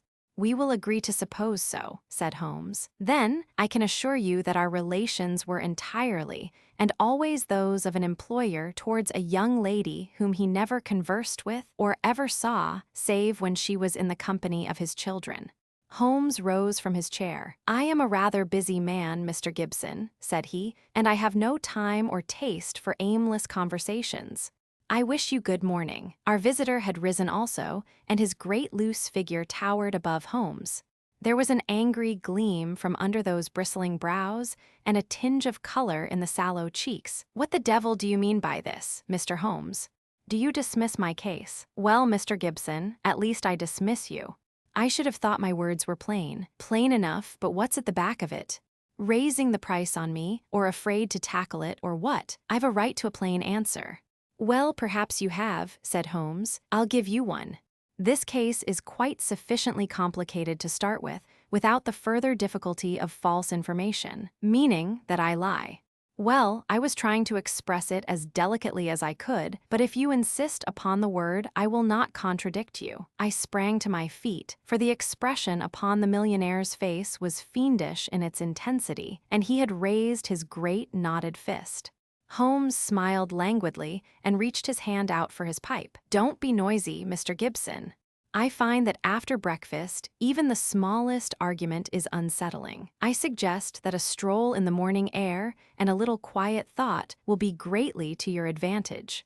With an effort, the Gold King mastered his fury. I could not but admire him, for by a supreme self-command, he had turned in a minute from a hot flame of anger to a frigid and contemptuous indifference. Well, it's your choice. I guess you know how to run your own business. I can't make you touch the case against your will. You've done yourself no good this morning, Mr. Holmes, for I have broken stronger men than you. No man ever crossed me and was the better for it. So many have said so, and yet here I am, said Holmes, smiling. Well, good morning, Mr. Gibson. You have a good deal yet to learn. Our visitor made a noisy exit, but Holmes smoked in imperturbable silence with dreamy eyes fixed upon the ceiling. Any views, Watson? He asked at last. Well, Holmes, I must confess that when I consider that this is a man who would certainly brush any obstacle from his path, and when I remember that his wife may have been an obstacle and an object of dislike, as that man Bates plainly told us, it seems to me, exactly, and to me also. But what were his relations with the governess, and how did you discover them? Bluff, Watson, bluff. When I considered the passionate, unconventional, unbusinesslike tone of his letter, and contrasted it with his self-contained manner and appearance, it was pretty clear that there was some deep emotion which centered upon the accused woman rather than upon the victim. We've got to understand the exact relations of those 3 people if we are to reach the truth. You saw the frontal attack which I made upon him, and how imperturbably he received it. Then I bluffed him by giving him the impression that I was absolutely certain, when in reality I was only extremely suspicious. Perhaps he will come back. He is sure to come back. He must come back. He can't leave it where it is. Ha, isn't that a ring? Yes, there is his footstep. Well, Mr. Gibson, I was just saying to Dr. Watson that you were somewhat overdue. The Gold King had re-entered the room in a more chastened mood than he had left it. His wounded pride still showed in his resentful eyes, but his common sense had shown him that he must yield if he would attain his end. I've been thinking it over, Mr. Holmes, and I feel that I have been hasty in taking your remarks amiss. You are justified in getting down to the facts, whatever they may be, and I think the more of you for it. I can assure you, however, that the relations between Miss Dunbar and me don't really touch this case. That is for me to decide, is it not? Yes, I guess that is so. You're like a surgeon who wants every symptom before he can give his diagnosis. Exactly, that expresses it. And it is only a patient who has an object in deceiving his surgeon who would conceal the facts of his case. That may be so, but you will admit, Mr. Holmes, that most men would shy off a bit when they are asked point-blank what their relations with a woman may be, if there is really some serious feeling in the case. I guess most men have a little private reserve of their own in some corner of their souls where they don't welcome intruders, and you burst suddenly into it. But the object excuses you, since it was to try and save her. Well, the stakes are down and the reserve open, and you can explore where you will. What is it you want? The truth. The Gold King paused for a moment as one who marshals his thoughts. His grim, deep-lined face had become even sadder and more grave. I can give it to you in a very few words, Mr. Holmes, said he at last. There are some things that are painful as well as difficult to say, so I won't go deeper than is needful. I met my wife when I was gold hunting in Brazil. Maria Pinto was the daughter of a government official at Manaus, and she was very beautiful. I was young and ardent in those days, but even now, as I look back with colder blood and a more critical eye, I can see that she was rare and wonderful in her beauty. It was a deep, rich nature, too, passionate, wholehearted, tropical, ill-balanced, very different from the American women whom I had known. Well, to make a long story short, I loved her and I married her. It was only when the romance had passed, and it lingered for years, that I realized that we had nothing, absolutely nothing, in common. My love faded. If hers had faded also, it might have been easier, but you know the wonderful way of women.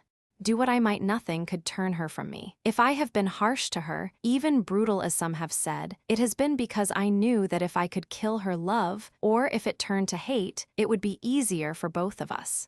But nothing changed her. She adored me in those English woods, as she had adored me 20 years ago on the banks of the Amazon. Do what I might, she was as devoted as ever. Then came Miss Grace Dunbar. She answered our advertisement and became governess to our 2 children. Perhaps you have seen her portrait in the papers. The whole world has proclaimed that she also is a very beautiful woman. Now, I make no pretense to be more moral than my neighbors, and I will admit to you that I could not live under the same roof with such a woman and in daily contact with her without feeling a passionate regard for her. Do you blame me, Mr. Holmes? I do not blame you for feeling it. I should blame you if you expressed it, since this young lady was in a sense under your protection. Well, maybe so, said the millionaire, though for a moment the reproof had brought the old angry gleam into his eyes. I'm not pretending to be any better than I am. I guess all my life I've been a man that reached out his hand for what he wanted, and I never wanted anything more than the love and possession of that woman. I told her so. Oh, you did you? Holmes could look very formidable when he was moved. I said to her that if I could marry her I would, but that it was out of my power. I said that money was no object, and that all I could do to make her happy and comfortable would be done. Very generous, I am sure, said Holmes, with a sneer. See here, Mr. Holmes, I came to you on a question of evidence, not on a question of morals. I'm not asking for your criticism. It is only for the young lady's sake that I touch your case at all, said Holmes sternly. I don't know that anything she is accused of is really worse than what you have yourself admitted, that you have tried to ruin a defenseless girl who was under your roof. Some of you rich men have to be taught that all the world cannot be bribed into condoning your offenses. To my surprise, the Gold King took the reproof with equanimity. That's how I feel myself about it now. I thank God that my plans did not work out as I intended. She would have none of it, and she wanted to leave the house instantly.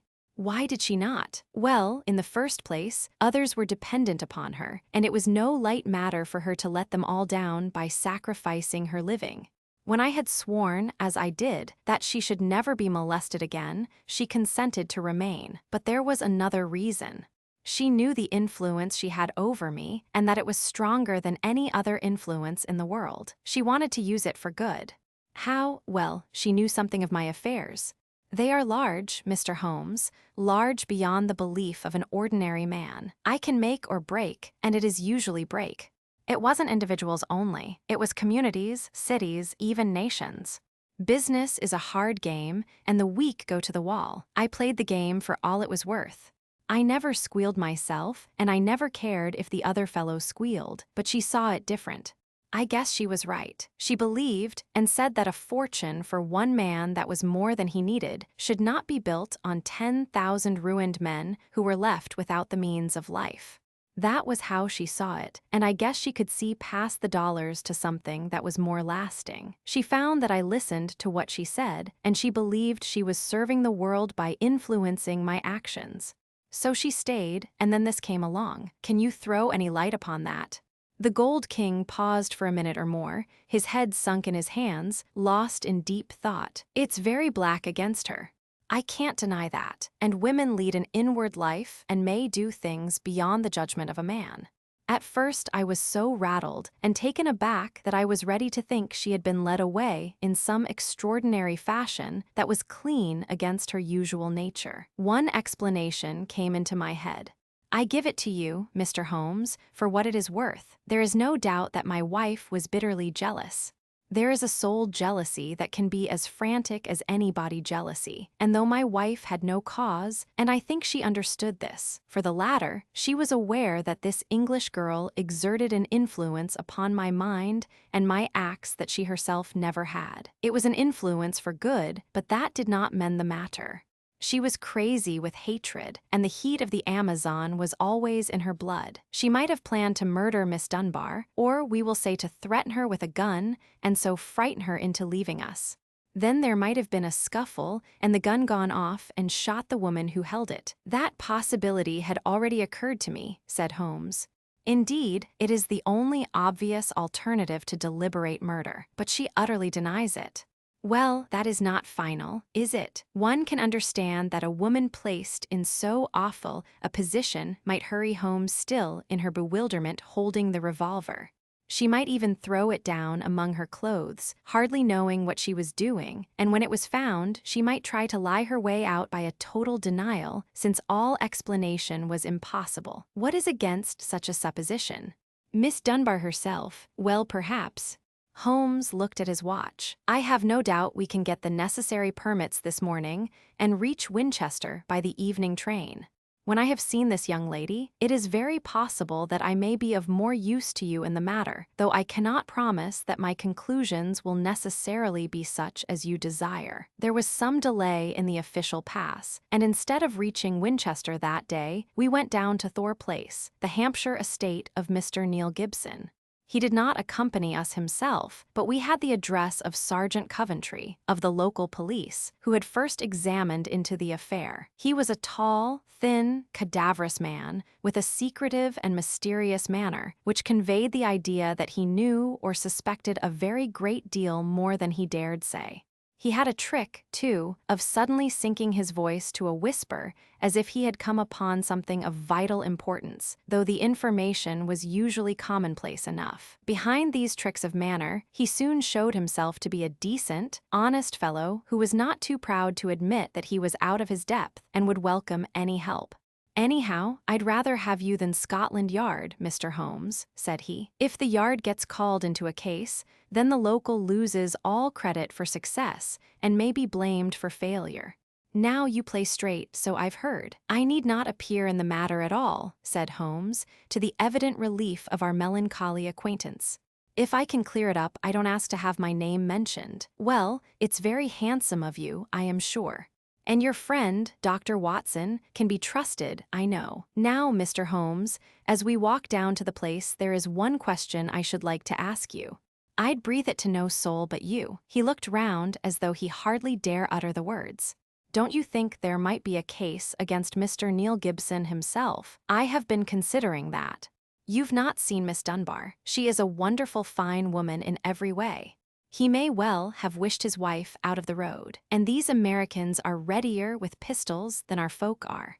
It was his pistol, you know. Was that clearly made out?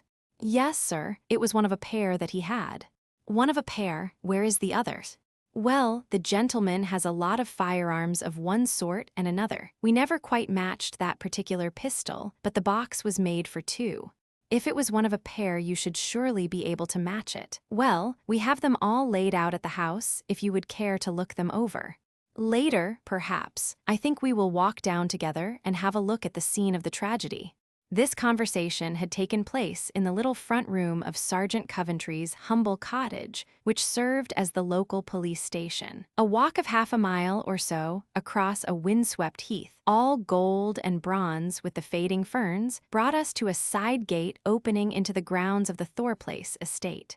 A path led us through the pheasant preserves, and then from a clearing we saw the widespread, half-timbered house, half Tudor and half Georgian, upon the crest of the hill. Beside us there was a long, reedy pool, constricted in the center where the main carriage drive passed over a stone bridge, but swelling into small lakes on either side. Our guide paused at the mouth of this bridge, and he pointed to the ground. That was where Mrs. Gibson's body lay. I marked it by that stone. I understand that you were there before it was moved. Yes, they sent for me at once. Who did? Mr. Gibson himself. The moment the alarm was given, and he had rushed down with others from the house, he insisted that nothing should be moved until the police should arrive. That was sensible. I gathered from the newspaper report that the shot was fired from close quarters. Yes, sir, very close, near the right temple. Just behind it, sir. How did the body lie? On the back, sir. No trace of a struggle. No marks, no weapon. The short note from Miss Dunbar was clutched in her left hand. Clutched, you say? Yes, sir. We could hardly open the fingers. That is of great importance. It excludes the idea that anyone could have placed the note there after death in order to furnish a false clue. Dear me. The note, as I remember, was quite short. I will be at Thorbridge at 9 o'clock. G. Dunbar. Was that not so? Yes, sir. Did Miss Dunbar admit writing it? Yes, sir. What was her explanation? Her defense was reserved for the assizes. She would say nothing. The problem is certainly a very interesting one. The point of the letter is very obscure, is it not? Well, sir, said the guide, it seemed, if I may be so bold as to say so, the only really clear point in the whole case. Holmes shook his head. Granting that the letter is genuine and was really written, it was certainly received some time before, say 1 hour or two. Why, then, was this lady still clasping it in her left hand? Why should she carry it so carefully? She did not need to refer to it in the interview. Does it not seem remarkable? Well, sir, as you put it, perhaps it does. I think I should like to sit quietly for a few minutes and think it out. He seated himself upon the stone ledge of the bridge, and I could see his quick gray eyes darting their questioning glances in every direction. Suddenly, he sprang up again and ran across to the opposite parapet, whipped his lens from his pocket, and began to examine the stonework. This is curious, said he. Yes, sir, we saw the chip on the ledge. I expect it's been done by some passerby. The stonework was gray, but at this one point it showed white for a space not larger than a sixpence. When examined closely, one could see that the surface was chipped as by a sharp blow. It took some violence to do that, said Holmes thoughtfully. With his cane he struck the ledge several times without leaving a mark. Yes, it was a hard knock.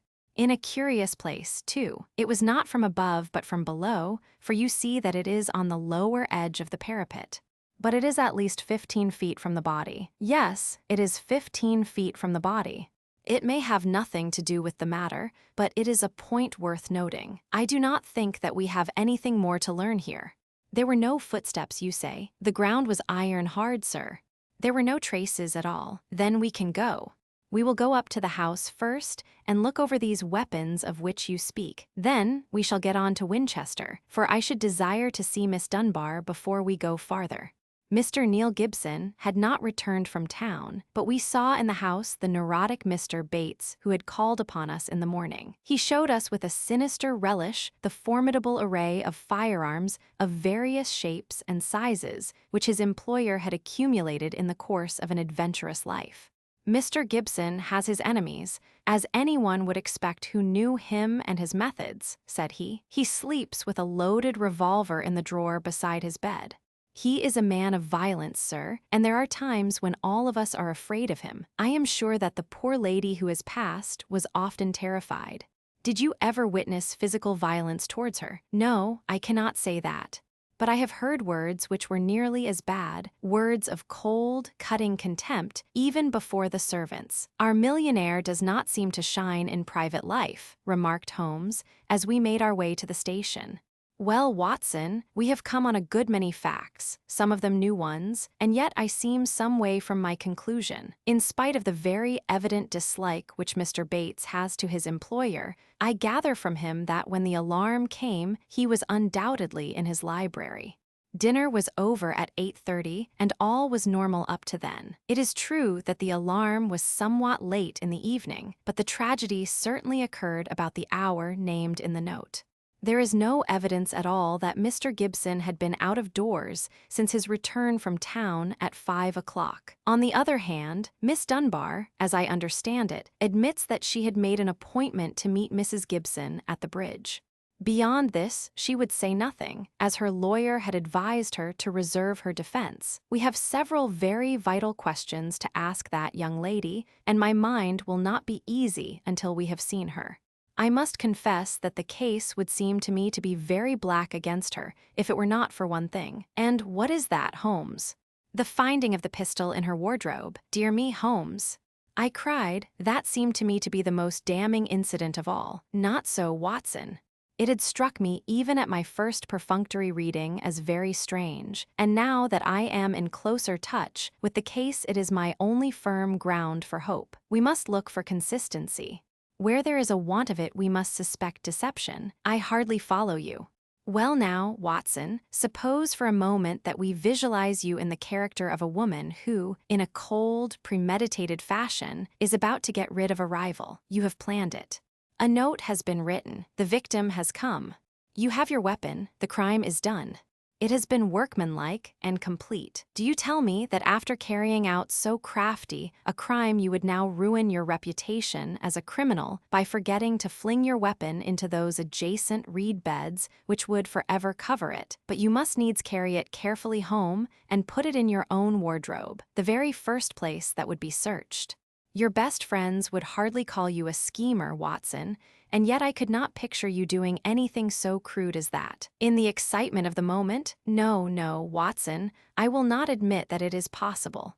Where a crime is coolly premeditated, then the means of covering it are coolly premeditated also. I hope, therefore, that we are in the presence of a serious misconception. But there is so much to explain. Well, we shall set about explaining it. When once your point of view is changed, the very thing which was so damning becomes a clue to the truth. For example, there is this revolver. Miss Dunbar disclaims all knowledge of it. On our new theory, she is speaking truth when she says so. Therefore, it was placed in her wardrobe. Who placed it there? Someone who wished to incriminate her. Was not that person the actual criminal? You see how we come at once upon a most fruitful line of inquiry. We were compelled to spend the night at Winchester, as the formalities had not yet been completed, but next morning, in the company of Mr. Joyce Cummings, the rising barrister who was entrusted with the defense, we were allowed to see the young lady in her cell. I had expected from all that we had heard to see a beautiful woman, but I can never forget the effect which Miss Dunbar produced upon me. It was no wonder that even the masterful millionaire had found in her something more powerful than himself, something which could control and guide him.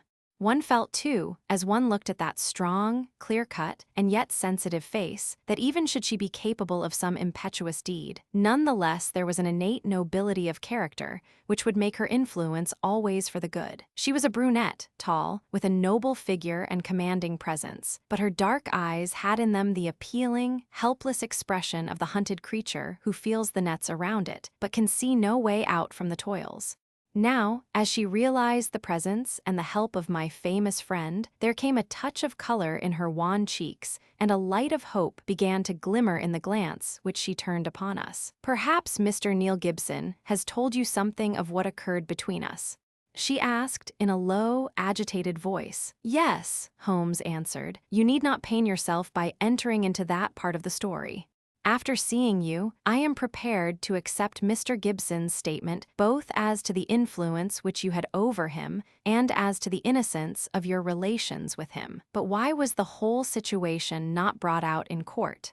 It seemed to me incredible that such a charge could be sustained. I thought that if we waited, the whole thing must clear itself up without our being compelled to enter into painful details of the inner life of the family. But I understand that far from clearing, it has become even more serious. My dear young lady, cried Holmes earnestly, I beg you to have no illusions upon the point. Mr. Cummings here would assure you that all the cards are at present against us, and that we must do everything that is possible if we are to win clear. It would be a cruel deception to pretend that you are not in very great danger. Give me all the help you can, then, to get at the truth. I will conceal nothing.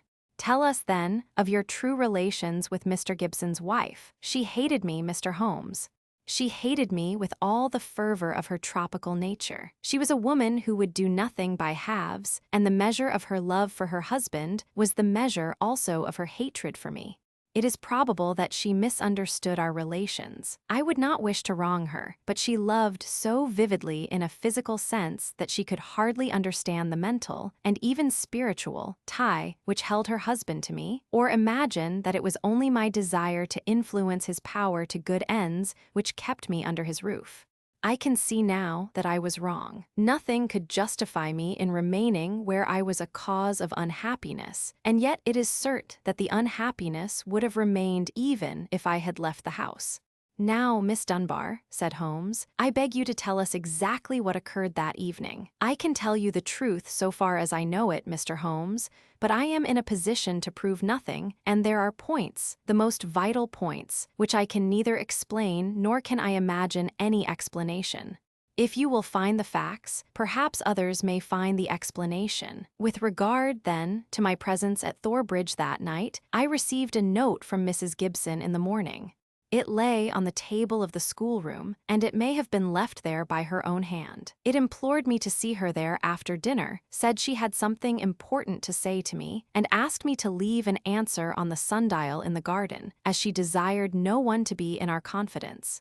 I saw no reason for such secrecy, but I did as she asked, accepting the appointment. She asked me to destroy her note, and I burned it in the schoolroom grate. She was very much afraid of her husband, who treated her with a harshness for which I frequently reproached him, and I could only imagine that she acted in this way because she did not wish him to know of our interview. Yet she kept your reply very carefully. Yes, I was surprised to hear that she had it in her hand when she died. Well, what happened then? I went down as I had promised. When I reached the bridge, she was waiting for me. Never did I realize till that moment how this poor creature hated me. She was like a mad woman. Indeed, I think she was a mad woman, subtly mad with the deep power of deception which insane people may have. How else could she have met me with unconcern every day, and yet had so raging a hatred of me in her heart? I will not say what she said. She poured her whole wild fury out in burning and horrible words. I did not even answer. I could not. It was dreadful to see her. I put my hands to my ears and rushed away. When I left her, she was standing still shrieking out her curses at me in the mouth of the bridge, where she was afterwards found, within a few yards from the spot. And yet, presuming that she met her death shortly after you left her, you heard no shot. No, I heard nothing. But indeed, Mr. Holmes, I was so agitated and horrified by this terrible outbreak that I rushed to get back to the peace of my own room, and I was incapable of noticing anything which happened. You say that you returned to your room. Did you leave it again before next morning? Yes. When the alarm came that the poor creature had met her death, I ran out with the others. Did you see Mr. Gibson? Yes. He had just returned from the bridge when I saw him. He had sent for the doctor and the police. Did he seem to you much perturbed? Mr. Gibson is a very strong, self-contained man. I do not think that he would ever show his emotions on the surface. But I, who knew him so well, could see that he was deeply concerned. Then we come to the all-important point. This pistol that was found in your room, had you ever seen it before? Never, I swear it. When was it found? Next morning, when the police made their search, among your clothes. Yes, on the floor of my wardrobe under my dresses. You could not guess how long it had been there. It had not been there the morning before. How do you know? Because I tidied out the wardrobe. That is final. Then someone came into your room and placed the pistol there in order to inculpate you. It must have been so. And when? It could only have been at mealtime, or else at the hours when I would be in the schoolroom with the children, as you were when you got the note. Yes, from that time onwards for the whole morning. Thank you, Miss Dunbar. Is there any other point which could help me in the investigation? I can think of none. There was some sign of violence on the stonework of the bridge, a perfectly fresh chip just opposite the body. Could you suggest any possible explanation of that? Surely it must be a mere coincidence. Curious, Miss Dunbar, very curious. Why should it appear at the very time of the tragedy, and why at the very place? But what could have caused it? Only great violence could have such an effect. Holmes did not answer.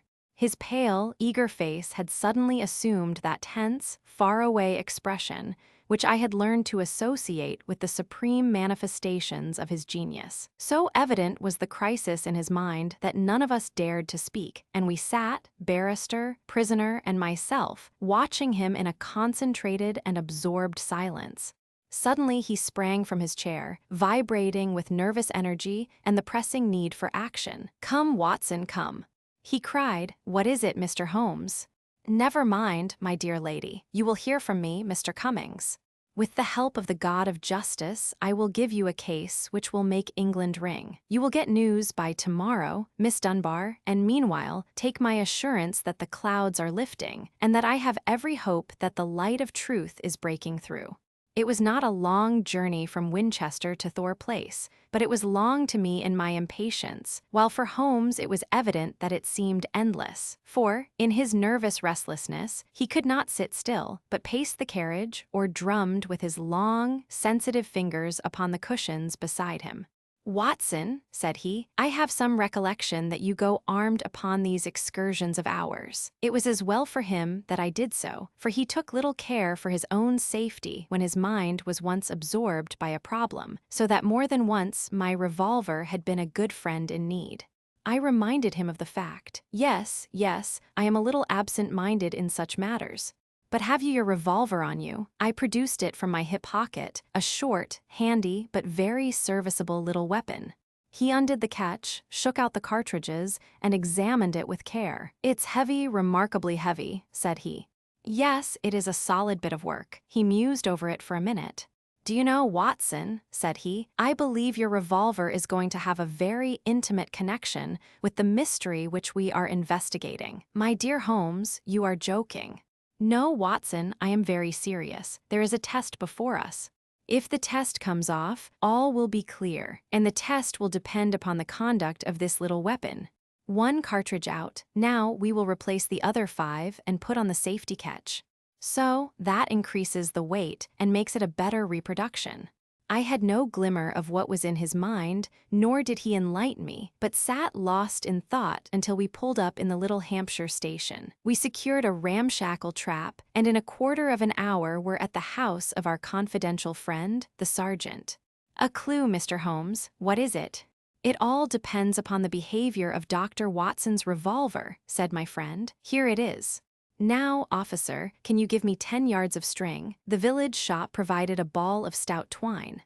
"I think that this is all we will need," said Holmes. "Now, if you please, we will get off on what I hope is the last stage of our journey." The sun was setting and turning the rolling Hampshire moor into a wonderful autumnal panorama. The sergeant, with many critical and incredulous glances, which showed his deep doubts of the sanity of my companion, lurched along beside us.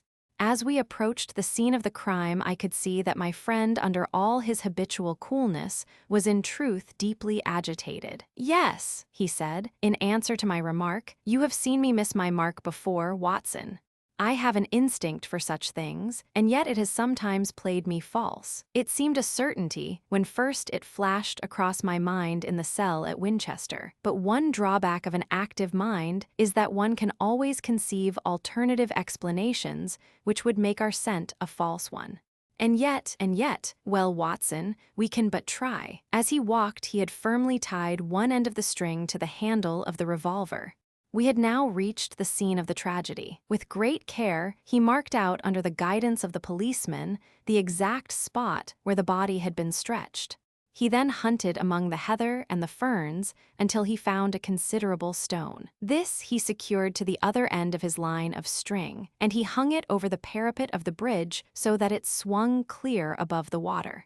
He then stood on the fatal spot, some distance from the edge of the bridge, with my revolver in his hand, the string being taut between the weapon and the heavy stone on the farther side. "Now for it!" he cried. At the words, he raised the pistol to his head and then let go his grip. In an instant, it had been whisked away by the weight of the stone, had struck with a sharp crack against the parapet, and had vanished over the side into the water. It had hardly gone before Holmes was kneeling beside the stonework, and a joyous cry showed that he had found what he expected. "Was there ever a more exact demonstration?" he cried. "See, Watson, your revolver has solved the problem." As he spoke, he pointed to a second chip of the exact size and shape of the first which had appeared on the under edge of the stone balustrade. "We'll stay at the inn tonight," he continued, as he rose and faced the astonished sergeant. "You will, of course, get a grappling hook, and you will easily restore my friend's revolver. You will also find beside it the revolver, string, and weight with which this vindictive woman attempted to disguise her own crime and to fasten a charge of murder upon an innocent victim. You can let Mr. Gibson know that I will see him in the morning, when steps can be taken for Miss Dunbar's vindication." Late that evening, as we sat together smoking our pipes in the village inn, Holmes gave me a brief review of what had passed. "I fear, Watson," said he, "that you will not improve any reputation which I may have acquired by adding the case of the Thor Bridge mystery to your annals. I have been sluggish in mind and wanting in that mixture of imagination and reality which is the basis of my art. I confess that the chip in the stonework was a sufficient clue to suggest the true solution, and that I blame myself for not having attained it sooner. It must be admitted that the workings of this unhappy woman's mind were deep and subtle, so that it was no very simple matter to unravel her plot. I do not think that in our adventures we have ever come across a stranger example of what perverted love can bring about. Whether Miss Dunbar was her rival in a physical or in a merely mental sense seems to have been equally unforgivable in her eyes.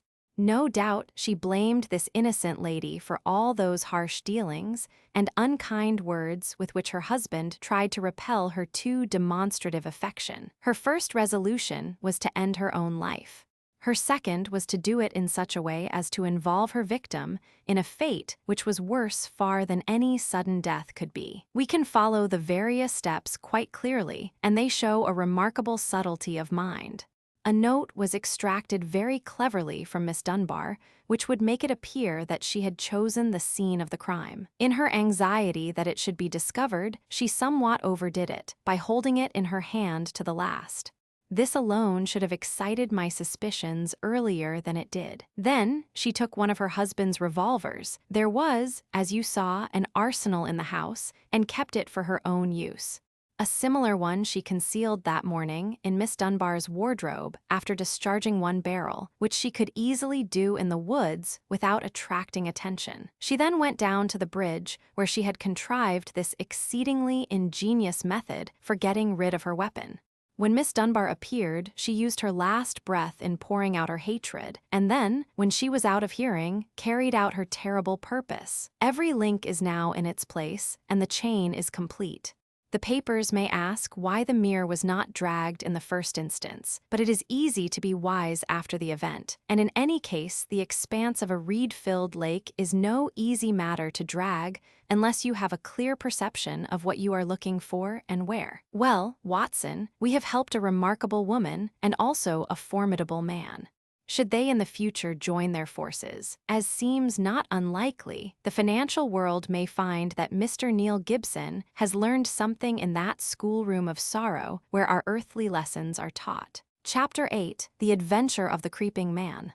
Mr. Sherlock Holmes was always of opinion that I should publish the singular facts connected with Professor Prosperi, if only to dispel once for all the ugly rumors which some 20 years ago agitated the university and were echoed in the learned societies of London. There were, however, certain obstacles in the way, and the true history of this curious case remained entombed in the tin box which contains so many records of my friend's adventures. Now we have at last obtained permission to ventilate the facts, which formed one of the very last cases handled by Holmes before his retirement from practice. Even now, a certain reticence and discretion have to be observed in laying the matter before the public. It was one Sunday evening early in September of the year 1903 that I received one of Holmes's laconic messages. Come at once, if convenient. If inconvenient, come all the same. S.H. The relations between us in those latter days were peculiar. He was a man of habits, narrow and concentrated habits, and I had become one of them. As an institution, I was like the violin, the shag tobacco, the old black pipe, the index books, and others perhaps less excusable. When it was a case of active work and a comrade was needed upon whose nerve he could place some reliance, my role was obvious. But apart from this, I had uses. I was a whetstone for his mind. I stimulated him. He liked to think aloud in my presence. His remarks could hardly be said to be made to me. Many of them would have been as appropriately addressed to his bedstead. But nonetheless, having formed the habit, it had become in some way helpful that I should register and interject. If I irritated him by a certain methodical slowness in my mentality, that irritation served only to make his own flame-like intuitions and impressions flash up the more vividly and swiftly. Such was my humble role in our alliance. When I arrived at Baker Street, I found him huddled up in his armchair with updrawn knees, his pipe in his mouth and his brow furrowed with thought. It was clear that he was in the throes of some vexatious problem. With a wave of his hand, he indicated my old armchair, but otherwise, for half an hour, he gave no sign that he was aware of my presence. Then, with a start, he seemed to come from his reverie, and, with his usual whimsical smile, he greeted me back to what had once been my home. "You will excuse a certain abstraction of mind, my dear Watson," said he. "Some curious facts have been submitted to me within the last 24 hours, and they in turn have given rise to some speculations of a more general character. I have serious thoughts of writing a small monograph upon the uses of dogs in the work of the detective. But surely, Holmes, this has been explored," said I. "Bloodhounds, sleuth-hounds?" No, Watson, that side of the matter is, of course, obvious. But there is another which is far more subtle. You may recollect that in the case which you, in your sensational way, coupled with the copper beeches, I was able, by watching the mind of the child, to form a deduction as to the criminal habits of the very smug and respectable father. Yes, I remember it well. My line of thoughts about dogs is analogous. A dog reflects the family life. Whoever saw a frisky dog in a gloomy family or a sad dog in a happy one? Snarling people have snarling dogs, dangerous people have dangerous ones, and their passing moods may reflect the passing moods of others. I shook my head. "Surely, Holmes, this is a little far-fetched," said I. He had refilled his pipe and resumed his seat, taking no notice of my comment. "The practical application of what I have said is very close to the problem which I am investigating. It is a tangled skein, you understand, and I am looking for a loose end. One possible loose end lies in the question: why does Professor Prosperi's faithful wolfhound, Roy, endeavor to bite him?" I sank back in my chair in some disappointment. Was it for so trivial a question as this that I had been summoned from my work? Holmes glanced across at me. "The same old Watson," said he. "You never learn that the gravest issues may depend upon the smallest things. But is it not on the face of it strange that a staid, elderly philosopher— you've heard of Prosperi, of course, the famous Camford physiologist— that such a man, whose friend has been his devoted wolfhound, should now have been twice attacked by his own dog? What do you make of it? The dog is ill. Well, that has to be considered, but he attacks no one else, nor does he apparently molest his master, save on very special occasions. Curious, Watson, very curious, but young Mr. Bennet is before his time, if that is his ring. I had hoped to have a longer chat with you before he came. There was a quick step on the stairs, a sharp tap at the door, and a moment later the new client presented himself. He was a tall, handsome youth about 30, well-dressed and elegant, but with something in his bearing which suggested the shyness of the student rather than the self-possession of the man of the world. He shook hands with Holmes, and then looked with some surprise at me. "This matter is very delicate, Mr. Holmes," he said. "Consider the relation in which I stand to Professor Prosperi, both privately and publicly. I really can hardly justify myself if I speak before any third person. Have no fear, Mr. Bennet. Dr. Watson is the very soul of discretion, and I can assure you that this is a matter in which I am very likely to need an assistant. As you like, Mr. Holmes. You will, I am sure, understand my having some reserves in the matter. You will appreciate it, Watson, when I tell you that this gentleman, Mr. Trevor Bennet, is professional assistant to the great scientist, lives under his roof, and is engaged to his only daughter. Certainly, we must agree that the professor has every claim upon his loyalty and devotion, but it may best be shown by taking the necessary steps to clear up this strange mystery. I hope so, Mr. Holmes. That is my one object. Does Dr. Watson know the situation? I have not had time to explain it. Then perhaps I had better go over the ground again before explaining some fresh developments. I will do so myself, said Holmes, in order to show that I have the events in their due order. The professor, Watson, is a man of European reputation. His life has been academic. There has never been a breath of scandal. He is a widower with one daughter, Edith. He is, I gather, a man of very virile and positive, one might almost say combative, character. So the matter stood until a very few months ago. Then the current of his life was broken. He is 61 years of age, but he became engaged to the daughter of Professor Morphy, his colleague in the chair of comparative anatomy.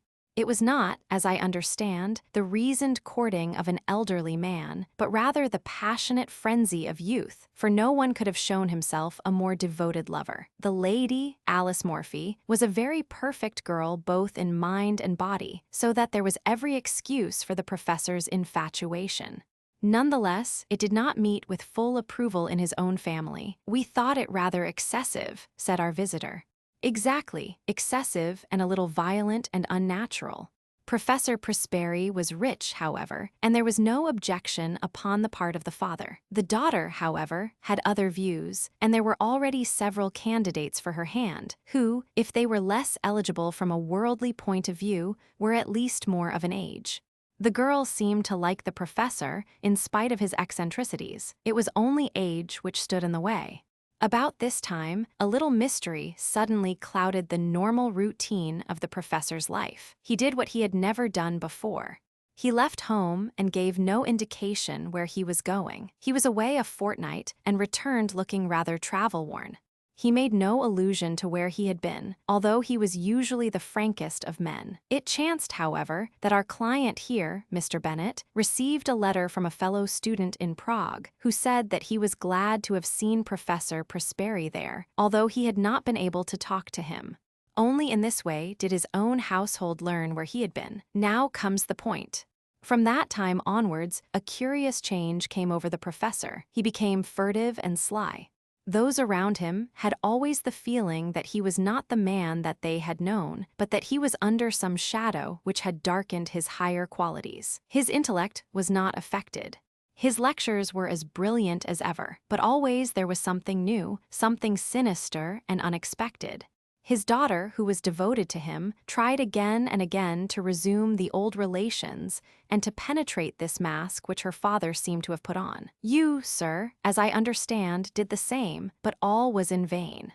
And now, Mr. Bennet, tell in your own words the incident of the letters. You must understand, Dr. Watson, that the professor had no secrets from me. If I were his son or his younger brother, I could not have more completely enjoyed his confidence. As his secretary, I handled every paper which came to him, and I opened and subdivided his letters. Shortly after his return, all this was changed. He told me that certain letters might come to him from London, which would be marked by a cross under the stamp. These were to be set aside for his own eyes only. I may say that several of these did pass through my hands, that they had the EC mark and were in an illiterate handwriting. If he answered them at all, the answers did not pass through my hands nor into the letter basket in which our correspondence was collected. "And the box," said Holmes. "Ah, yes, the box." The professor brought back a little wooden box from his travels. It was the one thing which suggested a continental tour, for it was one of those quaint carved things which one associates with Germany. This he placed in his instrument cupboard. One day, in looking for a cannula, I took up the box. To my surprise, he was very angry and reproved me in words which were quite savage for my curiosity. It was the first time such a thing had happened, and I was deeply hurt. I endeavored to explain that it was a mere accident that I had touched the box, but all the evening I was conscious that he looked at me harshly and that the incident was rankling in his mind. Mr. Bennet drew a little diary book from his pocket. "That was on July 2, said he. "You are certainly an admirable witness," said Holmes. "I may need some of these dates which you have noted." I learned method, among other things, from my great teacher. From the time that I observed abnormality in his behavior, I felt that it was my duty to study his case. Thus I have it here that it was on that very day, July 2, that Roy attacked the professor as he came from his study into the hall. Again, on July 11, there was a scene of the same sort, and then I have a note of yet another upon July 20. After that, we had to banish Roy to the stables. He was a dear, affectionate animal, but I fear I weary you. Mr. Bennet spoke in a tone of reproach, for it was very clear that Holmes was not listening. His face was rigid, and his eyes gazed abstractedly at the ceiling. With an effort he recovered himself. "Singular, most singular," he murmured. "These details were new to me, Mr. Bennet. I think we have now fairly gone over the old ground, have we not? But you spoke of some fresh developments." The pleasant, open face of our visitor clouded over, shadowed by some grim remembrance. "What I speak of occurred the night before last," said he. "I was lying awake about 2 in the morning, when I was aware of a dull, muffled sound coming from the passage. I opened my door and peeped out. I should explain that the professor sleeps at the end of the passage." "The date being?" asked Holmes. Our visitor was clearly annoyed at so irrelevant an interruption. "I have said, sir, that it was the night before last, that is, September 4. Holmes nodded and smiled. "Pray continue," said he. "He sleeps at the end of the passage, and would have to pass my door in order to reach the staircase. It was a really terrifying experience, Mr. Holmes. I think that I am as strong-nerved as my neighbors, but I was shaken by what I saw. The passage was dark save that one window halfway along it threw a patch of light. I could see that something was coming along the passage, something dark and crouching. Then suddenly it emerged into the light, and I saw that it was he. He was crawling, Mr. Holmes, crawling. He was not quite on his hands and knees. I should rather say on his hands and feet, with his face sunk between his hands. Yet he seemed to move with ease. I was so paralyzed by the sight that it was not until he had reached my door that I was able to step forward and ask if I could assist him. His answer was extraordinary. He sprang up, spat out some atrocious word at me, and hurried on past me and down the staircase. I waited about for an hour, but he did not come back. It must have been daylight before he regained his room. "Well, Watson, what make you of that?" asked Holmes, with the air of the pathologist who presents a rare specimen. "Lumbago, possibly. I have known a severe attack make a man walk in just such a way, and nothing would be more trying to the temper. Good Watson, you always keep us flat-footed on the ground. But we can hardly accept lumbago, since he was able to stand erect in a moment." "He was never better in health," said Bennet. "In fact, he is stronger than I have known him for years. But there are the facts, Mr. Holmes. It is not a case in which we can consult the police, and yet we are utterly at our wits' end as to what to do, and we feel in some strange way that we are drifting towards disaster. Edith, Miss Prosperi, feels as I do that we cannot wait passively any longer. It is certainly a very curious and suggestive case. What do you think, Watson?" "Speaking as a medical man," said I, "it appears to be a case for an alienist. The old gentleman's cerebral processes were disturbed by the love affair. He made a journey abroad in the hope of breaking himself of the passion. His letters and the box may be connected with some other private transaction, a loan, perhaps, or share certificates, which are in the box.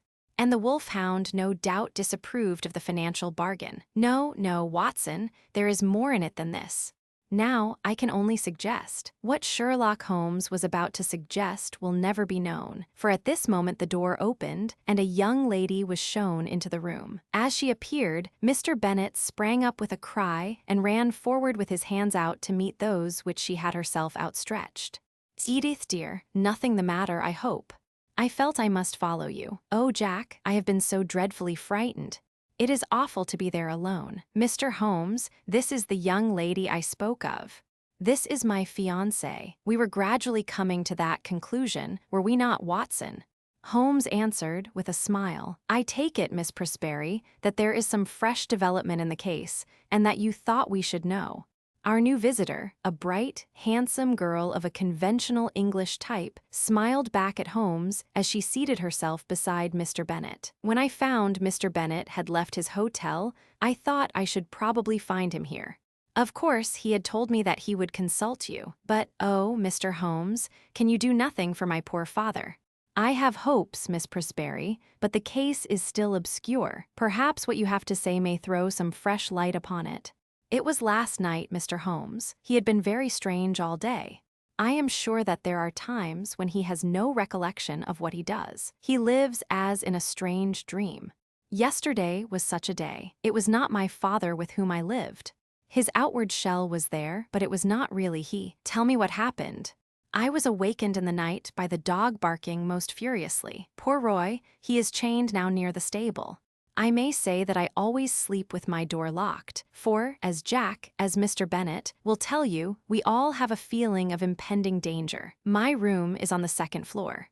It happened that the blind was up in my window, and there was bright moonlight outside. As I lay with my eyes fixed upon the square of light, listening to the frenzied barkings of the dog, I was amazed to see my father's face looking in at me. Mr. Holmes, I nearly died of surprise and horror. There it was pressed against the window pane, and one hand seemed to be raised as if to push up the window. If that window had opened, I think I should have gone mad. It was no delusion, Mr. Holmes. Don't deceive yourself by thinking so. I dare say it was 20 seconds or so that I lay paralyzed and watched the face. Then it vanished, but I could not spring out of bed and look out after it. I lay cold and shivering till morning.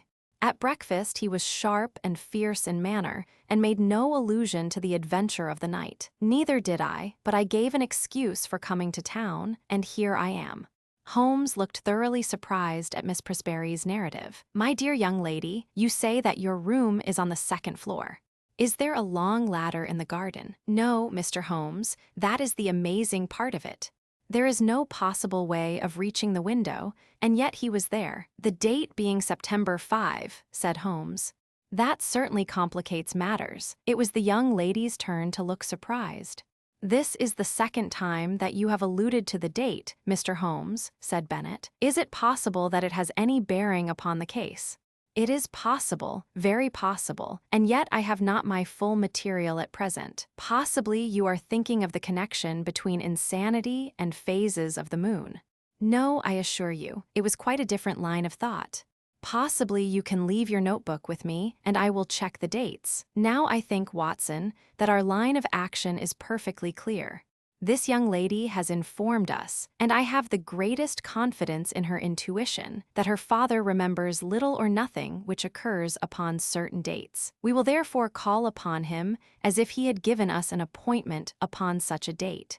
He will put it down to his own lack of memory. Thus we will open our campaign by having a good close view of him." "That is excellent," said Mr. Bennet. "I warn you, however, that the professor is irascible and violent at times." Holmes smiled. "There are reasons why we should come at once, very cogent reasons if my theories hold good. Tomorrow, Mr. Bennet will certainly see us in Camford. There is, if I remember right, an inn called the Checkers, where the port used to be above mediocrity and the linen was above reproach. I think, Watson, that our lot for the next few days might lie in less pleasant places. Monday morning found us on our way to the famous university town, an easy effort on the part of Holmes, who had no roots to pull up, but one which involved frantic planning and hurrying on my part, as my practice was by this time not inconsiderable. Holmes made no allusion to the case until after we had deposited our suitcases at the ancient hostel of which he had spoken. I think, Watson, that we can catch the professor just before lunch. He lectures at 11 and should have an interval at home. What possible excuse have we for calling? Holmes glanced at his notebook. There was a period of excitement upon August 26. We will assume that he is a little hazy as to what he does at such times. If we insist that we are there by appointment, I think he will hardly venture to contradict us. Have you the effrontery necessary to put it through? We can but try. Excellent, Watson, compound of the busy bee and excelsior. We can but try, the motto of the firm. A friendly native will surely guide us. Such a one on the back of a smart hansom swept us past a row of ancient colleges, and finally turning into a tree-lined drive pulled up at the door of a charming house, girt round with lawns and covered with purple wisteria. Professor Presberry was certainly surrounded with every sign not only of comfort but of luxury. Even as we pulled up, a grizzled head appeared at the front window, and we were aware of a pair of keen eyes from under shaggy brows which surveyed us through large horn glasses. A moment later we were actually in his sanctum, and the mysterious scientist, whose vagaries had brought us from London, was standing before us. There was certainly no sign of eccentricity either in his manner or appearance, for he was a portly, large-featured man, grave, tall, and frock-coated, with the dignity of bearing which a lecturer needs. His eyes were his most remarkable feature, keen, observant, and clever to the verge of cunning. He looked at our cards. "Pray sit down, gentlemen. What can I do for you?" Mr. Holmes smiled amiably. "It was the question which I was about to put to you, Professor. To me, sir. Possibly there is some mistake. I heard through a second person that Professor Presberry of Camford had need of my services." "Oh, indeed." It seemed to me that there was a malicious sparkle in the intense gray eyes. "You heard that, did you? May I ask the name of your informant?" "I am sorry, Professor, but the matter was rather confidential. If I have made a mistake, there is no harm done." "I can only express my regret, not at all. I should wish to go further into this matter. It interests me. Have you any scrap of writing, any letter or telegram to bear out your assertion?" "No, I have not." "I presume that you do not go so far as to assert that I summoned you." "I would rather answer no questions," said Holmes.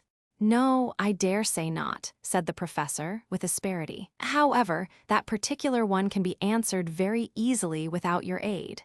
He walked across the room to the bell. Our London friend, Mr. Bennet, answered the call. "Come in, Mr. Bennet. These two gentlemen have come from London under the impression that they have been summoned. You handle all my correspondence. Have you a note of anything going to a person named Holmes?" "No, sir," Bennet answered with a flush. "That is conclusive," said the professor, glaring angrily at my companion. "Now, sir," he leaned forward with his two hands upon the table, "it seems to me that your position is a very questionable one." Holmes shrugged his shoulders. "I can only repeat that I am sorry that we have made a needless intrusion." "Hardly enough, Mr. Holmes," the old man cried, in a high, screaming voice, with extraordinary malignancy upon his face. He got between us and the door as he spoke, and he shook his two hands at us with furious passion. "You can hardly get out of it so easily as that." His face was convulsed, and he grinned and gibbered at us in his senseless rage. I am convinced that we should have had to fight our way out of the room if Mr. Bennet had not intervened. "My dear professor," he cried, "consider your position. Consider the scandal at the university. Mr. Holmes is a well-known man. You cannot possibly treat him with such discourtesy." Sulkily our host, if I may call him so, cleared the path to the door. We were glad to find ourselves outside the house and in the quiet of the tree-lined drive. Holmes seemed greatly amused by the episode. "Our learned friend's nerves are somewhat out of order," said he. "Perhaps our intrusion was a little crude, and yet we have gained that personal contact which I desired. But dear me, Watson, he is surely at our heels. The villain still pursues us." There were the sounds of running feet behind, but it was, to my relief, not the formidable professor but his assistant who appeared round the curve of the drive. He came panting up to us. "I am so sorry, Mr. Holmes. I wish to apologize." "My dear sir, there is no need. It is all in the way of professional experience. I have never seen him in a more dangerous mood, but he grows more sinister. You can understand now why his daughter and I are alarmed, and yet his mind is perfectly clear." "Too clear," said Holmes. "That was my miscalculation. It is evident that his memory is much more reliable than I had thought. By the way, can we, before we go, see the window of Miss Prosperi's room?"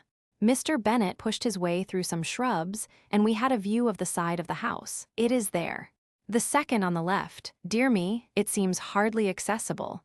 And yet you will observe that there is a creeper below and a water pipe above which gives some foothold." "I could not climb it myself," said Mr. Bennet. "Very likely. It would certainly be a dangerous exploit for any normal man. There was one other thing I wished to tell you, Mr. Holmes. I have the address of the man in London to whom the professor writes. He seems to have written this morning, and I got it from his blotting paper. It is an ignoble position for a trusted secretary, but what else can I do?" Holmes glanced at the paper and put it into his pocket. "Dorek, a curious name. Slavonic, I imagine. Well, it is an important link in the chain. We return to London this afternoon, Mr. Bennet. I see no good purpose to be served by our remaining. We cannot arrest the professor because he has done no crime, nor can we place him under constraint, for he cannot be proved to be mad. No action is as yet possible. Then what on earth are we to do? A little patience, Mr. Bennet. Things will soon develop. Unless I am mistaken, next Tuesday may mark a crisis. Certainly, we shall be in Camford on that day. Meanwhile, the general position is undeniably unpleasant, and if Miss Prosperi can prolong her visit, that is easy. Then let her stay till we can assure her that all danger is past. Meanwhile, let him have his way and do not cross him. So long as he is in a good humor, all is well." "There he is," said Bennet, in a startled whisper. Looking between the branches, we saw the tall, erect figure emerge from the hall door and look around him. He stood leaning forward, his hands swinging straight before him, his head turning from side to side. The secretary, with a last wave, slipped off among the trees, and we saw him presently rejoin his employer, the two entering the house together in what seemed to be animated and even excited conversation. "I expect the old gentleman has been putting two and two together," said Holmes, as we walked hotelwards. "He struck me as having a particularly clear and logical brain from the little I saw of him. Explosive, no doubt, but then from his point of view, he has something to explode about if detectives are put on his track, and he suspects his own household of doing it. I rather fancy that friend Bennet is in for an uncomfortable time." Holmes stopped at a post office and sent off a telegram on our way. The answer reached us in the evening, and he tossed it across to me. "Have visited the Commercial Road and seen Dorek. Suave person, bohemian, elderly. Keeps large general store. Mercer. Mercer is since your time," said Holmes. "He is my general utility man who looks up routine business." It was important to know something of the man with whom our professor was so secretly corresponding. His nationality connects up with the Prague visit. "Thank goodness that something connects with something," said I. "At present we seem to be faced by a long series of inexplicable incidents with no bearing upon each other. For example, what possible connection can there be between an angry wolfhound and a visit to Bohemia, or either of them with a man crawling down a passage at night? As to your dates, that is the biggest mystification of all." Holmes smiled and rubbed his hands. We were, I may say, seated in the old sitting room of the ancient hotel, with a bottle of the famous vintage of which Holmes had spoken on the table between us. "Well now, let us take the dates first," said he, his fingertips together, and his manner as if he were addressing a class. "This excellent young man's diary shows that there was trouble upon July 2, and from then onwards it seems to have been at 9-day intervals, with, so far as I remember, only one exception. Thus the last outbreak upon Friday was on September 3, which also falls into the series, as did August 26, which preceded it. The thing is beyond coincidence." I was forced to agree. Let us, then, form the provisional theory that every 9 days the professor takes some strong drug which has a passing but highly poisonous effect. His naturally violent nature is intensified by it. He learned to take this drug while he was in Prague and is now supplied with it by a Bohemian intermediary in London. This all hangs together, Watson. But the dog, the face at the window, the creeping man in the passage.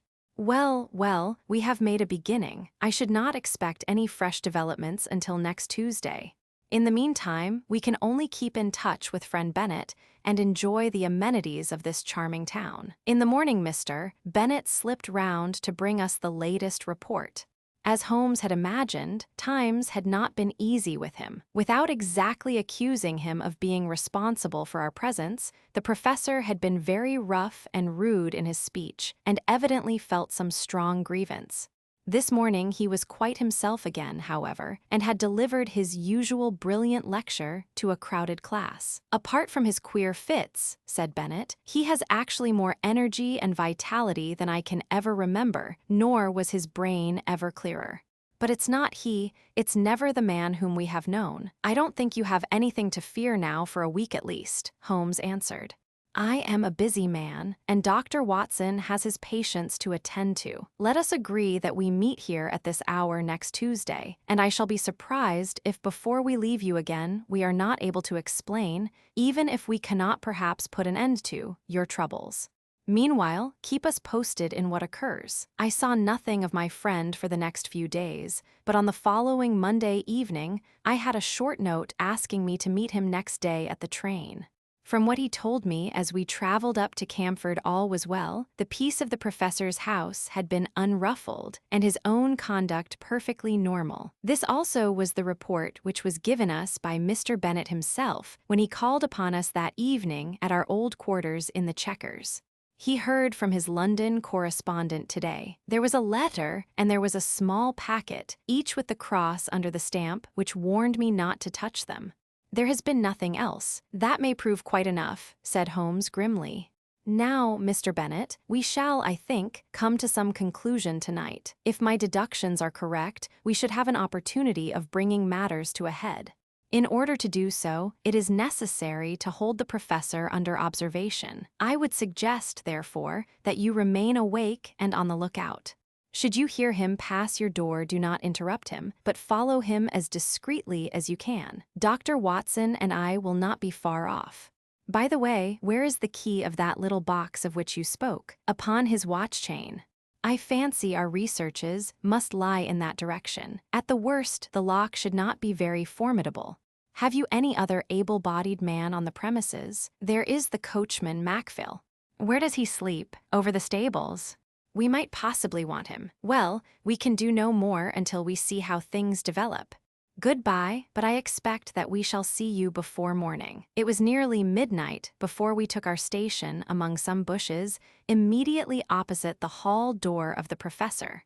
It was a fine night, but chilly, and we were glad of our warm overcoats. There was a breeze, and clouds were scudding across the sky, obscuring from time to time the half-moon.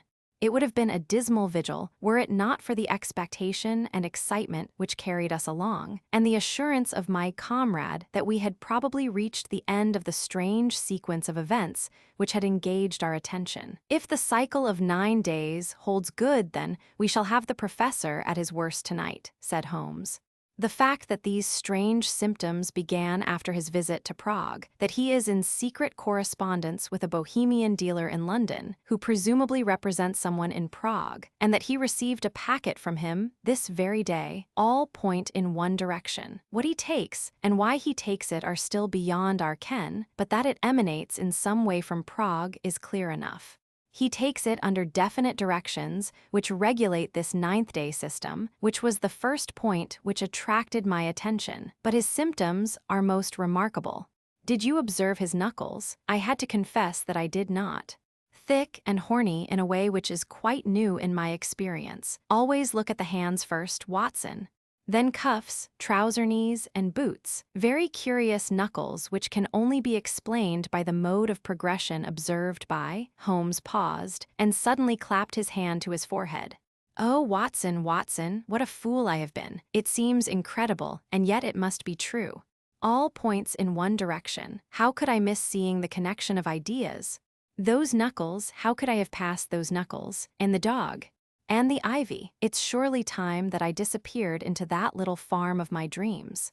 Look out, Watson, here he is. We shall have the chance of seeing for ourselves. The hall door had slowly opened, and against the lamplit background, we saw the tall figure of Professor Prosperi. He was clad in his dressing gown. As he stood outlined in the doorway, he was erect, but leaning forward with dangling arms, as when we saw him last. Now he stepped forward into the drive, and an extraordinary change came over him. He sank down into a crouching position and moved along upon his hands and feet, skipping every now and then as if he were overflowing with energy and vitality. He moved along the face of the house and then round the corner. As he disappeared, Bennet slipped through the hall door and softly followed him. "Come, Watson, come," cried Holmes, and we stole as softly as we could through the bushes until we had gained a spot whence we could see the other side of the house, which was bathed in the light of the half-moon. The professor was clearly visible crouching at the foot of the ivy-covered wall. As we watched him, he suddenly began with incredible agility to ascend it.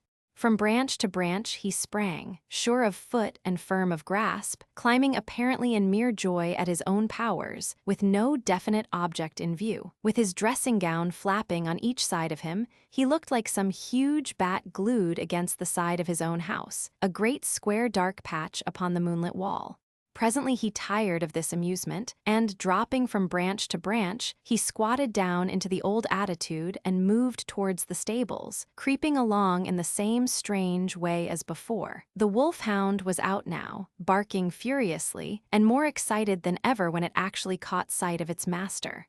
It was straining on its chain and quivering with eagerness and rage. The professor squatted down very deliberately just out of reach of the hound and began to provoke it in every possible way. He took handfuls of pebbles from the drive and threw them in the dog's face, prodded him with a stick which he had picked up, flicked his hands about only a few inches from the gaping mouth, and endeavored in every way to increase the animal's fury, which was already beyond all control. And then in a moment it happened. It was not the chain that broke, but it was the collar that slipped, for it had been made for a thick-necked Newfoundland. We heard the rattle of falling metal, and the next instant dog and man were rolling on the ground together, the one roaring in rage, the other screaming in a strange, shrill falsetto of terror. It was a very narrow thing for the professor's life. The savage creature had him fairly by the throat, its fangs had bitten deep, and he was senseless before we could reach them and drag the two apart. It might have been a dangerous task for us, but Bennet's voice and presence brought the great wolfhound instantly to reason. The uproar had brought the sleepy and astonished coachman from his room above the stables. "I'm not surprised," said he, shaking his head. "I've seen him at it before. I knew the dog would get him sooner or later."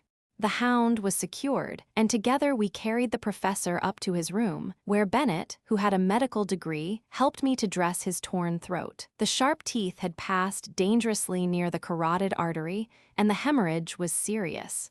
In half an hour the danger was past. I had given the patient an injection of morphia, and he had sunk into deep sleep. Then, and only then, were we able to look at each other and to take stock of the situation. "I think a first-class surgeon should see him," said I. "For God's sake, no," cried Bennet. "At present the scandal is confined to our own household. It is safe with us. If it gets beyond these walls, it will never stop. Consider his position at the university, his European reputation, the feelings of his daughter." "Quite so," said Holmes.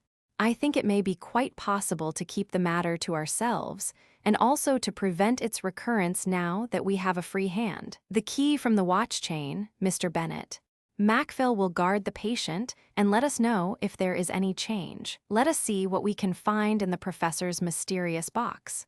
There was not much, but there was enough. An empty phial, another nearly full, a hypodermic syringe, several letters in a crabbed, foreign hand. The marks on the envelopes showed that they were those which had disturbed the routine of the secretary, and each was dated from the Commercial Road and signed A. Dorak.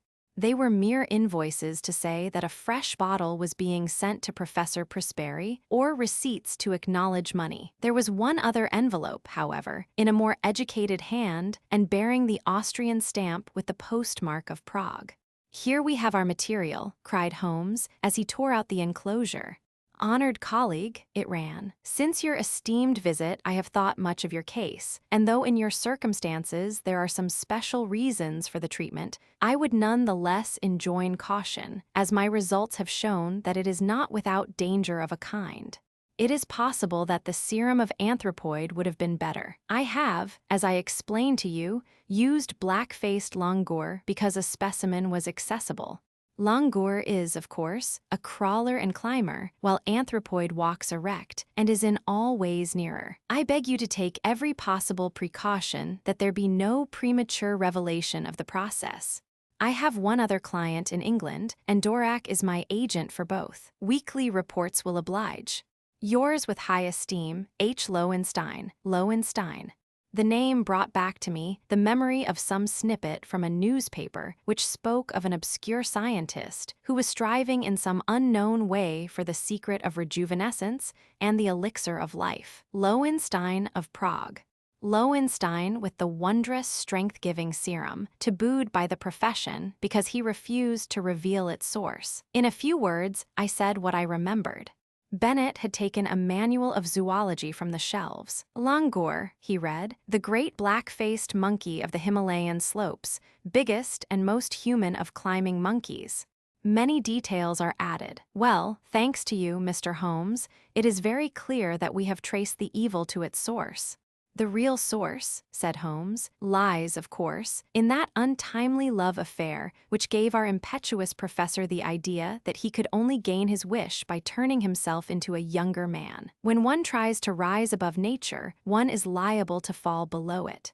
The highest type of man may revert to the animal if he leaves the straight road of destiny." He sat musing for a little with the phial in his hand, looking at the clear liquid within. "When I have written to this man and told him that I hold him criminally responsible for the poisons which he circulates, we will have no more trouble, but it may recur. Others may find a better way. There is danger there, a very real danger to humanity. Consider, Watson, that the material, the sensual, the worldly would all prolong their worthless lives. The spiritual would not avoid the call to something higher. It would be the survival of the least fit. What sort of cesspool may not our poor world become?" Suddenly the dreamer disappeared, and Holmes, the man of action, sprang from his chair. "I think there is nothing more to be said, Mr. Bennett. The various incidents will now fit themselves easily into the general scheme. The dog, of course, was aware of the change far more quickly than you. His smell would ensure that. It was the monkey, not the professor, whom Roy attacked, just as it was the monkey who teased Roy. Climbing was a joy to the creature, and it was a mere chance, I take it, that the pastime brought him to the young lady's window. There is an early train to town, Watson, but I think we shall just have time for a cup of tea at the Chequers before we catch it." Chapter 9. The Adventure of the Lion's Mane. It is a most singular thing that a problem which was certainly as abstruse and unusual as any which I have faced in my long professional career should have come to me after my retirement, and be brought, as it were, to my very door. It occurred after my withdrawal to my little Sussex home, when I had given myself up entirely to that soothing life of nature for which I had so often yearned during the long years spent amid the gloom of London. At this period of my life, the good Watson had passed almost beyond my ken. An occasional weekend visit was the most that I ever saw of him. Thus I must act as my own chronicler. Ah, had he but been with me, how much he might have made of so wonderful a happening, and of my eventual triumph against every difficulty. As it is, however, I must needs tell my tale in my own plain way, showing by my words each step upon the difficult road which lay before me as I searched for the mystery of the lion's mane. My villa is situated upon the southern slope of the Downs, commanding a great view of the Channel.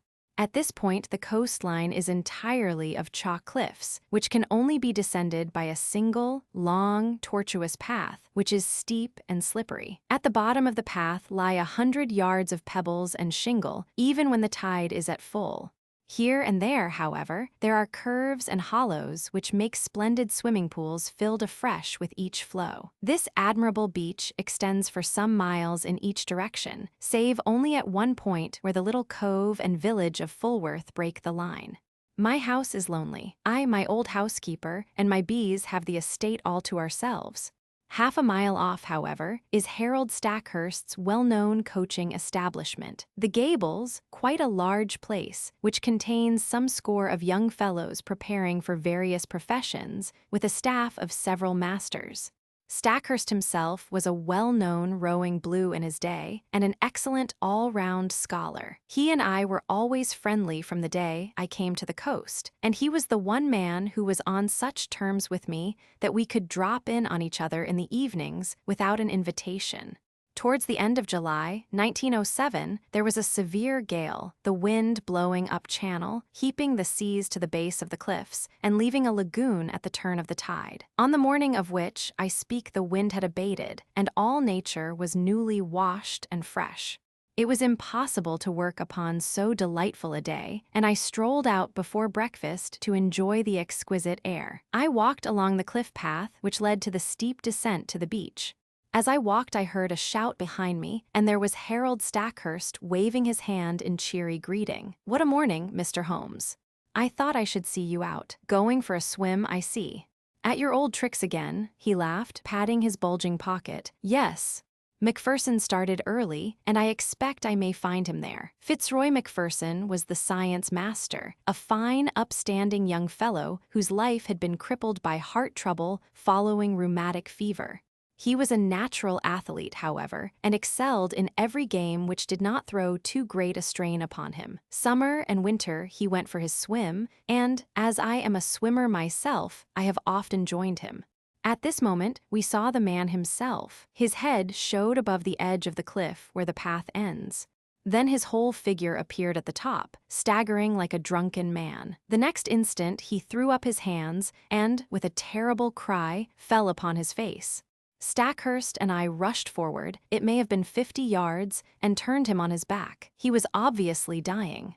Those glazed, sunken eyes and dreadful livid cheeks could mean nothing else. One glimmer of life came into his face for an instant, and he uttered 2 or 3 words with an eager air of warning. They were slurred and indistinct, but to my ear the last of them, which burst in a shriek from his lips, were "the lion's mane." It was utterly irrelevant and unintelligible, and yet I could twist the sound into no other sense. Then he half raised himself from the ground, threw his arms into the air, and fell forward on his side. He was dead. My companion was paralyzed by the sudden horror of it, but I, as may well be imagined, had every sense on the alert. And I had need, for it was speedily evident that we were in the presence of an extraordinary case. The man was dressed only in his Burberry overcoat, his trousers, and an unlaced pair of canvas shoes. As he fell over, his Burberry, which had been simply thrown round his shoulders, slipped off, exposing his trunk. We stared at it in amazement. His back was covered with dark red lines, as though he had been terribly flogged by a thin wire scourge. The instrument with which this punishment had been inflicted was clearly flexible, for the long, angry wheels curved round his shoulders and ribs. There was blood dripping down his chin, for he had bitten through his lower lip in the paroxysm of his agony. His drawn and distorted face told how terrible that agony had been. I was kneeling and Stackhurst standing by the body when a shadow fell across us, and we found that Ian Murdoch was by our side. Murdoch was the mathematical coach at the establishment, a tall, dark, thin man, so taciturn and aloof that none can be said to have been his friend. He seemed to live in some high, abstract region of surds and conic sections, with little to connect him with ordinary life. He was looked upon as an oddity by the students, and would have been there but there was some strange, outlandish blood in the man, which showed itself not only in his coal-black eyes and swarthy face, but also in occasional outbreaks of temper, which could only be described as ferocious. Such was the strange, complex man who now appeared beside us. He seemed to be honestly shocked at the sight before him, though the incident of the dog may show that there was no great sympathy between the dead man and himself. Poor fellow, what can I do? How can I help?" Were you with him? Can you tell us what has happened? No, I was late this morning. I was not on the beach at all. I have come straight from the Gables. What can I do? You can hurry to the police station at Fulworth. Report the matter at once. Without a word, he made off at top speed, and I proceeded to take the matter in hand, while Stackhurst, dazed at this tragedy, remained by the body. My first task naturally was to note who was on the beach. From the top of the path, I could see the whole sweep of it, and it was absolutely deserted save that 2 or 3 dark figures could be seen far away moving towards the village of Fulworth. Having satisfied myself upon this point, I walked slowly down the path. There was clay or soft marl mixed with the chalk, and every here and there I saw the same footstep, both ascending and descending. No one else had gone down to the beach by this track that morning. At one place, I observed the print of an open hand with the fingers towards the incline. This could only mean that poor Macpherson had fallen as he ascended. There were rounded depressions, too, which suggested that he had come down upon his knees more than once. At the bottom of the path was the considerable lagoon left by the retreating tide. At the side of it Macpherson had undressed, for there lay his towel on a rock. It was folded and dry, so that it would seem that after all he had never entered the water. Once or twice, as I hunted round amid the hard shingle, I came on little patches of sand where the print of his canvas shoe, and also of his naked foot, could be seen. The latter fact proved that he had made all ready to bathe, though the towel indicated that he had not actually done so. And here was the problem clearly defined, as strange a one as had ever confronted me. The man had not been on the beach more than a quarter of an hour at the most. Stackhurst had followed him from the Gables, so there could be no doubt about that. He had gone to bathe and had stripped, as the naked footsteps showed. Then he had suddenly huddled on his clothes again. They were all disheveled and unfastened, and he had returned without bathing, or at any rate without drying himself. And the reason for his change of purpose had been that he had been scourged in some savage, inhuman fashion, tortured until he bit his lip through in his agony, and was left with only strength enough to crawl away and to die. Who had done this barbarous deed? There were, it is true, small grottos and caves in the base of the cliffs, but the low sun shone directly into them, and there was no place for concealment. Then, again, there were those distant figures on the beach. They seemed too far away to have been connected with the crime, and the broad lagoon in which Macpherson had intended to bathe lay between him and them, lapping up to the rocks. On the sea 2 or 3 fishing boats were at no great distance. Their occupants might be examined at our leisure. There were several roads for inquiry, but none which led to any very obvious goal. When I at last returned to the body, I found that a little group of wandering folk had gathered round it. Stackhurst was, of course, still there, and Ian Murdoch had just arrived with Anderson, the village constable, a big, ginger-mustached man of the slow, solid Sussex breed, a breed which covers much good sense under a heavy, silent exterior. He listened to everything, took note of all we said, and finally drew me aside. "I'd be glad of your advice, Mr. Holmes. This is a big thing for me to handle, and I'll hear of it from Lewes if I go wrong." I advised him to send for his immediate superior and for a doctor, also to allow nothing to be moved and as few fresh footmarks as possible to be made until they came. In the meantime, I searched the dead man's pockets. There were his handkerchief, a large knife, and a small folding card case. From this projected a slip of paper, which I unfolded and handed to the constable. There was written on it in a scrawling feminine hand, "I will be there, you may be sure, Maudie." It read like a love affair, an assignation, though when and where were a blank. The constable replaced it in the card case and returned it with the other things to the pockets of the Burberry. Then, as nothing more suggested itself, I walked back to my house for breakfast, having first arranged that the base of the cliffs should be thoroughly searched. Stackhurst was round in an hour or two to tell me that the body had been removed to the Gables, where the inquest would be held. He brought with him some serious and definite news. As I expected, nothing had been found in the small caves below the cliff, but he had examined the papers in Macpherson's desk, and there were several which showed an intimate correspondence with a certain Miss Maud Bellamy of Fulworth. We had then established the identity of the writer of the note.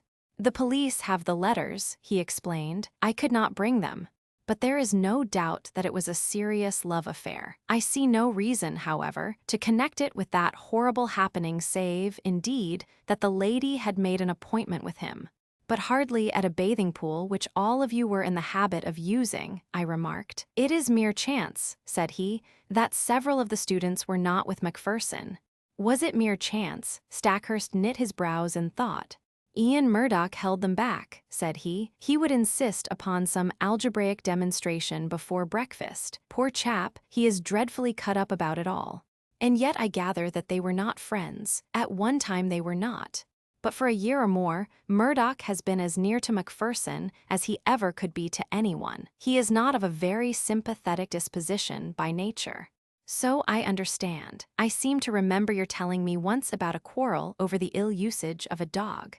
That blew over all right, but left some vindictive feeling, perhaps." No, I am sure they were real friends." "Well then, we must explore the matter of the girl. Do you know her?" "Everyone knows her. She is the beauty of the neighborhood, a real beauty, Holmes, who would draw attention everywhere. I knew that Macpherson was attracted by her, but I had no notion that it had gone so far as these letters would seem to indicate." "But who is she?" "She is the daughter of old Tom Bellamy, who owns all the boats and bathing cots at Fulworth. He was a fisherman to start with, but is now a man of some substance. He and his son William run the business." "Shall we walk into Fulworth and see them? On what pretext?" "Oh, we can easily find a pretext. After all, this poor man did not ill-use himself in this outrageous way. Some human hand was on the handle of that scourge, if indeed it was a scourge which inflicted the injuries. His circle of acquaintances in this lonely place was surely limited. Let us follow it up in every direction, and we can hardly fail to come upon the motive, which in turn should lead us to the criminal. It would have been a pleasant walk across the time-scented downs had our minds not been poisoned by the tragedy we had witnessed. The village of Fulworth lies in a hollow curving in a semicircle round the bay. Behind the old-fashioned hamlet, several modern houses have been built upon the rising ground. It was to one of these that Stackhurst guided me. That's the Haven, as Bellamy called it. The one with the corner tower and slate roof. Not bad for a man who started with nothing, but, by Jove, look at that. The garden gate of the Haven had opened, and a man had emerged. There was no mistaking that tall, angular, straggling figure. It was Ian Murdoch, the mathematician. A moment later, we confronted him upon the road. "Hullo," said Stackhurst. The man nodded, gave us a sideways glance from his curious dark eyes, and would have passed us, but his principal pulled him up. "What were you doing there?" he asked, Murdoch's face flushed with anger. "I am your subordinate, sir, under your roof. I am not aware that I owe you any account of my private actions." Stackhurst's nerves were near the surface after all he had endured. Otherwise, perhaps, he would have waited. Now he lost his temper completely. "In the circumstances, your answer is pure impertinence, Mr. Murdoch. Your own question might perhaps come under the same heading. This is not the first time that I have had to overlook your insubordinate ways. It will certainly be the last. You will kindly make fresh arrangements for your future as speedily as you can." I had intended to do so. "I have lost today the only person who made the gables habitable." He strode off upon his way, while Stackhurst, with angry eyes, stood glaring after him. "Is he not an impossible, intolerable man?" he cried. The one thing that impressed itself forcibly upon my mind was that Mr. Ian Murdoch was taking the first chance to open a path of escape from the scene of the crime. Suspicion, vague and nebulous, was now beginning to take outline in my mind. Perhaps the visit to the Bellamys might throw some further light upon the matter. Stackhurst pulled himself together, and we went forward to the house. Mr. Bellamy proved to be a middle-aged man with a flaming red beard. He seemed to be in a very angry mood, and his face was soon as florid as his hair. "No, sir, I do not desire any particulars. My son here," indicating a powerful young man with a heavy, sullen face in the corner of the sitting room, "is of one mind with me that Mr. Macpherson's attentions to Maud were insulting."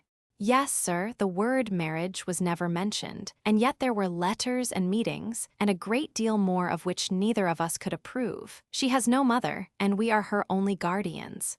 We are determined, but the words were taken from his mouth by the appearance of the lady herself. There was no gainsaying that she would have graced any assembly in the world. Who could have imagined that so rare a flower would grow from such a root and in such an atmosphere? Women have seldom been an attraction to me, for my brain has always governed my heart, but I could not look upon her perfect, clear-cut face, with all the soft freshness of the downlands in her delicate coloring, without realizing that no young man would cross her path unscathed.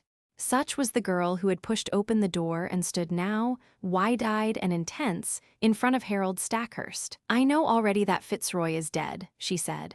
"Do not be afraid to tell me the particulars. This other gentleman of yours let us know the news," explained the father. "There is no reason why my sister should be brought into the matter," growled the younger man. The sister turned a sharp, fierce look upon him. "This is my business, William. Kindly leave me to manage it in my own way. By all accounts, there has been a crime committed. If I can help to show who did it, it is the least I can do for him who is gone." She listened to a short account from my companion, with a composed concentration which showed me that she possessed strong character as well as great beauty. Maud Bellamy will always remain in my memory as a most complete and remarkable woman. It seems that she already knew me by sight, for she turned to me at the end. "Bring them to justice, Mr. Holmes. You have my sympathy and my help, whoever they may be." It seemed to me that she glanced defiantly at her father and brother as she spoke. "Thank you," said I. "I value a woman's instinct in such matters." "You use the word they. You think that more than one was concerned." I knew Mr. Macpherson well enough to be aware that he was a brave and a strong man. No single person could ever have inflicted such an outrage upon him. "Might I have one word with you alone? I tell you, Maud, not to mix yourself up in the matter," cried her father angrily. She looked at me helplessly. "What can I do?" "The whole world will know the facts presently, so there can be no harm if I discuss them here," said I. "I should have preferred privacy, but if your father will not allow it, he must share the deliberations." Then I spoke of the note which had been found in the dead man's pocket. "It is sure to be produced at the inquest. May I ask you to throw any light upon it that you can?" "I see no reason for mystery," she answered. "We were engaged to be married, and we only kept it secret because Fitzroy's uncle, who is very old and said to be dying, might have disinherited him if he had married against his wish. There was no other reason." "You could have told us," growled Mr. Bellamy. "So I would, father, if you had ever shown sympathy. I object to my girl picking up with men outside her own station. It was your prejudice against him which prevented us from telling you. As to this appointment," she fumbled in her dress and produced a crumpled note. It was in answer to this. "Dearest," ran the message, "the old place on the beach just after sunset on Tuesday. It is the only time I can get away. F.M. Tuesday was today, and I had meant to meet him tonight." I turned over the paper.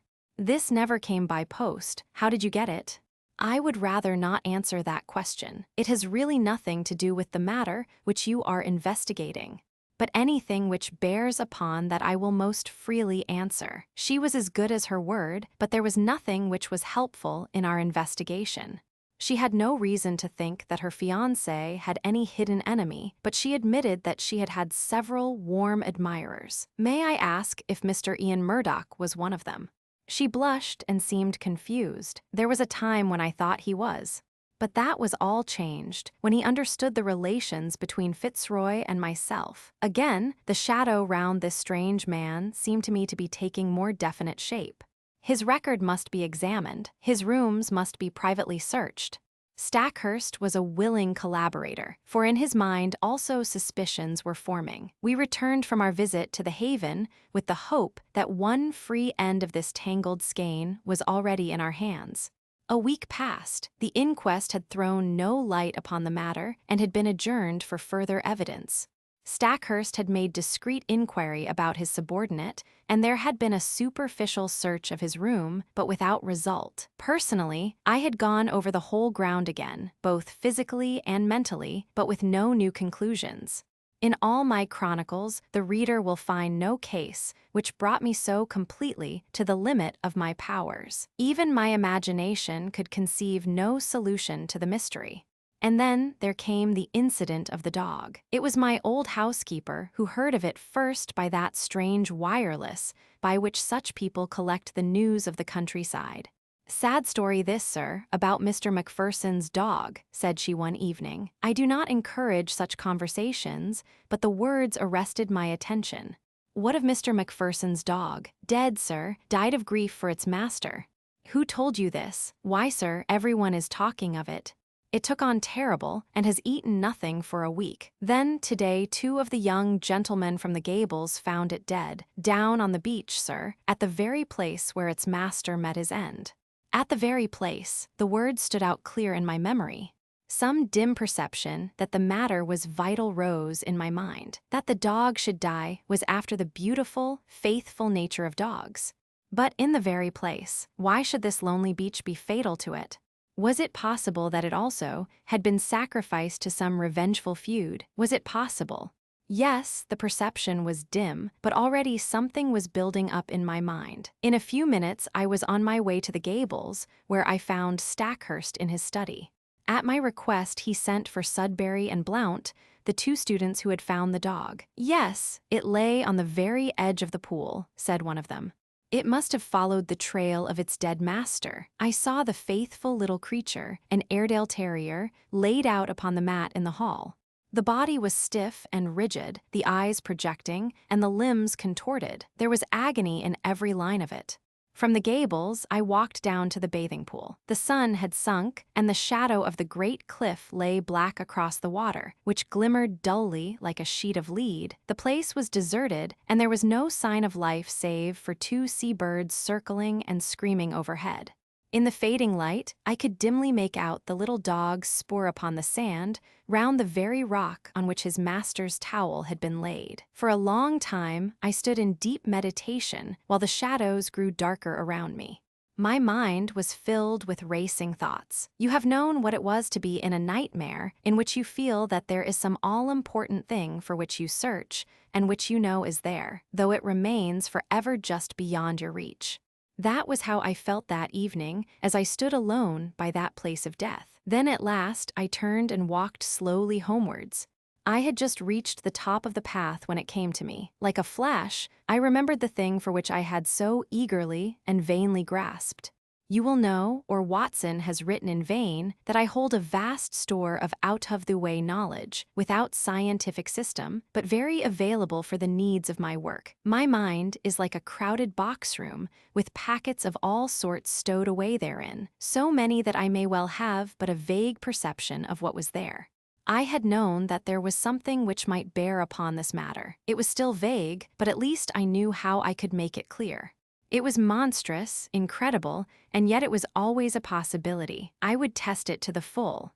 There is a great garret in my little house which is stuffed with books. It was into this that I plunged and rummaged for an hour. At the end of that time, I emerged with a little chocolate and silver volume. Eagerly, I turned up the chapter of which I had a dim remembrance. Yes, it was indeed a far-fetched and unlikely proposition, and yet I could not be at rest until I had made sure if it might indeed be so. It was late when I retired, with my mind eagerly awaiting the work of the morrow. But that work met with an annoying interruption. I had hardly swallowed my early cup of tea and was starting for the beach when I had a call from Inspector Barty of the Sussex Constabulary, a steady, solid, bovine man with thoughtful eyes, which looked at me now with a very troubled expression. "I know your immense experience, sir," said he. "This is quite unofficial, of course, and need go no farther. But I am fairly up against it in this Macpherson case. The question is, shall I make an arrest or shall I not?" "Meaning Mr. Ian Murdoch?" "Yes, sir. There is really no one else when you come to think of it. That's the advantage of this solitude. We narrow it down to a very small compass. If he did not do it, then who did? What have you against him? He had gleaned along the same furrows as I had. There was Murdoch's character, and the mystery which seemed to hang round the man, his furious bursts of temper, as shown in the incident of the dog. The fact that he had quarreled with Macpherson in the past, and that there was some reason to think that he might have resented his attentions to Miss Bellamy. He had all my points, but no fresh ones, save that Murdoch seemed to be making every preparation for departure. What would my position be if I let him slip away with all this evidence against him? The burly, phlegmatic man was sorely troubled in his mind. Consider, I said, all the essential gaps in your case. On the morning of the crime, he can surely prove an alibi. He had been with his scholars till the last moment, and within a few minutes of Macpherson's appearance, he came upon us from behind. Then, bear in mind the absolute impossibility that he could single-handed have inflicted this outrage upon a man quite as strong as himself. Finally, there is this question of the instrument with which these injuries were inflicted. What could it be but a scourge or flexible whip of some sort? Have you examined the marks? I asked. I have seen them, so has the doctor. But I have examined them very carefully with a lens. They have peculiarities.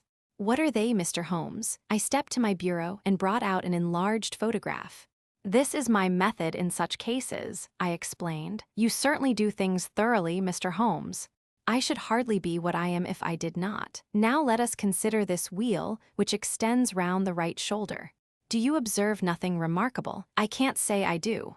Surely it is evident that it is unequal in its intensity. There is a dot of extravasated blood here and another there. There are similar indications in this other wheal down here. What can that mean? I have no idea, have you? Perhaps I have, perhaps I haven't. I may be able to say more soon. Anything which will define what made that mark will bring us a long way towards the criminal. It is, of course, an absurd idea, said the policeman, but if a red-hot net of wire had been laid across the back, then these better-marked points would represent where the meshes crossed each other. A most ingenious comparison. Or shall we say a very stiff cat-o'-nine-tails with small hard knots upon it. By Jove, Mr. Holmes, I think you have hit it. Or there may be some very different cause, Mr. Barty, but your case is far too weak for an arrest. Besides, we have those last words, lion's mane. I have wondered whether Ian— Yes, I have considered that. If the second word had borne any resemblance to Murdoch, but it did not, he gave it almost in a shriek. I am sure that it was Maine. Have you no alternative, Mr. Holmes? Perhaps I have, but I do not care to discuss it until there is something more solid to discuss. And when will that be? In an hour, possibly less. The inspector rubbed his chin and looked at me with dubious eyes. I wish I could see what was in your mind, Mr. Holmes. Perhaps it's those fishing boats. No, they were too far out.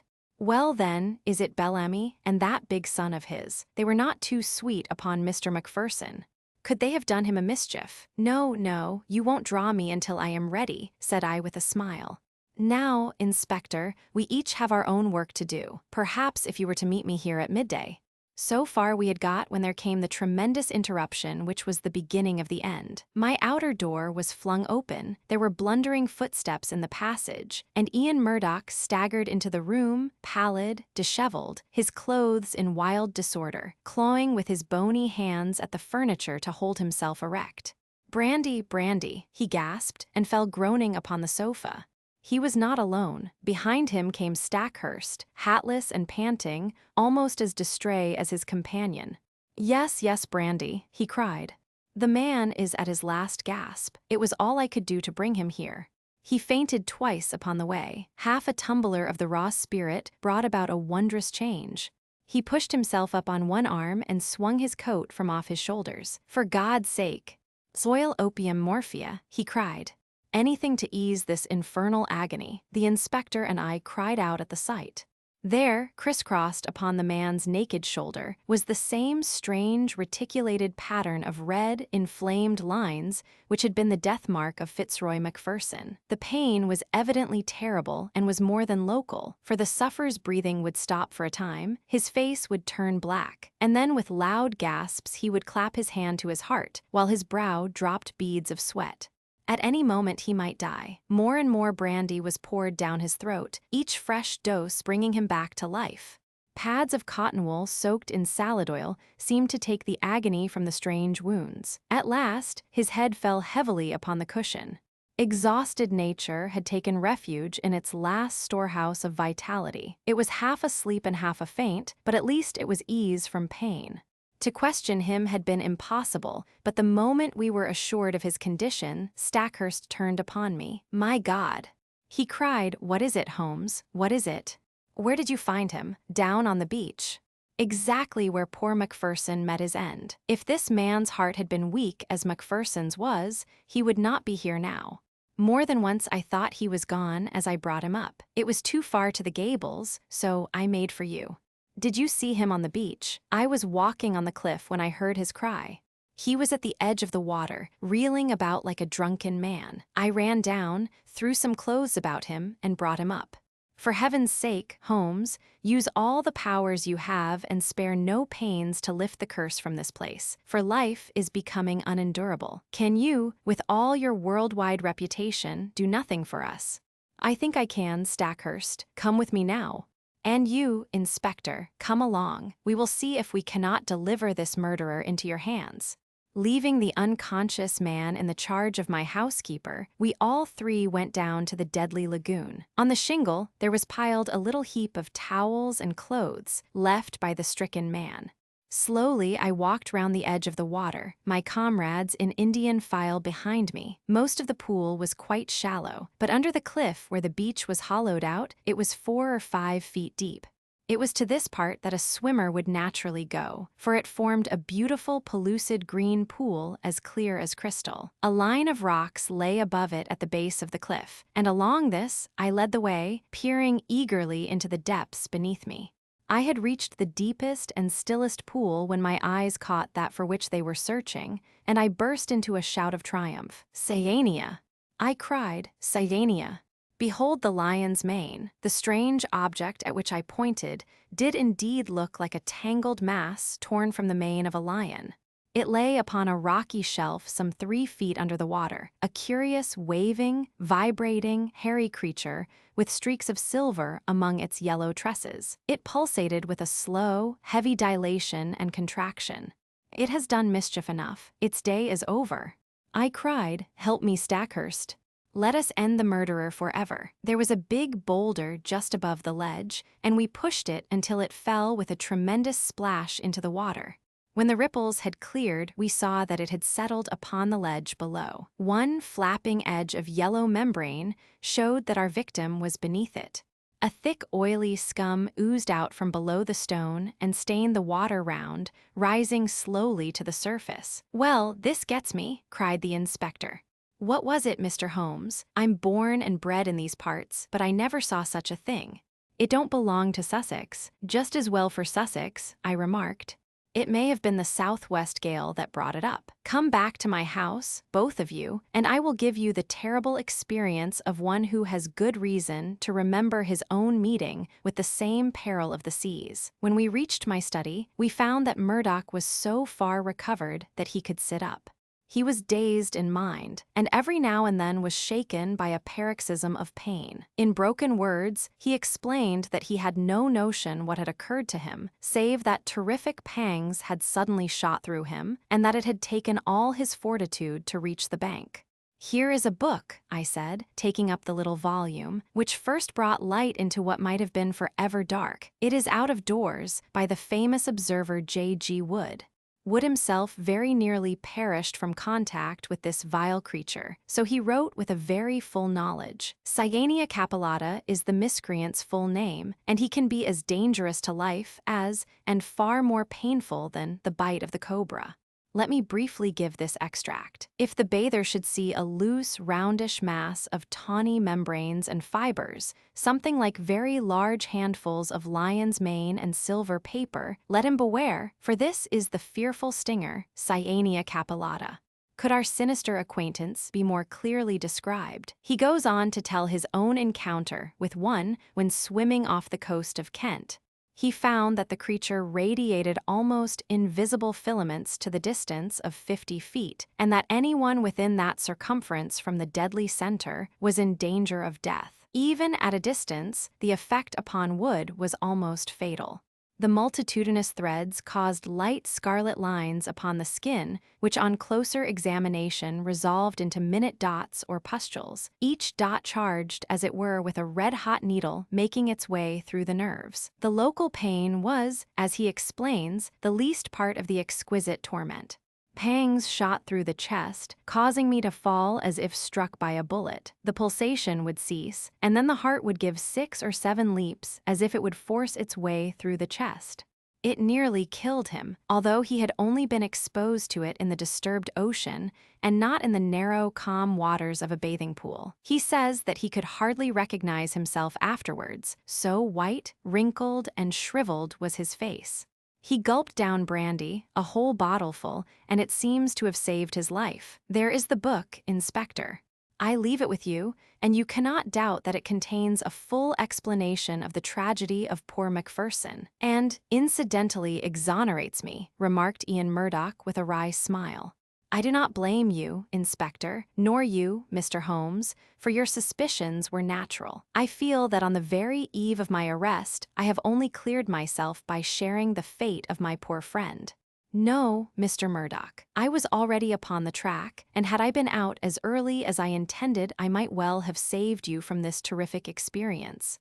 But how did you know, Mr. Holmes? I am an omnivorous reader with a strangely retentive memory for trifles. That phrase, lion's mane, haunted my mind. I knew that I had seen it somewhere in an unexpected context. You have seen that it does describe the creature. I have no doubt that it was floating on the water when Macpherson saw it, and that this phrase was the only one by which he could convey to us a warning as to the creature which had been his death. Then I, at least, am cleared, said Murdoch, rising slowly to his feet. There are 1 or 2 words of explanation which I should give, for I know the direction in which your inquiries have run. It is true that I loved this lady, but from the day when she chose my friend Macpherson, my one desire was to help her to happiness. I was well content to stand aside and act as their go-between. Often I carried their messages, and it was because I was in their confidence, and because she was so dear to me that I hastened to tell her of my friend's death, lest someone should forestall me in a more sudden and heartless manner. She would not tell you, sir, of our relations lest you should disapprove, and I might suffer. But with your leave, I must try to get back to the Gables, for my bed will be very welcome. Stackhurst held out his hand. Our nerves have all been at concert pitch, said he. Forgive what is past, Murdoch. We shall understand each other better in the future. They passed out together, with their arms linked in friendly fashion. The inspector remained, staring at me in silence with his ox-like eyes. Well, you've done it. He cried at last. I had read of you, but I never believed it. It's wonderful. I was forced to shake my head.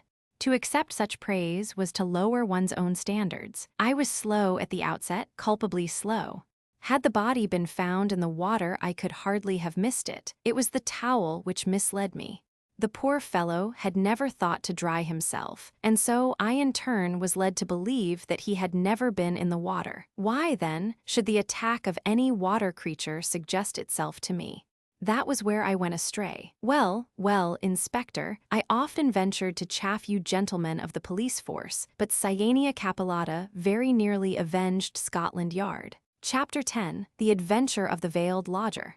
When one considers that Mr. Sherlock Holmes was in active practice for 23 years, and that during 17 of these I was allowed to cooperate with him and to keep notes of his doings, it will be clear that I have a mass of material at my command. The problem has always been not to find, but to choose.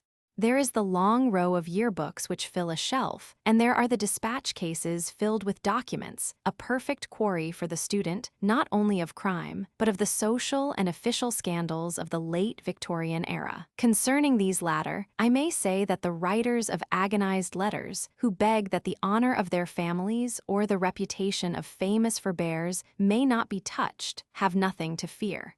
The discretion and high sense of professional honor which have always distinguished my friend are still at work in the choice of these memoirs, and no confidence will be abused. I deprecate, however, in the strongest way, the attempts which have been made lately to get at and to destroy these papers.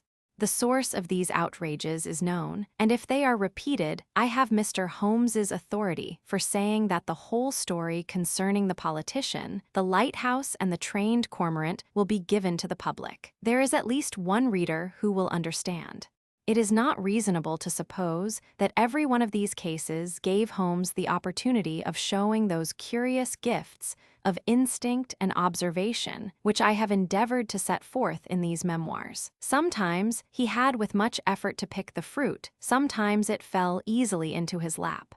But the most terrible human tragedies were often involved in these cases, which brought him the fewest personal opportunities, and it is one of these which I now desire to record. In telling it, I have made a slight change of name and place, but otherwise the facts are as stated. One forenoon, it was late in 1896, I received a hurried note from Holmes asking for my attendance. When I arrived, I found him seated in a smoke-laden atmosphere, with an elderly, motherly woman of the buxom landlady type in the corresponding chair in front of him. "This is Mrs. Marilow of South Brixton," said my friend, with a wave of the hand. "Mrs. Marilow does not object to tobacco, Watson, if you wish to indulge your filthy habits. Mrs. Marilow has an interesting story to tell which may well lead to further developments in which your presence may be useful. Anything I can do, you will understand, Mrs. Marilow, that if I come to Mrs. Ronder, I should prefer to have a witness. You will make her understand that before we arrive." "Lord bless you, Mr. Holmes," said our visitor. "She is that anxious to see you that you might bring the whole parish at your heels. Then we shall come early in the afternoon. Let us see that we have our facts correct before we start. If we go over them, it will help Dr. Watson to understand the situation. You say that Mrs. Ronder has been your lodger for 7 years, and that you have only once seen her face." "And I wish to God I had not," said Mrs. Marilow. "It was, I understand, terribly mutilated." "Well, Mr. Holmes, you would hardly say it was a face at all. That's how it looked. Our milkman got a glimpse of her once peeping out of the upper window, and he dropped his tin and the milk all over the front garden. That is the kind of face it is. When I saw her, I happened on her unawares. She covered up quick, and then she said, 'Now, Mrs. Marilow, you know at last why it is that I never raise my veil. Do you know anything about her history?' "Nothing at all. Did she give references when she came?" "No, sir, but she gave hard cash, and plenty of it. A quarter's rent right down on the table in advance, and no arguing about terms. In these times, a poor woman like me can't afford to turn down a chance like that." "Did she give any reason for choosing your house?" "Mine stands well back from the road and is more private than most. Then, again, I only take the one, and I have no family of my own. I reckon she had tried others and found that mine suited her best. It's privacy she is after, and she is ready to pay for it. You say that she never showed her face from first to last save on the one accidental occasion. Well, it is a very remarkable story, most remarkable, and I don't wonder that you want it examined." "I don't, Mr. Holmes. I am quite satisfied so long as I get my rent. You could not have a quieter lodger, or one who gives less trouble. Then, what has brought matters to a head?" "Her health, Mr. Holmes. She seems to be wasting away. And there's something terrible on her mind. Murder. She cries, 'Murder.' And once I heard her, 'You cruel beast, you monster.' She cried. It was in the night, and it fair rang through the house and sent the shivers through me. So I went to her in the morning. 'Mrs. Ronder,' I says, 'if you have anything that is troubling your soul, there's the clergy,' I says, 'and there's the police. Between them you should get some help.' 'For God's sake, not the police,' says she, 'and the clergy can't change what is past. And yet,' she says, 'it would ease my mind if someone knew the truth before I died.' 'Well,' says I, 'if you won't have the regulars, there is this detective man what we read about, beggin' your pardon, Mr. Holmes,' and she fair jumped at it. 'That's the man,' says she. 'I wonder I never thought of it before. Bring him here, Mrs. Marilow, and if he won't come, tell him I am the wife of Ronder's wild beast show. Say that, and give him the name Abbas Parva.' Here it is as she wrote it, Abbas Parva. That will bring him, if he's the man I think he is." "And it will, too," remarked Holmes. "Very good, Mrs. Marilow. I should like to have a little chat with Dr. Watson. That will carry us till lunchtime." About 3 o'clock, you may expect to see us at your house in Brixton. Our visitor had no sooner waddled out of the room, no other verb can describe Mrs. Marlowe's method of progression, than Sherlock Holmes threw himself with fierce energy upon the pile of commonplace books in the corner. For a few minutes there was a constant swish of the leaves, and then with a grunt of satisfaction he came upon what he sought. So excited was he that he did not rise, but sat upon the floor like some strange Buddha, with crossed legs, the huge books all round him, and one open upon his knees. The case worried me at the time, Watson. Here are my marginal notes to prove it. I confess that I could make nothing of it, and yet I was convinced that the coroner was wrong. Have you no recollection of the Abbas Parva tragedy? None, Holmes. And yet you were with me then. But certainly my own impression was very superficial, for there was nothing to go by, and none of the parties had engaged my services. Perhaps you would care to read the papers. Could you not give me the points? That is very easily done. It will probably come back to your memory as I talk. Ronder, of course, was a household word. He was the rival of Wombwell and of Sanger, one of the greatest showmen of his day. There is evidence, however, that he took to drink, and that both he and his show were on the down grade at the time of the great tragedy. The caravan had halted for the night at Abbas Parva, which is a small village in Berkshire, when this horror occurred.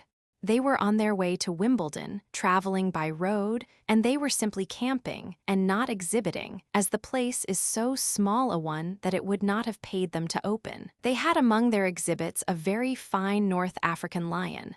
Sahara King was its name, and it was the habit, both of Ronder and his wife, to give exhibitions inside its cage. Here, you see, is a photograph of the performance, by which you will perceive that Ronder was a huge porcine person, and that his wife was a very magnificent woman. It was deposed at the inquest that there had been some signs that the lion was dangerous, but, as usual, familiarity begat contempt, and no notice was taken of the fact. It was usual for either Ronder or his wife to feed the lion at night.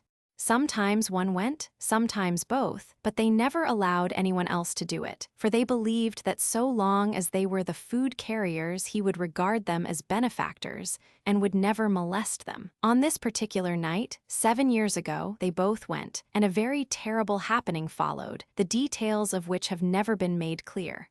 It seems that the whole camp was roused near midnight by the roars of the animal and the screams of the woman. The different grooms and employees rushed from their tents, carrying lanterns, and by their light an awful sight was revealed.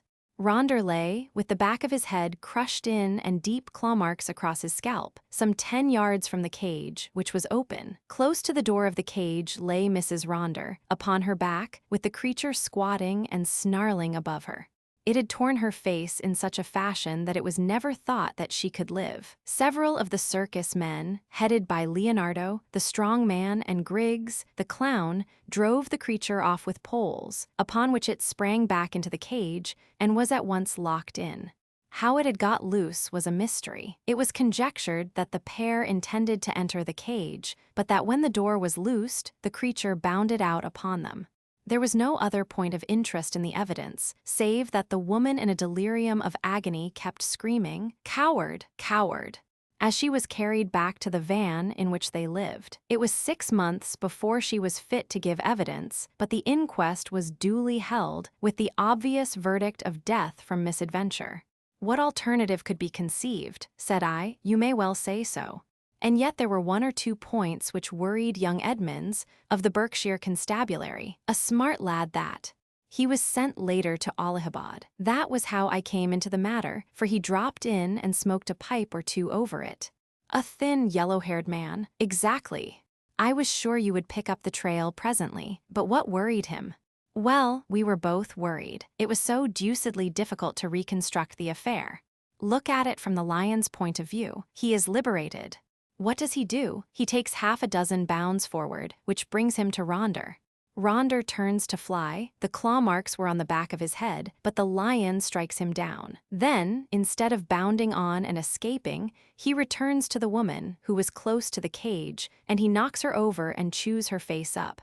Then, again, those cries of hers would seem to imply that her husband had in some way failed her. What could the poor devil have done to help her? You see the difficulty. Quite. And then there was another thing. It comes back to me now as I think it over. There was some evidence that, just at the time the lion roared and the woman screamed, a man began shouting in terror. This man Ronder, no doubt. Well, if his skull was smashed and you would hardly expect to hear from him again. There were at least 2 witnesses who spoke of the cries of a man being mingled with those of a woman. I should think the whole camp was crying out by then. As to the other points, I think I could suggest a solution. I should be glad to consider it. The 2 were together, 10 yards from the cage, when the lion got loose.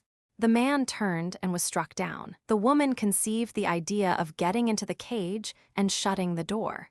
It was her only refuge. She made for it, and just as she reached it, the beast bounded after her and knocked her over. She was angry with her husband for having encouraged the beast's rage by turning. If they had faced it, they might have cowed it. Hence her cries of coward, brilliant Watson. Only one flaw in your diamond. What is the flaw, Holmes?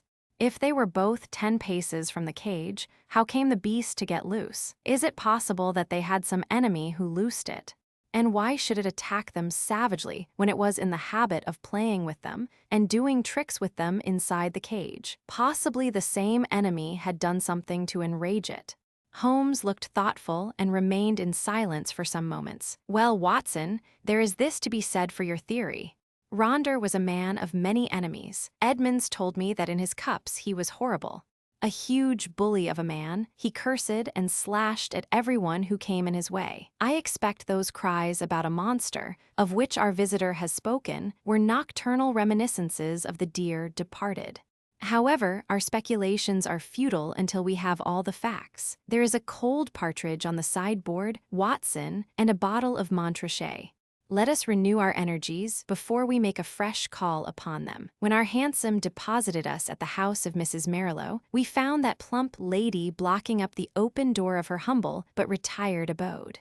It was very clear that her chief preoccupation was lest she should lose a valuable lodger, and she implored us, before showing us up, to say and do nothing which could lead to so undesirable an end. Then, having reassured her, we followed her up the straight, badly carpeted staircase and were shown into the room of the mysterious lodger. It was a close, musty, ill-ventilated place, as might be expected, since its inmates seldom left it. From keeping beasts in a cage, the woman seemed, by some retribution of fate, to have become herself a beast in a cage. She sat now in a broken armchair in the shadowy corner of the room. Long years of inaction had coarsened the lines of her figure, but at some period it must have been beautiful and was still full and voluptuous. A thick dark veil covered her face, but it was cut off close at her upper lip and disclosed a perfectly shaped mouth and a delicately rounded chin. I could well conceive that she had indeed been a very remarkable woman. Her voice, too, was well modulated and pleasing. "My name is not unfamiliar to you, Mr. Holmes," said she. "I thought that it would bring you." "That is so, madam, though I do not know how you are aware that I was interested in your case." "I learned it when I had recovered my health and was examined by Mr. Edmonds, the county detective. I fear I lied to him. Perhaps it would have been wiser had I told the truth. It is usually wiser to tell the truth. But why did you lie to him? Because the fate of someone else depended upon it. I know that he was a very worthless being, and yet I would not have his destruction upon my conscience. We had been so close, so close. But has this impediment been removed?" "Yes, sir. The person that I allude to is dead." "Then, why should you not now tell the police anything you know?" "Because there is another person to be considered. That other person is myself. I could not stand the scandal and publicity which would come from a police examination. I have not long to live, but I wish to die undisturbed. And yet I wanted to find one man of judgment to whom I could tell my terrible story, so that when I am gone all might be understood. You compliment me, madam. At the same time, I am a responsible person. I do not promise you that, when you have spoken, I may not myself think it my duty to refer the case to the police. I think not, Mr. Holmes. I know your character and methods too well, for I have followed your work for some years. Reading is the only pleasure which fate has left me, and I miss little which passes in the world. But in any case, I will take my chance of the use which you may make of my tragedy. It will ease my mind to tell it. My friend and I would be glad to hear it." The woman rose and took from a drawer the photograph of a man. He was clearly a professional acrobat, a man of magnificent physique, taken with his huge arms folded across his swollen chest and a smile breaking from under his heavy mustache, the self-satisfied smile of the man of many conquests. "That is Leonardo," she said. "Leonardo, the strong man who gave evidence." "The same, and this is my husband."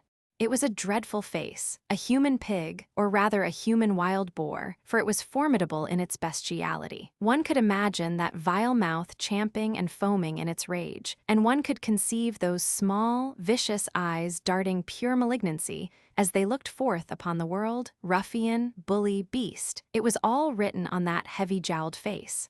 Those two pictures will help you, gentlemen, to understand the story. I was a poor circus girl brought up on the sawdust and doing springs through the hoop before I was 10. When I became a woman, this man loved me, if such lust as his can be called love, and in an evil moment I became his wife. From that day I was in hell, and he the devil who tormented me.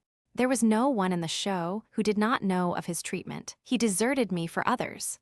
He tied me down and lashed me with his riding whip when I complained. They all pitied me and they all loathed him, but what could they do? They feared him, one and all, for he was terrible at all times and murderous when he was drunk. Again and again he was had for assault and for cruelty to the beasts, but he had plenty of money and the fines were nothing to him. The best men all left us, and the show began to go downhill. It was only Leonardo and I who kept it up, with little Jimmy Griggs, the clown. Poor devil, he had not much to be funny about, but he did what he could to hold things together. Then Leonardo came more and more into my life. You see what he was like. I know now the poor spirit that was hidden in that splendid body, but compared to my husband he seemed like the angel Gabriel. He pitied me and helped me, till at last our intimacy turned to love, deep, deep, passionate love, such love as I had dreamed of but never hoped to feel. My husband suspected it, but I think that he was a coward as well as a bully, and that Leonardo was the one man that he was afraid of. He took revenge in his own way by torturing me more than ever. One night, my cries brought Leonardo to the door of our van. We were near tragedy that night, and soon my lover and I understood that it could not be avoided. My husband was not fit to live. We planned that he should die. Leonardo had a clever, scheming brain. It was he who planned it. I do not say that to blame him, for I was ready to go with him every inch of the way, but I should never have had the wit to think of such a plan. We made a club, Leonardo made it, and in the leaden head he fastened 5 long steel nails, the points outwards, with just such a spread as the lion's paw. This was to give my husband his death blow, and yet to leave the evidence that it was the lion which we would loose who had done the deed. It was a pitch-dark night when my husband and I went down, as was our custom, to feed the beast. We carried with us the raw meat in a zinc pail. Leonardo was waiting at the corner of the big van, which we should have to pass before we reached the cage. He was too slow, and we walked past him before he could strike, but he followed us on tiptoe, and I heard the crash as the club smashed my husband's skull. My heart leaped with joy at the sound. I sprang forward, and I undid the catch which held the door of the great lion's cage. And then the terrible thing happened. You may have heard how quick these creatures are to scent human blood and how it excites them. Some strange instinct had told the creature in one instant that a human being had been slain. As I slipped the bars, it bounded out and was on me in an instant. Leonardo could have saved me. If he had rushed forward and struck the beast with his club, he might have cowed it. But the man lost his nerve. I heard him shout in his terror, and then I saw him turn and fly. At the same instant, the teeth of the lion met in my face. Its hot, filthy breath had already poisoned me, and I was hardly conscious of pain. With the palms of my hands, I tried to push the great steaming, blood-stained jaws away from me, and I screamed for help. I was conscious that the camp was stirring, and then dimly I remember a group of men, Leonardo, Griggs, and others, dragging me from under the creature's paws. That was my last memory, Mr. Holmes, for many a weary month. When I came to myself and saw myself in the mirror, I cursed that lion. Oh, how I cursed him, not because he had torn away my beauty, but because he had not torn away my life. I had but one desire, Mr. Holmes, and I had enough money to gratify it. It was that I should cover myself so that my poor face should be seen by none, and that I should dwell where none whom I had ever known should find me.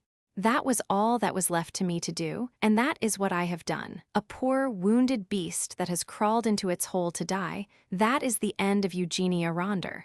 We sat in silence for some time after the unhappy woman had told her story. Then Holmes stretched out his long arm and patted her hand with such a show of sympathy as I had seldom known him to exhibit.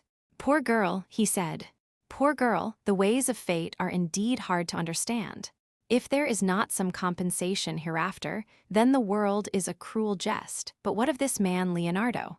I never saw him or heard from him again. Perhaps I have been wrong to feel so bitterly against him.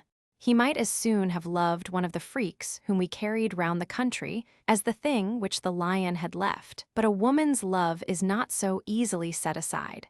He had left me under the beast's claws, he had deserted me in my need, and yet I could not bring myself to give him to the gallows. For myself, I cared nothing what became of me. What could be more dreadful than my actual life? But I stood between Leonardo and his fate. And he is dead. He was drowned last month when bathing near Margate. I saw his death in the paper. And what did he do with this five-clawed club, which is the most singular and ingenious part of all your story? I cannot tell, Mr. Holmes. There is a chalk pit by the camp, with a deep green pool at the base of it.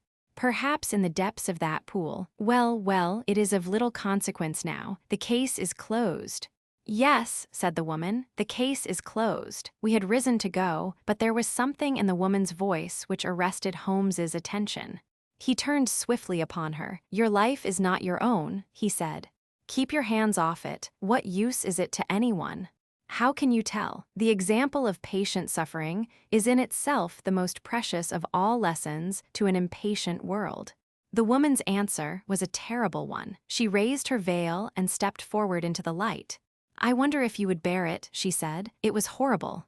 No words can describe the framework of a face when the face itself is gone. Two living and beautiful brown eyes looking sadly out from that grisly ruin did but make the view more awful. Holmes held up his hand in a gesture of pity and protest, and together we left the room. 2 days later, when I called upon my friend, he pointed with some pride to a small blue bottle upon his mantelpiece. I picked it up. There was a red poison label. A pleasant almondy odor rose when I opened it. Prussic acid, said I, exactly. It came by post. I send you my temptation. I will follow your advice. That was the message. I think, Watson, we can guess the name of the brave woman who sent it. Chapter 11, The Adventure of Shoscombe Old Place. Sherlock Holmes had been bending for a long time over a low-power microscope. Now he straightened himself up and looked round at me in triumph. It is glue, Watson, said he. Unquestionably it is glue. Have a look at these scattered objects in the field. I stooped to the eyepiece and focused for my vision. Those hairs are threads from a tweed coat. The irregular gray masses are dust. There are epithelial scales on the left. Those brown blobs in the center are undoubtedly glue. Well, I said, laughing, I am prepared to take your word for it. Does anything depend upon it? It is a very fine demonstration, he answered. In the St. Pancras case, you may remember that a cap was found beside the dead policeman. The accused man denies that it is his, but he is a picture frame maker who habitually handles glue. Is it one of your cases? No, my friend, Merrival of the Yard, asked me to look into the case. Since I ran down that coiner, by the zinc and copper filings in the seam of his cuff, they have begun to realize the importance of the microscope. He looked impatiently at his watch. I had a new client calling, but he is overdue. By the way, Watson, you know something of racing. I ought to. I pay for it with about half my wound pension. Then I'll make you my handy guide to the turf. What about Sir Robert Norberton? Does the name recall anything? Well, I should say so. He lives at Shoscombe Old Place, and I know it well, for my summer quarters were down there once. Norberton nearly came within your province once. How was that? It was when he horsewhipped Sam Brewer, the well-known Curzon Street moneylender, on Newmarket Heath. He nearly killed the man. Ah, he sounds interesting. Does he often indulge in that way? Well, he has the name of being a dangerous man. He is about the most daredevil rider in England, second in the Grand National a few years back. He is one of those men who have overshot their true generation. He should have been a buck in the days of the Regency, a boxer, an athlete, a plunger on the turf, a lover of fair ladies, and, by all account, so far down Queer Street that he may never find his way back again. Capital Watson. A thumbnail sketch. I seem to know the man. Now, can you give me some idea of Shoscombe Old Place? Only that it is in the center of Shoscombe Park, and that the famous Shoscombe stud and training quarters are to be found there. And the head trainer, said Holmes, is John Mason. You need not look surprised at my knowledge, Watson, for this is a letter from him which I am unfolding. But let us have some more about Shoscombe. I seem to have struck a rich vein. There are the Shoscombe Spaniels, said I. You hear of them at every dog show. The most exclusive breed in England. They are the special pride of the Lady of Shoscombe Old Place. Sir Robert Norberton's wife, I presume. Sir Robert has never married. Just as well, I think, considering his prospects. He lives with his widowed sister, Lady Beatrice Falder. You mean that she lives with him? No, no. The place belonged to her late husband, Sir James. Norberton has no claim on it at all. It is only a life interest and reverts to her husband's brother. Meantime, she draws the rents every year. And brother Robert, I suppose, spends the said rents. That is about the size of it. He is a devil of a fellow and must lead her a most uneasy life. Yet I have heard that she is devoted to him. But what is amiss at Shoscombe? Ah, that is just what I want to know. And here, I expect, is the man who can tell us. The door had opened, and the page had shown in a tall, clean-shaven man with the firm, austere expression which is only seen upon those who have to control horses or boys. Mr. John Mason had many of both under his sway, and he looked equal to the task. He bowed with cold self-possession and seated himself upon the chair to which Holmes had waved him. You had my note, Mr. Holmes. Yes, but it explained nothing. It was too delicate a thing for me to put the details on paper, and too complicated. It was only face to face I could do it. Well, we are at your disposal. First of all, Mr. Holmes, I think that my employer, Sir Robert, has gone mad. Holmes raised his eyebrows. This is Baker Street, not Harley Street, said he. But why do you say so? Well, sir, when a man does one queer thing, or two queer things, there may be a meaning to it, but when everything he does is queer, then you begin to wonder. I believe Shoscombe Prince and the Derby have turned his brain. That is a colt you are running, the best in England, Mr. Holmes. I should know if anyone does. Now, I'll be plain with you, for I know you are gentlemen of honor and that it won't go beyond the room. Sir Robert has got to win this derby. He's up to the neck, and it's his last chance. Everything he could raise or borrow is on the horse, and at fine odds, too. You can get 40s now, but it was nearer the 100 when he began to back him. But how is that, if the horse is so good? The public don't know how good he is. Sir Robert has been too clever for the touts. He has the prince's half-brother out for spins. You can't tell 'em apart, but there are 2 lengths and a furlong between them when it comes to a gallop. He thinks of nothing but the horse and the race. His whole life is on it.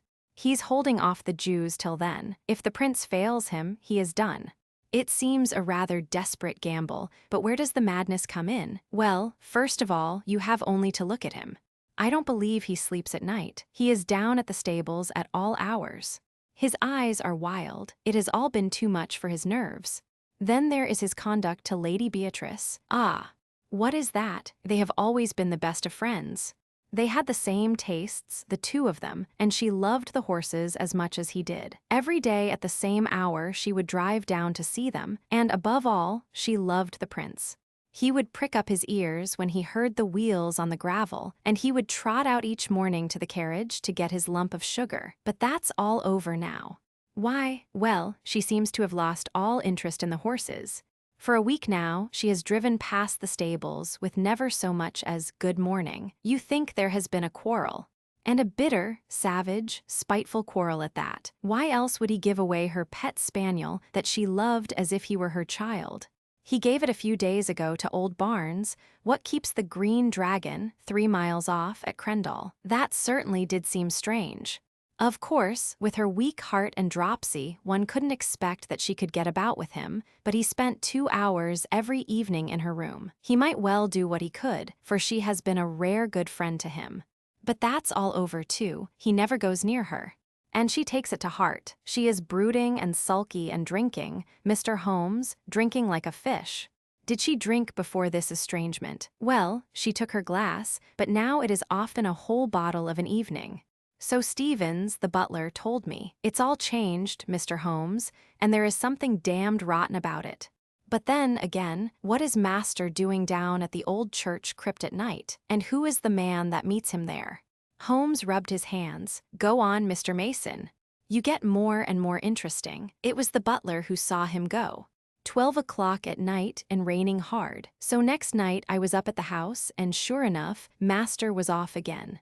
Stevens and I went after him, but it was jumpy work, for it would have been a bad job if he had seen us. He's a terrible man with his fists if he gets started, and no respecter of persons. So we were shy of getting too near, but we marked him down all right. It was the haunted crypt that he was making for, and there was a man waiting for him there. What is this haunted crypt? Well, sir, there is an old ruined chapel in the park. It is so old that nobody could fix its date, and under it there's a crypt which has a bad name among us. It's a dark, damp, lonely place by day, but there are few in that county that would have the nerve to go near it at night. But Master's not afraid. He never feared anything in his life, but what is he doing there in the night time? Wait a bit, said Holmes. You say there is another man there. It must be one of your own stablemen, or someone from the house. Surely you have only to spot who it is and question him. It's no one I know. How can you say that? Because I have seen him, Mr. Holmes. It was on that second night. Sir Robert turned and passed us, me and Stevens, quaking in the bushes like 2 bunny rabbits, for there was a bit of moon that night, but we could hear the other moving about behind. We were not afraid of him, so we up when Sir Robert was gone and pretended we were just having a walk like in the moonlight, and so we came right on him as casual and innocent as you please. Hullo, mate. Who may you be? Says I. I guess he had not heard us coming, so he looked over his shoulder with a face as if he had seen the devil coming out of hell. He let out a yell, and away he went as hard as he could lick it in the darkness. He could run, I'll give him that. In a minute he was out of sight and hearing, and who he was or what he was we never found. But you saw him clearly in the moonlight. Yes, I would swear to his yellow face, a mean dog, I should say. What could he have in common with Sir Robert? Holmes sat for some time lost in thought. Who keeps Lady Beatrice Falder company? He asked at last. There is her maid, Carrie Evans. She has been with her this 5 years. And is, no doubt, devoted. Mr. Mason shuffled uncomfortably. She's devoted enough, he answered at last, but I won't say to whom. Ah, said Holmes, I can't tell tales out of school. I quite understand, Mr. Mason. Of course, the situation is clear enough. From Dr. Watson's description of Sir Robert, I can realize that no woman is safe from him. Don't you think the quarrel between brother and sister may lie there? Well, the scandal has been pretty clear for a long time, but she may not have seen it before. Let us suppose that she has suddenly found it out. She wants to get rid of the woman. Her brother will not permit it. The invalid, with her weak heart and inability to get about, has no means of enforcing her will. The hated maid is still tied to her. The lady refuses to speak, sulks, takes to drink. Sir Robert in his anger takes her pet spaniel away from her. Does not all this hang together? Well, it might do, so far as it goes. Exactly. As far as it goes, how would all that bear upon the visits by night to the old crypt? We can't fit that into our plot. No, sir, and there is something more that I can't fit in. Why should Sir Robert want to dig up a dead body? Holmes sat up abruptly. We only found it out yesterday, after I had written to you. Yesterday Sir Robert had gone to London, so Stevens and I went down to the crypt. It was all in order, sir, except that in one corner was a bit of a human body. You informed the police, I suppose. Our visitor smiled grimly. Well, sir, I think it would hardly interest them. It was just the head and a few bones of a mummy. It may have been 1,000 years old. But it wasn't there before, that I'll swear, and so will Stevens. It had been stowed away in a corner and covered over with a board, but that corner had always been empty before. What did you do with it? Well, we just left it there. That was wise. You say Sir Robert was away yesterday. Has he returned? We expect him back today. When did Sir Robert give away his sister's dog? It was just a week ago today. The creature was howling outside the old well house, and Sir Robert was in one of his tantrums that morning. He caught it up, and I thought he would have killed it. Then he gave it to Sandy Bain, the jockey, and told him to take the dog to Old Barnes at the Green Dragon, for he never wished to see it again. Holmes sat for some time in silent thought. He had lit the oldest and foulest of his pipes. I am not clear yet what you want me to do in this matter, Mr. Mason, he said at last. Can't you make it more definite? Perhaps this will make it more definite, Mr. Holmes, said our visitor. He took a paper from his pocket, and unwrapping it carefully, he exposed a charred fragment of bone. Holmes examined it with interest. Where did you get it? There is a central heating furnace in the cellar under Lady Beatrice's room. It's been off for some time, but Sir Robert complained of cold and had it on again. Harvey runs it. He's one of my lads. This very morning, he came to me with this which he found raking out the cinders. He didn't like the look of it. Nor do I, said Holmes. What do you make of it, Watson? It was burned to a black cinder, but there could be no question as to its anatomical significance. It's the upper condyle of a human femur, said I, exactly. Holmes had become very serious. When does this lad tend to the furnace? He makes it up every evening and then leaves it. Then anyone could visit it during the night. Yes, sir. Can you enter it from outside? There is one door from outside. There is another which leads up by a stair to the passage in which Lady Beatrice's room is situated. These are deep waters, Mr. Mason, deep and rather dirty. You say that Sir Robert was not at home last night. No, sir. Then, whoever was burning bones, it was not he. That's true, sir. What is the name of that inn you spoke of? The Green Dragon. Is there good fishing in that part of Berkshire? The honest trainer showed very clearly upon his face that he was convinced that yet another lunatic had come into his harassed life. Well, sir, I've heard there are trout in the mill stream and pike in the Hall Lake. That's good enough. Watson and I are famous fishermen, are we not, Watson? You may address us in future at the Green Dragon. We should reach it tonight. I need not say that we don't want to see you, Mr. Mason, but a note will reach us, and no doubt I could find you if I want you. When we have gone a little farther into the matter, I will let you have a considered opinion.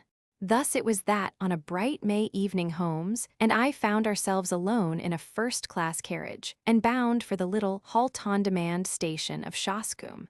The rack above us was covered with a formidable litter of rods, reels, and baskets. On reaching our destination, a short drive took us to an old-fashioned tavern, where a sporting host, Josiah Barnes, entered eagerly into our plans for the extirpation of the fish of the neighborhood. What about the Hall Lake and the chance of a pike? Said Holmes. The face of the innkeeper clouded. That wouldn't do, sir. You might chance to find yourself in the lake before you were through. How's that then? It's Sir Robert, sir.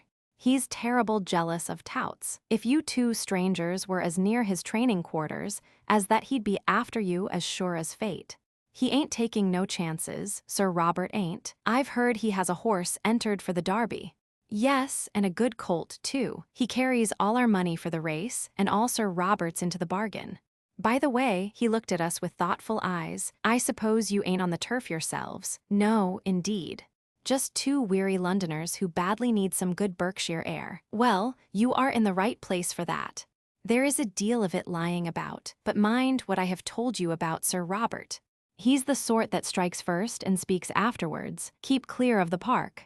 Surely, Mr. Barnes, we certainly shall.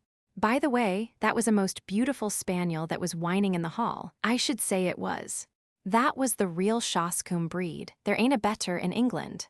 I am a dog fancier myself, said Holmes. Now, if it is a fair question, what would a prize dog like that cost?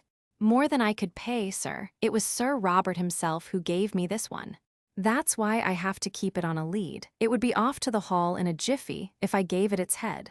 We are getting some cards in our hand, Watson, said Holmes, when the landlord had left us. It's not an easy one to play, but we may see our way in a day or two.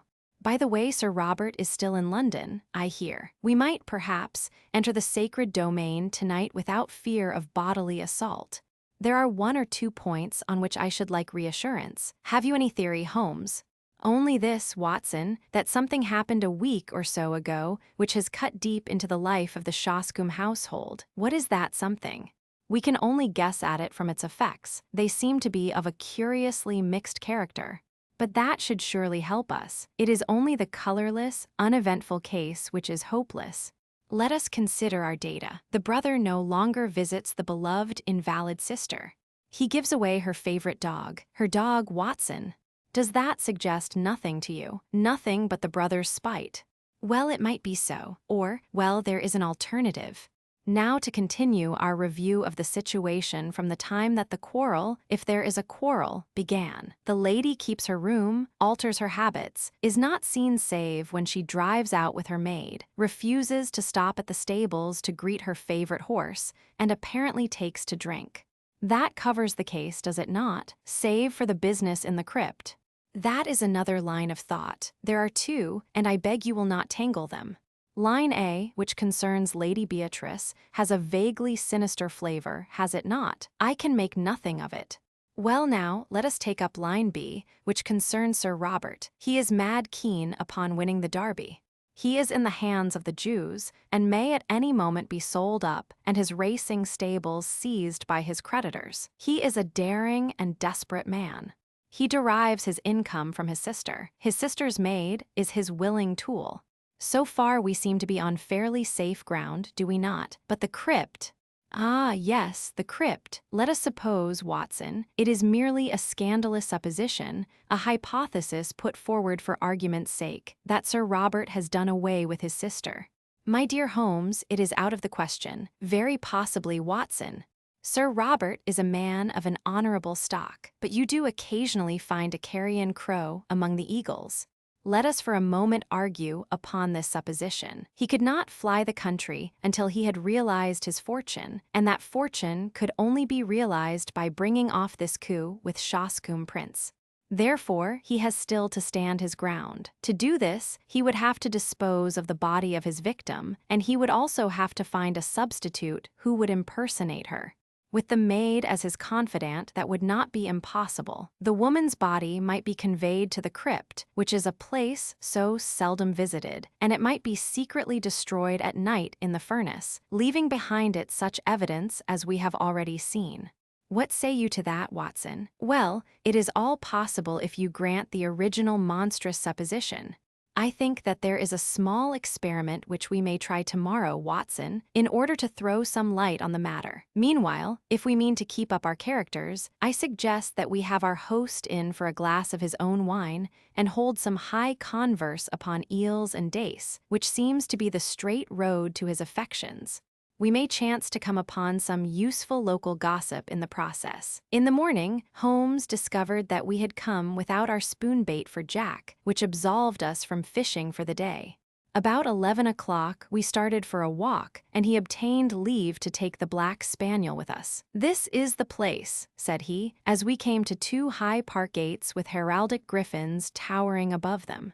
About midday, Mr. Barnes informs me the old lady takes a drive and the carriage must slow down while the gates are opened. When it comes through, and before it gathers speed, I want you, Watson, to stop the coachman with some question.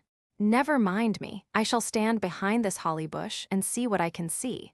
It was not a long vigil. Within a quarter of an hour, we saw the big open yellow barouche coming down the long avenue, with 2 splendid, high-stepping gray carriage horses in the shafts. Holmes crouched behind his bush with the dog. I stood unconcernedly, swinging a cane in the roadway. A keeper ran out and the gates swung open. The carriage had slowed to a walk, and I was able to get a good look at the occupants. A highly colored young woman with flaxen hair and impudent eyes sat on the left. At her right was an elderly person with rounded back and a huddle of shawls about her face and shoulders, which proclaimed the invalid. When the horses reached the high road, I held up my hand with an authoritative gesture, and as the coachman pulled up I inquired if Sir Robert was at Shoscombe Old Place. At the same moment, Holmes stepped out and released the spaniel. With a joyous cry, it dashed forward to the carriage and sprang upon the step. Then in a moment, its eager greeting changed to furious rage, and it snapped at the black skirt above it. Drive on, shrieked a harsh voice. The coachman lashed the horses, and we were left standing in the roadway. Well, Watson, that's done it, said Holmes, as he fastened the lead to the neck of the excited spaniel. He thought it was his mistress, and he found it was a stranger. Dogs don't make mistakes. But it was the voice of a man, I cried. Exactly. We have added one card to our hand, Watson, but it needs careful playing all the same. My companions seemed to have no further plans for the day, and we did actually use our fishing tackle in the mill stream, with the result that we had a dish of trout for our supper. It was only after that meal that Holmes showed signs of renewed activity. Once more we found ourselves upon the same road as in the morning, which led us to the park gates. A tall, dark figure was awaiting us there, who proved to be our London acquaintance, Mr. John Mason, the trainer. "Good evening, gentlemen," said he. "I got your note, Mr. Holmes. Sir Robert has not returned yet, but I hear that he is expected tonight." "How far is this crypt from the house?" asked Holmes. "It's a good quarter of a mile. Then I think we can disregard him altogether." "I can't afford to do that, Mr. Holmes. The moment he arrives, he will want to see me to get the last news of Shoscombe Prince." "I see. In that case, we must work without you, Mr. Mason. You can show us the crypt and then leave us." It was pitch dark and without a moon, but Mason led us over the grasslands until a dark mass loomed up in front of us, which proved to be the ancient chapel. We entered the broken gap which was once the porch, and our guide, stumbling among heaps of loose masonry, picked his way to the corner of the building, where a steep stair led down into the crypt. Striking a match, he illuminated the melancholy place, dismal and evil-smelling, with ancient crumbling walls of rough-hewn stone, and piles of coffins, some of lead and some of stone, extending upon one side right up to the arched and groined roof, which lost itself in the shadows above our heads. Holmes had lit his lantern, which shot a tiny tunnel of vivid yellow light upon the mournful scene. Its rays were reflected back from the coffin plates, many of them adorned with the griffin and coronet of this old family, which carried its honors even to the gate of death.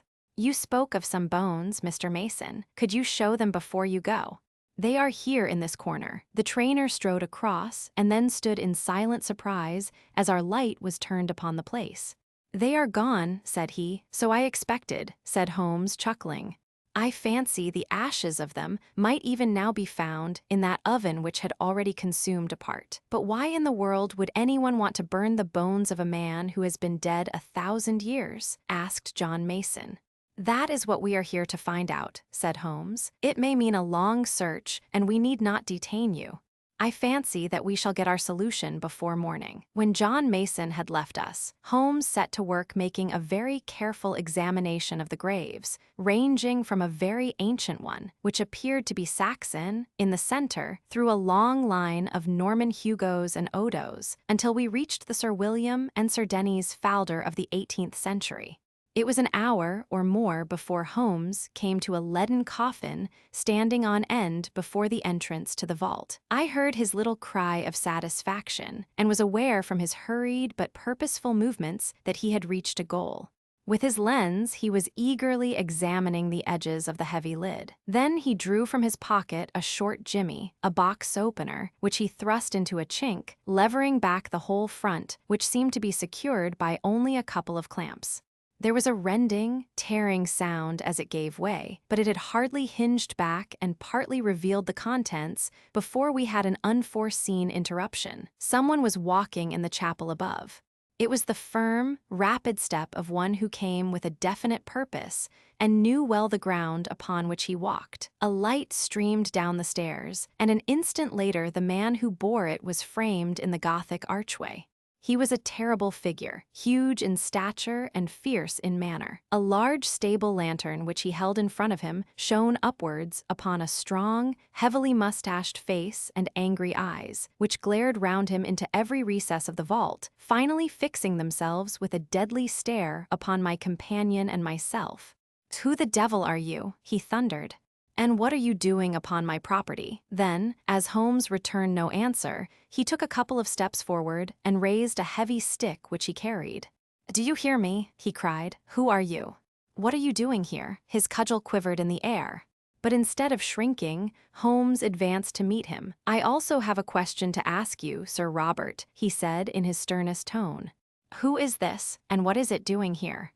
He turned and tore open the coffin lid behind him. In the glare of the lantern, I saw a body swathed in a sheet from head to foot, with dreadful, witch-like features, all nose and chin, projecting at one end, the dim, glazed eyes staring from a discolored and crumbling face. The baronet had staggered back with a cry and supported himself against a stone sarcophagus. "How came you to know of this?" he cried. And then, with some return of his truculent manner, "What business is it of yours?" "My name is Sherlock Holmes," said my companion. "Possibly it is familiar to you. In any case, my business is that of every other good citizen, to uphold the law. It seems to me that you have much to answer for." Sir Robert glared for a moment, but Holmes's quiet voice and cool, assured manner had their effect. "'Fore God, Mr. Holmes, it's all right," said he. "Appearances are against me, I'll admit, but I could act no otherwise. I should be happy to think so, but I fear your explanations must be for the police." Sir Robert shrugged his broad shoulders. "Well, if it must be, it must. Come up to the house, and you can judge for yourself how the matter stands." Quarter of an hour later, we found ourselves in what I judge, from the lines of polished barrels behind glass covers, to be the gun room of the old house. It was comfortably furnished, and here Sir Robert left us for a few moments. When he returned, he had two companions with him. The one, the florid young woman whom we had seen in the carriage. The other, a small, rat-faced man with a disagreeably furtive manner. These two wore an appearance of utter bewilderment, which showed that the baronet had not yet had time to explain to them the turn events had taken. "There," said Sir Robert with a wave of his hand, "are Mr. and Mrs. Norlett. Mrs. Norlett, under her maiden name of Evans, has for some years been my sister's confidential maid. I have brought them here because I feel that my best course is to explain the true position to you, and they are the two people upon earth who can substantiate what I say." "Is this necessary, Sir Robert? Have you thought what you are doing?" cried the woman. "As to me, I entirely disclaim all responsibility," said her husband. Sir Robert gave him a glance of contempt. "I will take all responsibility," said he. "Now, Mr. Holmes, listen to a plain statement of the facts. You have clearly gone pretty deeply into my affairs, or I should not have found you where I did. Therefore, you know already, in all probability, that I am running a dark horse for the Derby, and that everything depends upon my success. If I win, all is easy. If I lose, well, I dare not think of that. I understand the position," said Holmes. "I am dependent upon my sister, Lady Beatrice, for everything, but it is well known that her interest in the estate is for her own life only. For myself, I am deeply in the hands of the Jews. I have always known that if my sister were to die, my creditors would be on to my estate like a flock of vultures. Everything would be seized, my stables, my horses, everything. Well, Mr. Holmes, my sister did die just a week ago. And you told no one. What could I do? Absolute ruin faced me. If I could stave things off for 3 weeks, all would be well. Her maid's husband, this man here, is an actor. It came into our heads, it came into my head, that he could for that short period personate my sister. It was but a case of appearing daily in the carriage, for no one need enter her room save the maid. It was not difficult to arrange. My sister died of the dropsy which had long afflicted her. That will be for a coroner to decide. Her doctor would certify that for months her symptoms have threatened such an end. Well, what did you do? The body could not remain there, on the first night Norlett, and I carried it out to the old well house, which is now never used. We were followed, however, by her pet spaniel, which yapped continually at the door, so I felt some safer place was needed. I got rid of the spaniel, and we carried the body to the crypt of the church. There was no indignity or irreverence, Mr. Holmes. I do not feel that I have wronged the dead. Your conduct seems to me inexcusable, Sir Robert." The baronet shook his head impatiently. "It is easy to preach," said he. "Perhaps you would have felt differently if you had been in my position. One cannot see all one's hopes and all one's plans shattered at the last moment and make no effort to save them. It seemed to me that it would be no unworthy resting place if we put her for the time in one of the coffins of her husband's ancestors, lying in what is still consecrated ground. We opened such a coffin, removed the contents, and placed her as you have seen her. As to the old relics which we took out, we could not leave them on the floor of the crypt. Norlet and I removed them, and he descended at night and burned them in the central furnace. There is my story, Mr. Holmes, though how you forced my hand so that I have to tell it is more than I can say." Holmes sat for some time lost in thought. "There is one flaw in your narrative, Sir Robert," he said at last. "Your bets on the race, and therefore your hopes for the future, would hold good even if your creditors seized your estate. The horse would be part of the estate. What do they care for my bets? As likely as not they would not run him at all. My chief creditor is, unhappily, my most bitter enemy, a rascally fellow, Sam Brewer, whom I was once compelled to horsewhip on Newmarket Heath. Do you suppose that he would try to save me?" "Well, Sir Robert," said Holmes, rising, "this matter must, of course, be referred to the police. It was my duty to bring the facts to light, and there I must leave it. As to the morality or decency of your own conduct, it is not for me to express an opinion. It is nearly midnight, Watson, and I think we may make our way back to our humble abode. It is generally known now that this singular episode ended upon a happier note than Sir Robert's actions deserved. Shoscombe Prince did win the Derby, the sporting owner did net £80,000 in bets, and the creditors did hold their hand until the race was over, when they were paid in full, and enough was left to re-establish Sir Robert in a fair position in life. Both police and coroner took a lenient view of the transaction, and beyond a mild censure for the delay in registering the lady's decease, the lucky owner got away scatheless from this strange incident in a career which has now outlived its shadows and promises to end in an honored old age. Chapter 12. The Adventure of the Retired Colourman. Sherlock Holmes was in a melancholy and philosophically mood that morning. His alert practical nature was subject to such reactions. "Did you see him?" he asked. "You mean the old fellow who has just gone out?" "Precisely. Yes, I met him at the door." "What did you think of him? A pathetic, futile, broken creature." "Exactly, Watson, pathetic and futile. But is not all life pathetic and futile? Is not his story a microcosm of the whole? We reach, we grasp. And what is left in our hands at the end? A shadow. Or worse than a shadow, misery. Is he one of your clients?" "Well, I suppose I may call him so. He has been sent on by the yard. Just as medical men occasionally send their incurables to a quack. They argue that they can do nothing more, and that whatever happens the patient can be no worse than he is. What is the matter?" Holmes took a rather soiled card from the table. "Josiah Amberley. He says he was junior partner of Brickfall and Amberley, who are manufacturers of artistic materials. You will see their names upon paint boxes. He made his little pile, retired from business at the age of 61, bought a house at Lewisham, and settled down to rest after a life of ceaseless grind. One would think his future was tolerably assured. Yes, indeed." Holmes glanced over some notes which he had scribbled upon the back of an envelope. "Retired in 1896, Watson. Early in 1897, he married a woman 20 years younger than himself, a good-looking woman, too, if the photograph does not flatter. A competence, a wife, leisure, it seemed a straight road which lay before him. And yet within 2 years he is, as you have seen, as broken and miserable a creature as crawls beneath the sun. But what has happened? The old story, Watson, a treacherous friend and a fickle wife. It would appear that Amberley has one hobby in life, and it is chess. Not far from him at Lewisham, there lives a young doctor who is also a chess player. I have noted his name as Dr. Ray Ernest. Ernest was frequently in the house, and an intimacy between him and Mrs. Amberley was a natural sequence, for you must admit that our unfortunate client has few outward graces, whatever his inner virtues may be. The couple went off together last week, destination untraced. What is more, the faithless spouse carried off the old man's deed box as her personal luggage, with a good part of his life's savings within. Can we find the lady? Can we save the money?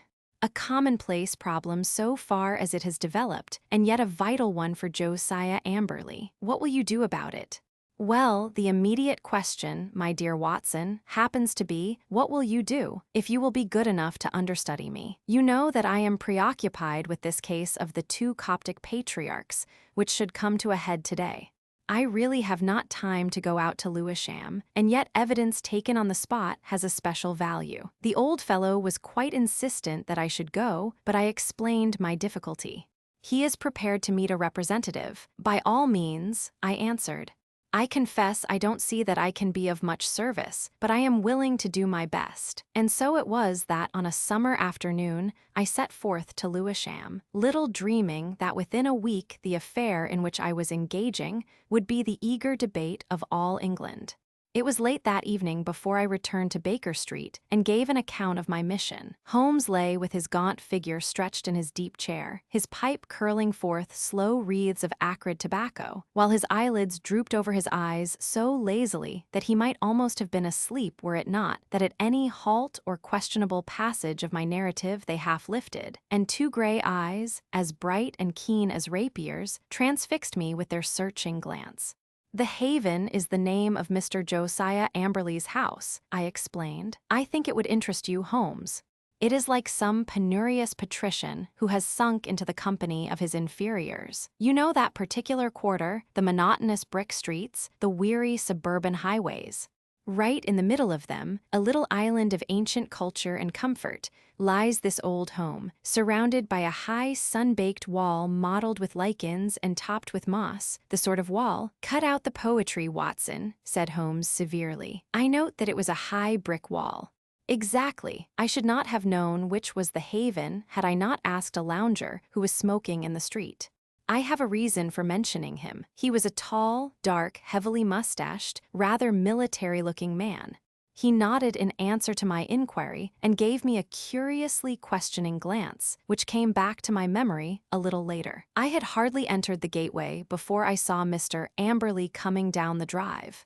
I only had a glimpse of him this morning, and he certainly gave me the impression of a strange creature. But when I saw him in full light, his appearance was even more abnormal. "I have, of course, studied it, and yet I should be interested to have your impression," said Holmes.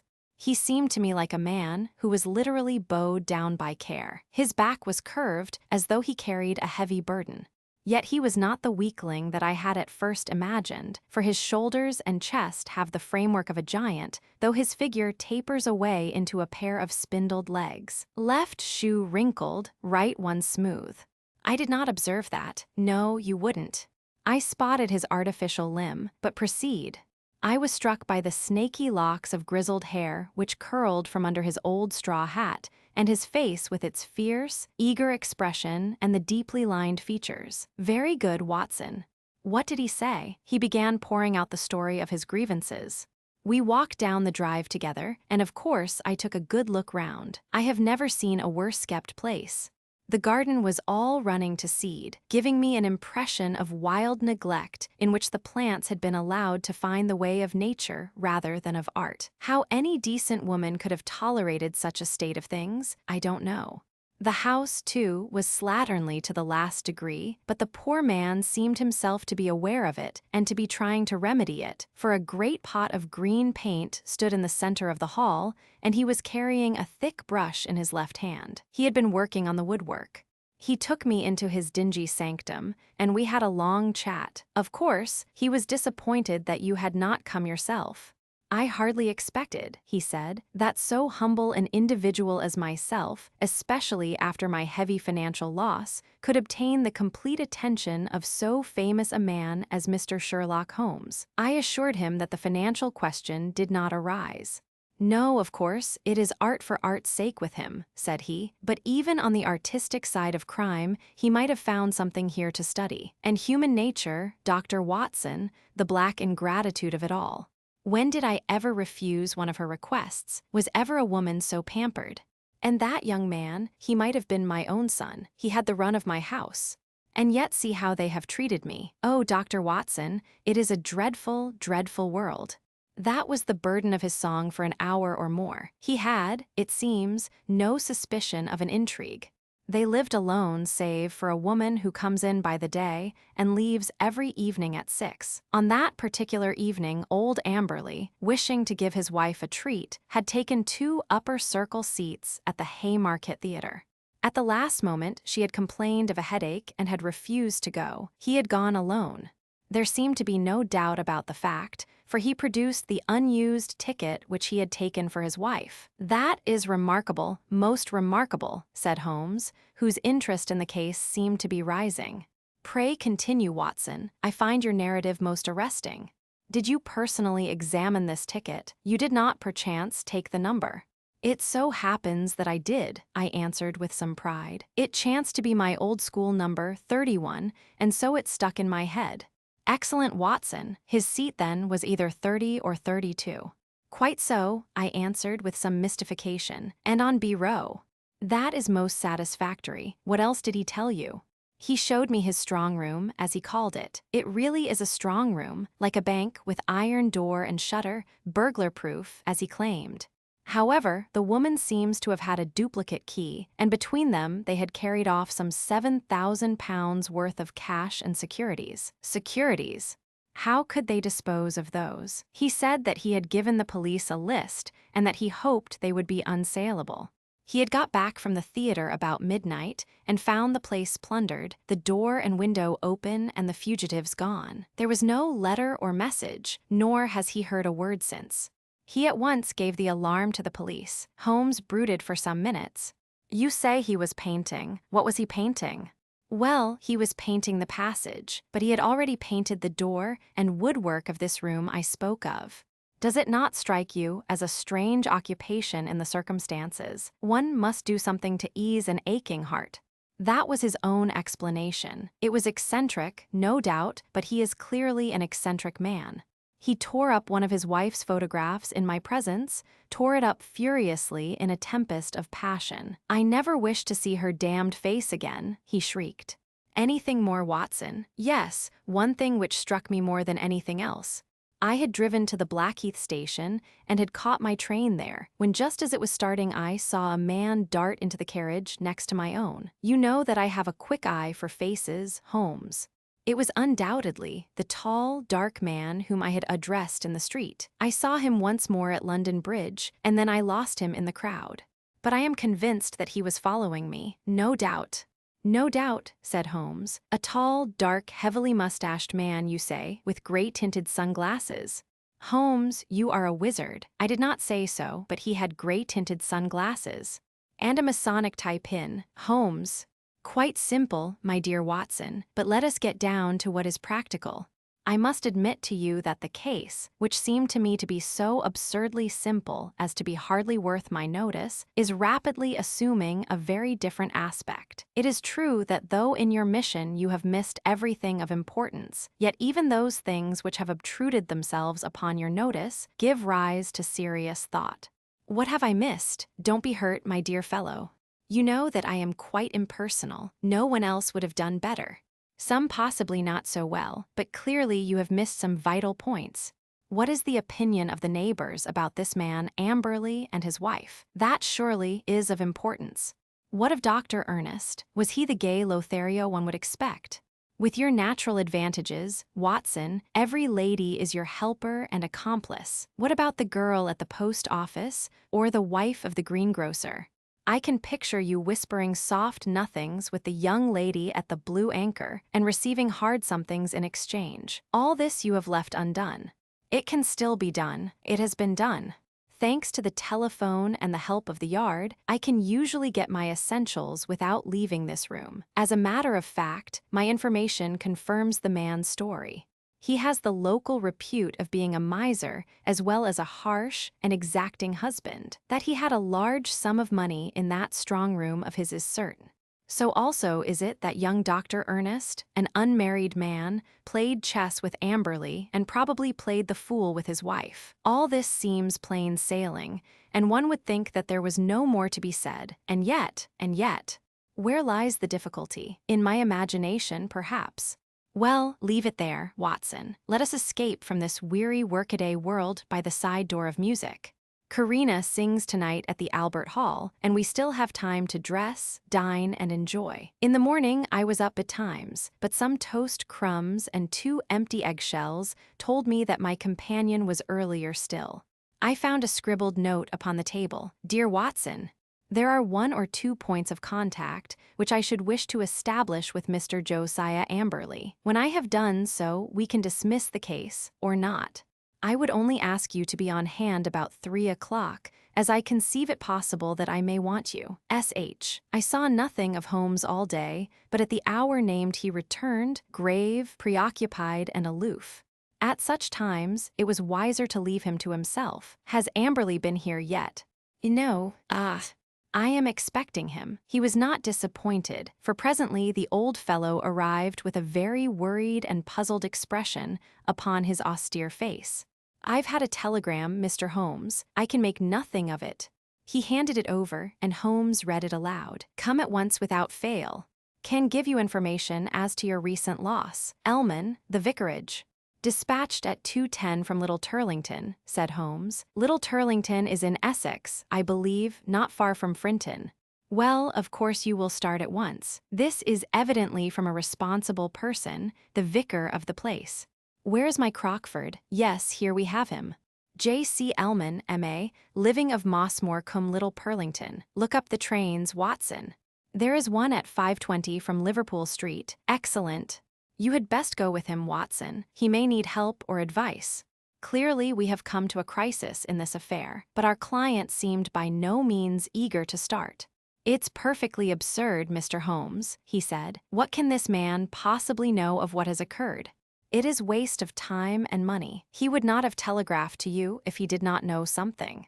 Wire at once that you are coming. I don't think I shall go.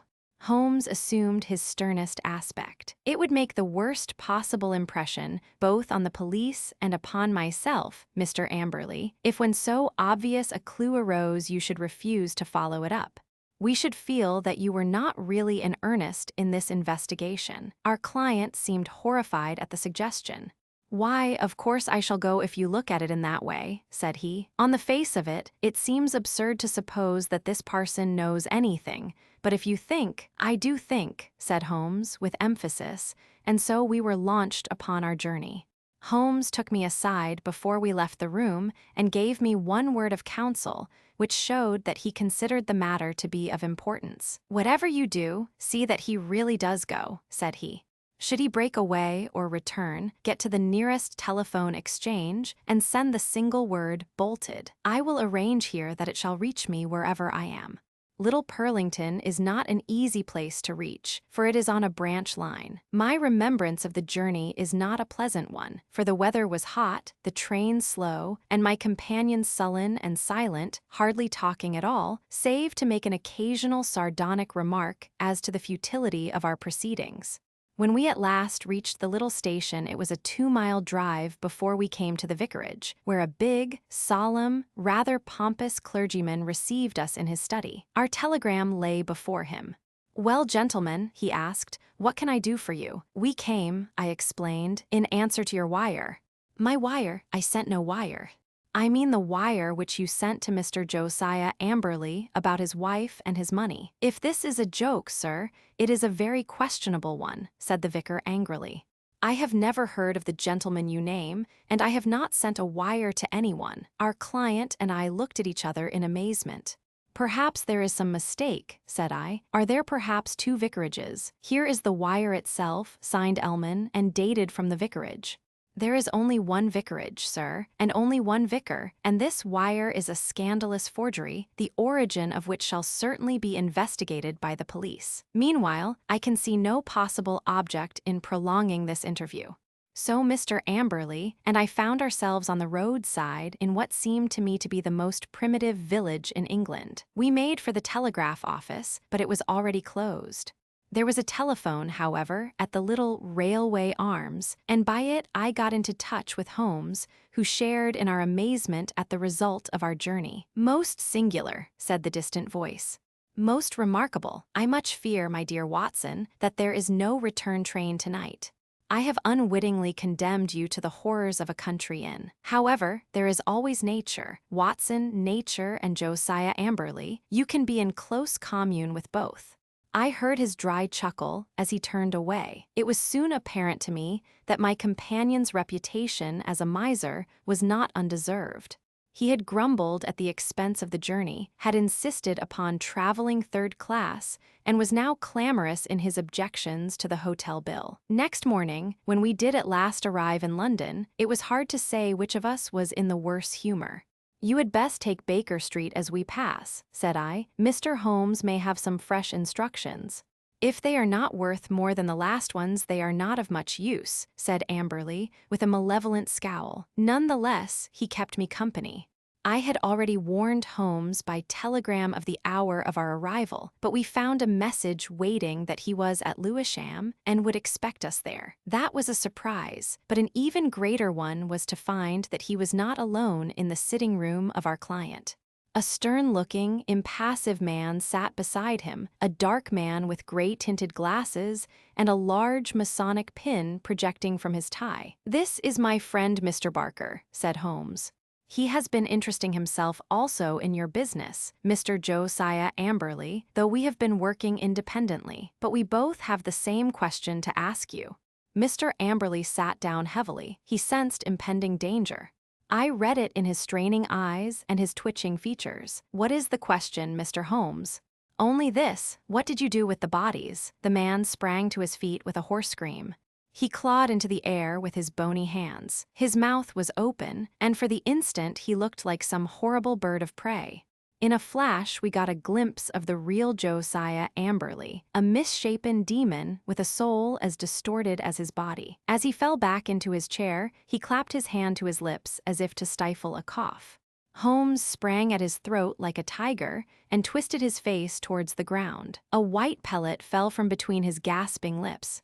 "No short cuts, Josiah Amberley. Things must be done decently and in order."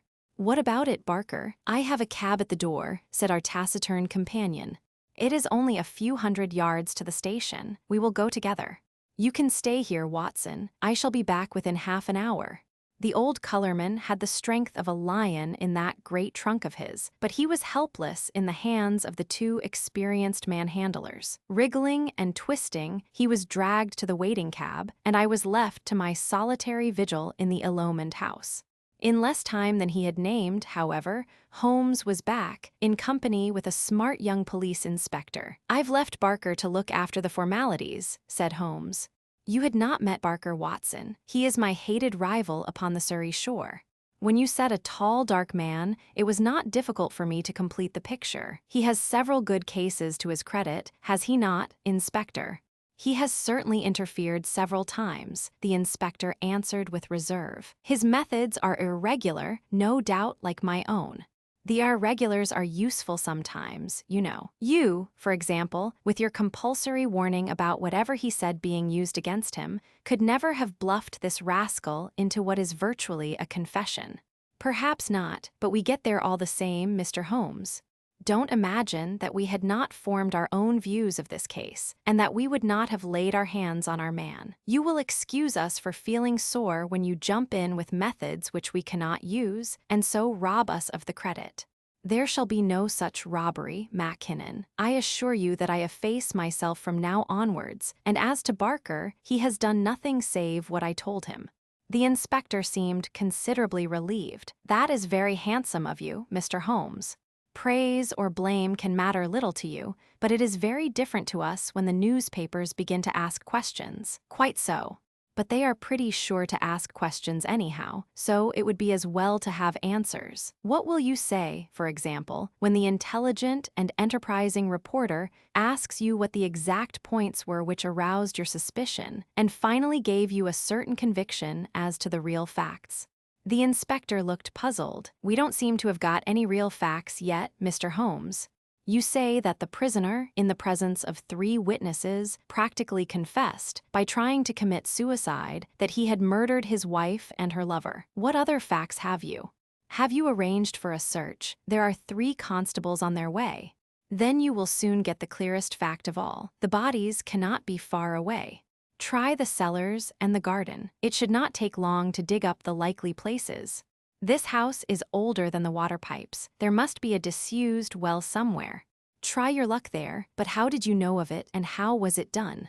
I'll show you first how it was done, and then I will give the explanation which is due to you, and even more to my long-suffering friend here, who has been invaluable throughout. But first, I would give you an insight into this man's mentality. It is a very unusual one, so much so that I think his destination is more likely to be Broadmoor than the scaffold. He has, to a high degree, the sort of mind which one associates with the medieval Italian nature rather than with the modern Briton.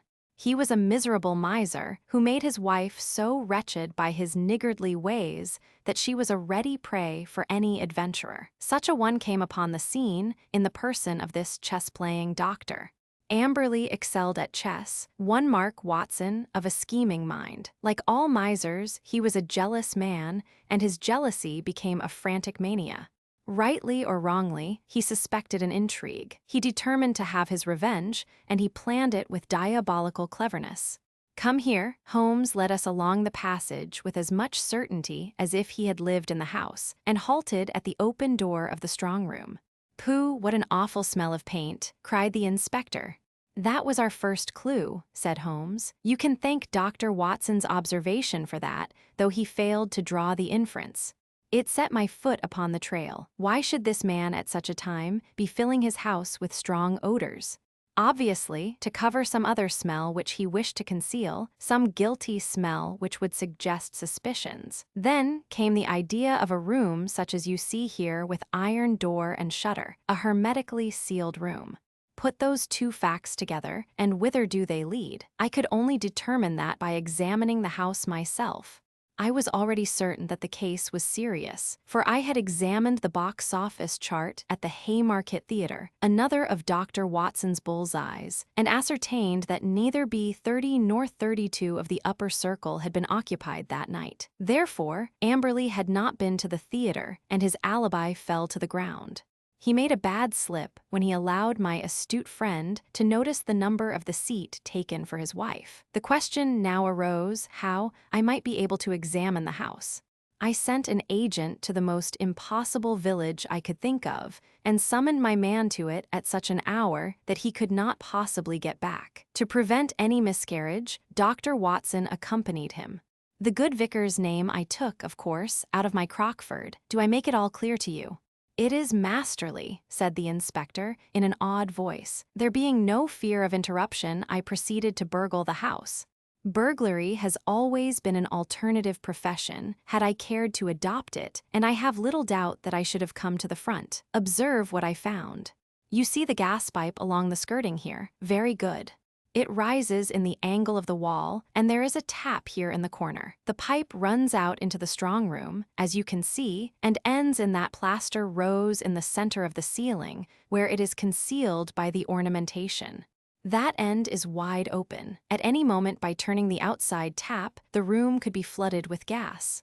With door and shutter closed, and the tap full on, I would not give 2 minutes of conscious sensation to anyone shut up in that little chamber. By what devilish device he decoyed them there, I do not know, but once inside the door they were at his mercy. The inspector examined the pipe with interest. "One of our officers mentioned the smell of gas," said he, "but, of course, the window and door were open then, and the paint, or some of it, was already about. He had begun the work of painting the day before, according to his story." "But what next, Mr. Holmes?" "Well, then came an incident which was rather unexpected to myself. I was slipping through the pantry window in the early dawn when I felt a hand inside my collar, and a voice said, "Now, you rascal, what are you doing in there?" When I could twist my head round, I looked into the tinted spectacles of my friend and rival, Mr. Barker. It was a curious foregathering, and set us both smiling. It seems that he had been engaged by Dr. Ray Ernest's family to make some investigations, and had come to the same conclusion as to foul play. He had watched the house for some days and had spotted Dr. Watson as one of the obviously suspicious characters who had called there. He could hardly arrest Watson, but when he saw a man actually climbing out of the pantry window, there came a limit to his restraint. Of course, I told him how matters stood, and we continued the case together. Why him? Why not us? Because it was in my mind to put that little test, which answered so admirably. I fear you would not have gone so far. The inspector smiled. Well, maybe not. I understand that I have your word, Mr. Holmes, that you step right out of the case now, and that you turn all your results over to us. Certainly, that is always my custom. Well, in the name of the force, I thank you. It seems a clear case, as you put it, and there can't be much difficulty over the bodies. I'll show you a grim little bit of evidence, said Holmes, and I am sure Amberley himself never observed it. You'll get results, Inspector, by always putting yourself in the other fellow's place and thinking what you would do yourself. It takes some imagination, but it pays. Now, we will suppose that you were shut up in this little room, had not 2 minutes to live, but wanted to get even with the fiend who was probably mocking at you from the other side of the door. What would you do? Write a message. Exactly.